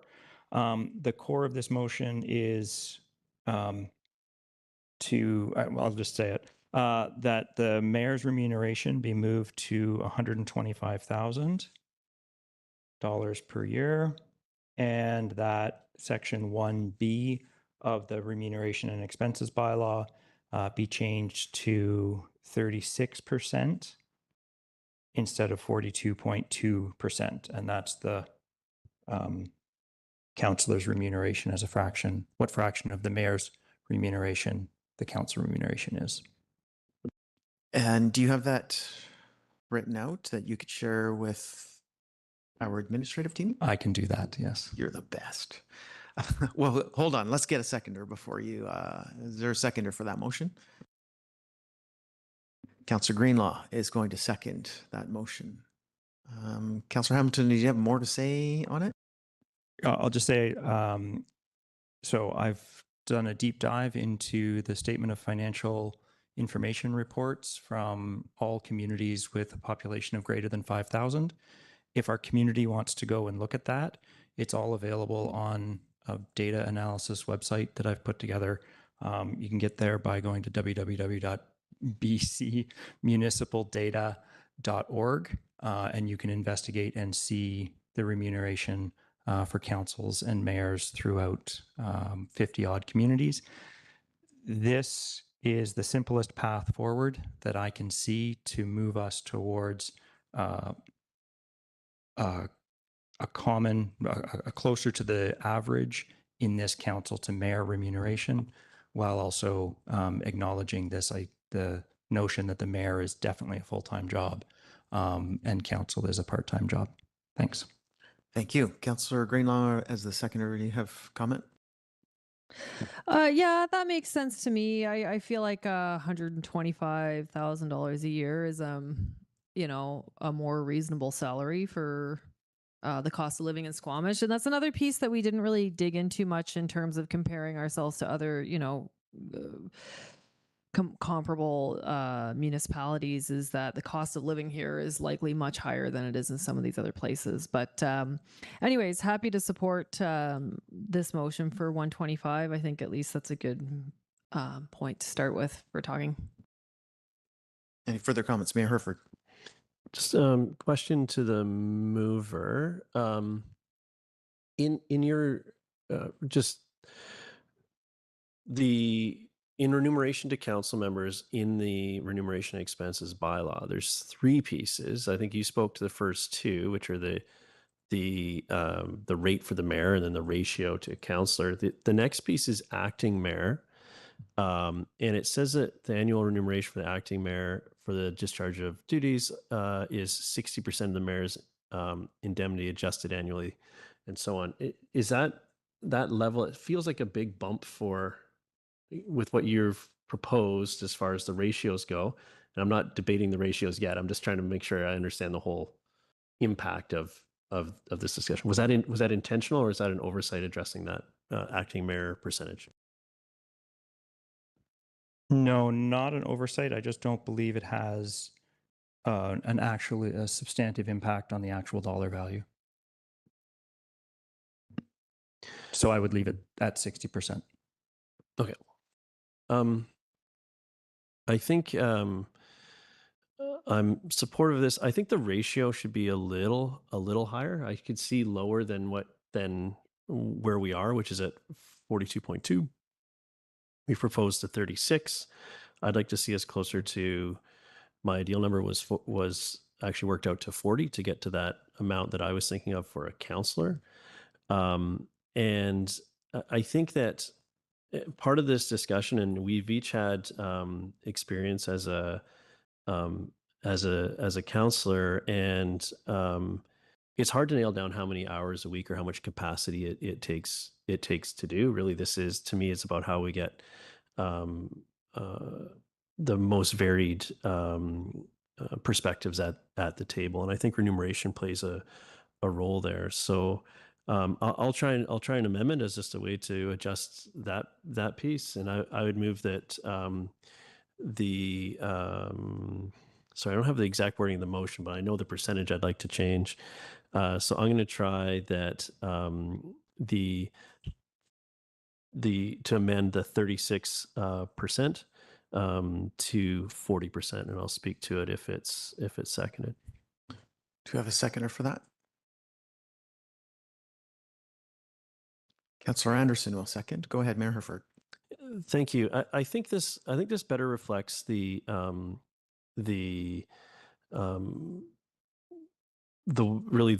work and as well as that minor difference, which is lowering the percentage from where we are currently still. But this minor change, I think, can have quite an impact, and people who could see themselves in these roles and can pursue them. And it may also so I think we're in the neighborhood, and we're chasing the little bits on the edges. I think that 36 is going back a little too far, and we should maintain that ratio a little bit closer to where we are. But I think a reduction does makes sense. So I would advocate that we sit at that 40%. I'd like to see it higher than the 36. Councillor Anderson, do you have thoughts before I go to Councillor Pettingill? Go ahead, Councillor Pettingill. Yeah, just struggling with this a bit, to be honest. I guess for me, there is a clear gap between the mayor and the average and median for the areas, and that is the sort of workload, I think, is a little better, and expectations a little better defined. So for me, it's easier to justify, I guess, correcting that one. In terms of counselors, I think I'm more comfortable leaving those where they are. I'm conscious of how much time we are dedicating to this topic when the actual dollar values are really small. And so I don't want to burn, there's a lot of time being spent in this room right now on this topic. So I want to be mindful of that. Also, this is a topic which does generate a lot of scrutiny for good reason, but I want to be careful about that. With the counselor piece, for me, 36 to 40, when you look at the dollar values, I don't think it fundamentally changes the ability. Like for me, if we really wanted to address who can do this role, I think we'd need a much more substantial increase. And so for me, the political heat and cost of a very small change for council, I'm just not sure it's worth it. And so I'd rather just leave the council piece alone. And so the 36% allows us to essentially not touch the council piece, where again, I think it maybe deserves a more philosophical in a bigger change, which I'm not sure. It doesn't feel like that's something anyone has advocated for right at this point. And so I'm more comfortable with moving the mayor piece, but not the councillor piece at this moment. Councillor Anderson, go ahead. Chair, this is actually, I wanted to take the opportunity to offer comment on something Councillor Stoner has mentioned, but I'm not sure if this is the right opportunity for that. We'll wait for This is an opportunity to speak on the amendment, please. On the amendment, that's fine. I'll wait then. Thank you. Okay. Any other comments on the amendment? Seeing none, I will call the question on the amendment. Are there any opposed? Councillor Hamilton is opposed. Councillor Pettingill is opposed. I'm opposed. Councillor Stoner is opposed, and Councillor Greenlaw is opposed. So the amendment fails. Go ahead, Mayor Herford. I'm glad we explored that one, and I accept the will of council there. As that's fine.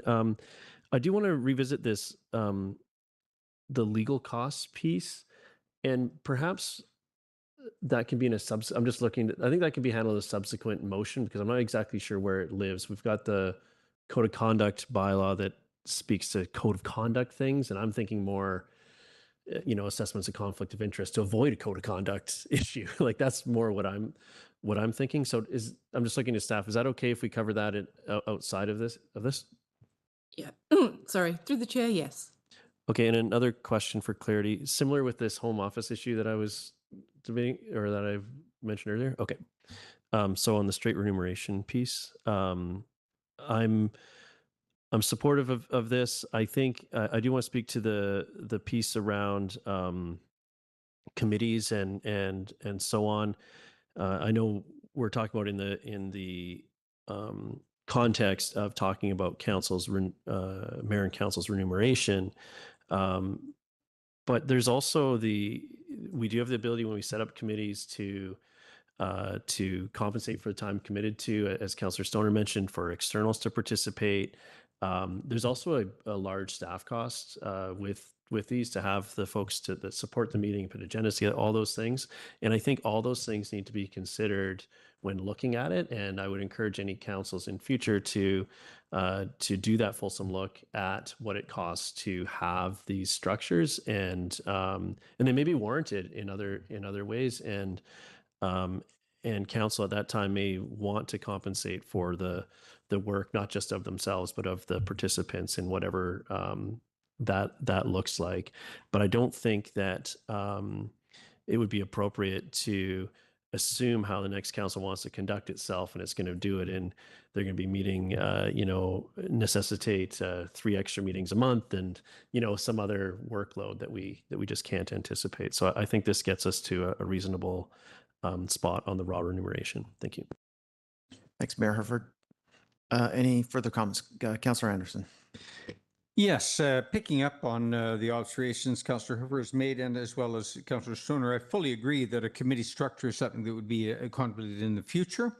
I wanted to clarify, though, that it would not be, I would not envision payment for committee attendance, but rather an expectation on future councils that it's going to require more time and more meeting time.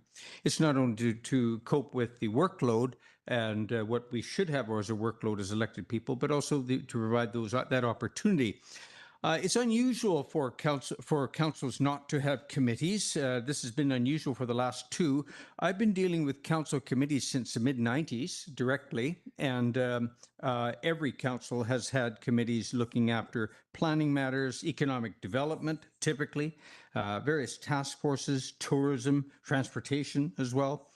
And I've seen that the leadership and, if you like, agency opportunities that these committees and task forces have offered to elected officials, and I think it's important. I think there's certain areas of our purview that have lacked direction from elected officials, namely economic development.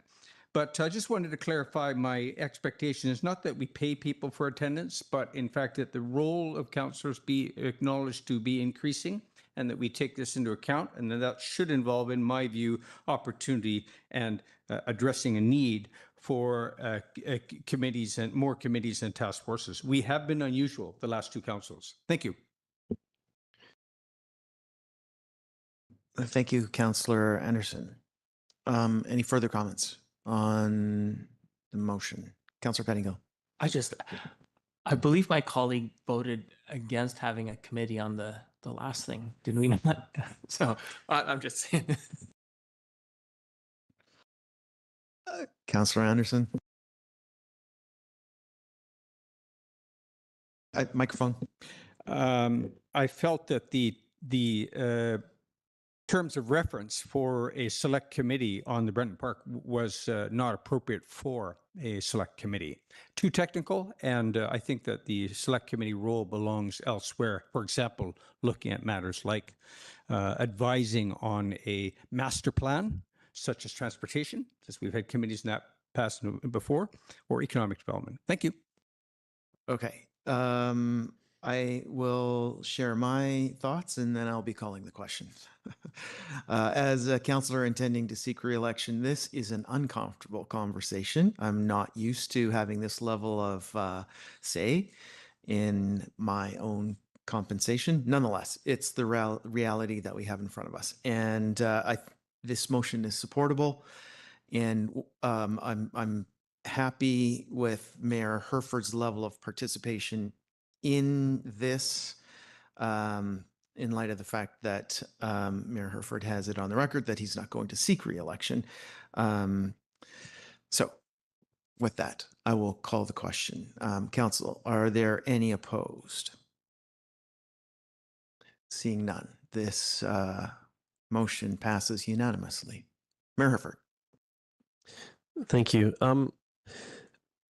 Just a question to staff. I'm interested in this legal cost piece, and it's not about increasing the eligible the expense envelope. I think that's a budget discussion. It's about the eligible expenses. I guess that would need to come back to. I'm just thinking that directing staff to explore ways to have up to $2,000 annually covered of legal costs legal cost. Well, let me think of essentially annually out of that budget, if needed, as an eligible expense.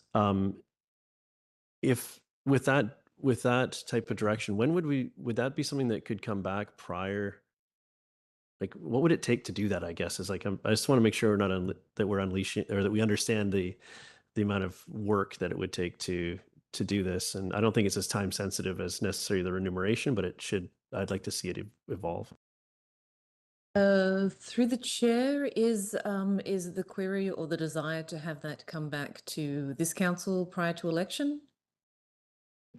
I mean, I would say ideally. I'm not sure how much work. Like, I'm trying to gauge the reasonableness of that ask. So that's what I'd be looking for, I suppose.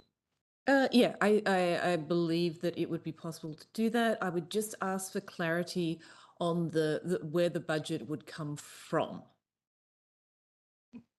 Yeah, to me it would be just council's conference expense budget now is where I would expect that to come from. And then so I'll move that staff bring back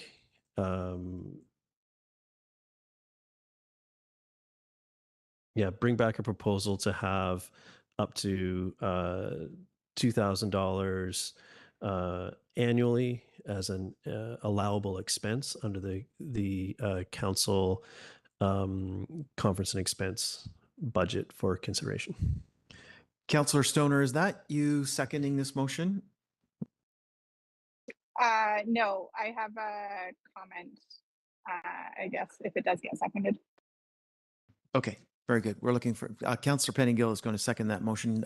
Mayor Herford, and then Councillor Pettingill if you wish, and Councillor Stoner, you'll fall next in line.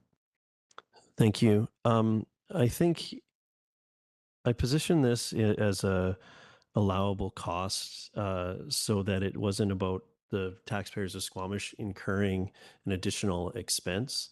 We know that the pool of funds that this would come from, if needed, are intended for conference participation, external meetings, all this types of eligible expenses.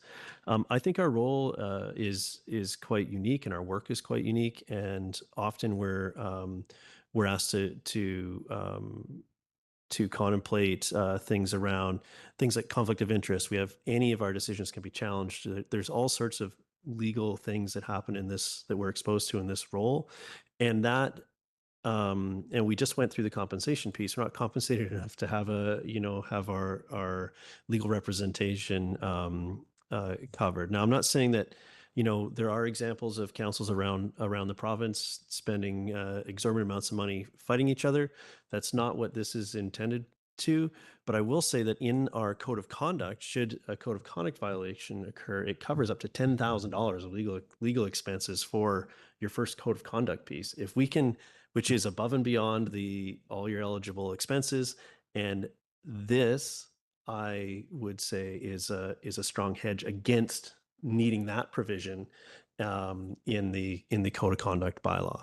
So I think maybe I've got the dollar value wrong, and maybe it should be once a term, or maybe something like that. But I think this is worth consideration, and is sort of a piece of the work that we do, is to consider our own conflicts of interest and so on, and requires more advice just in the due course of doing the work. So I'd like to have staff bring this back, and we can consider the appropriateness of the amount and the mechanism to do that.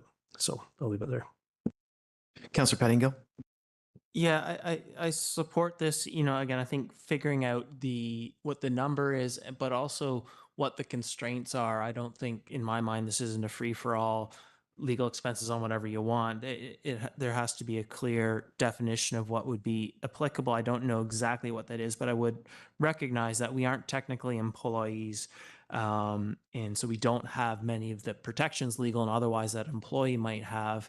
The salary is a part-time salary. And so to get reasonable legal advice in certain circumstances, my understanding is if a councillor believes council is voting in an illegal or illegitimate way, voting against doesn't necessarily provide the individual with adequate legal protection. You may need to do other things like resign or so on and so forth, even if you would vote against. And so in areas like this, where, as an individual being exposed, having some level of access in some cases to good legal advice may be important. So just exploring, understanding clearly what that is so we can make a good decision, I think, is important. And I thank my colleague for bringing this forward.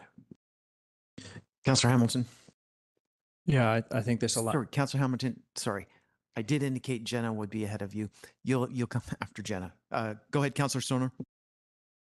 Thank you. Through the chair, I won't be supporting on the motion on the floor. I'm unclear what the gap is that we're trying to solve for. We recently updated our indemnity and defamation bylaw that's provide more clarity on when there was legal coverage for council. For those sorts of cases, there's also a clause in our code of conduct bylaw that does allow councillors to seek legal advice for things like conflict of interest, and with the approval of the CAO and corporate officer. And so I don't know what additional spaces this may be required. I do believe that council deferred the discussion around code of conduct bylaw review from the end of June to a future meeting. And so maybe this is better suited there.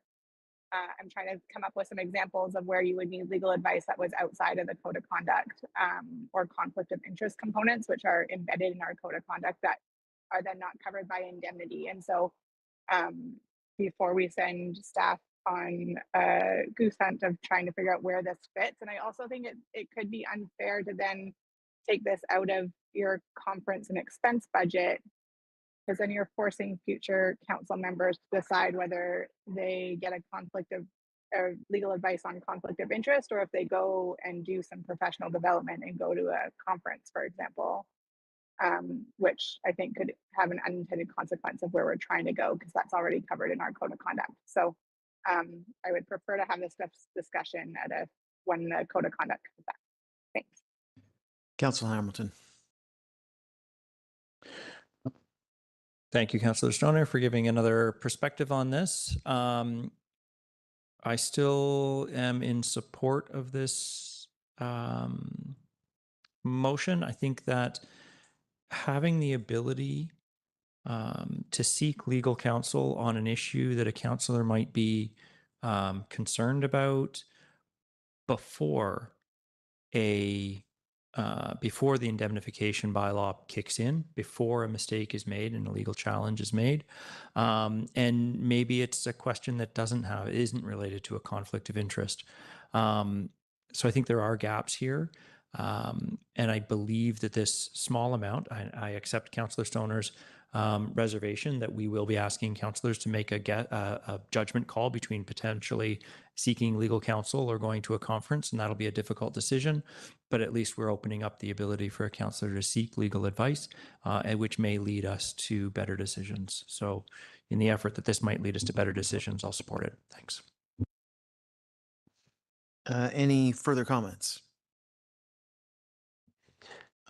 Yeah, I see your hand, but we're not finished first round of comments. I just want to make sure that everybody gets a first round opportunity.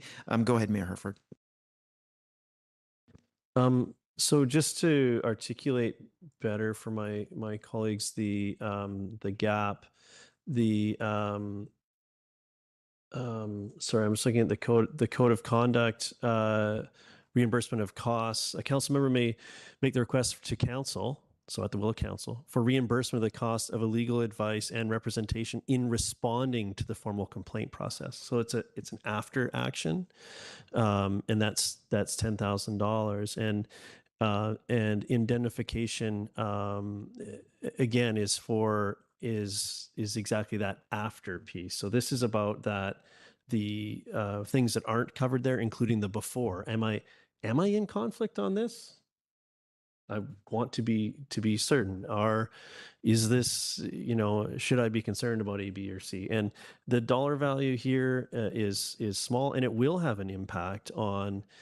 I agree. It comes from I'm proposing we don't increase the budget for it. It comes from the conference budget. So it does have an impact to the individual because they don't have as many resources to go do those things if they need to do this. But it's there, it's available if you need it.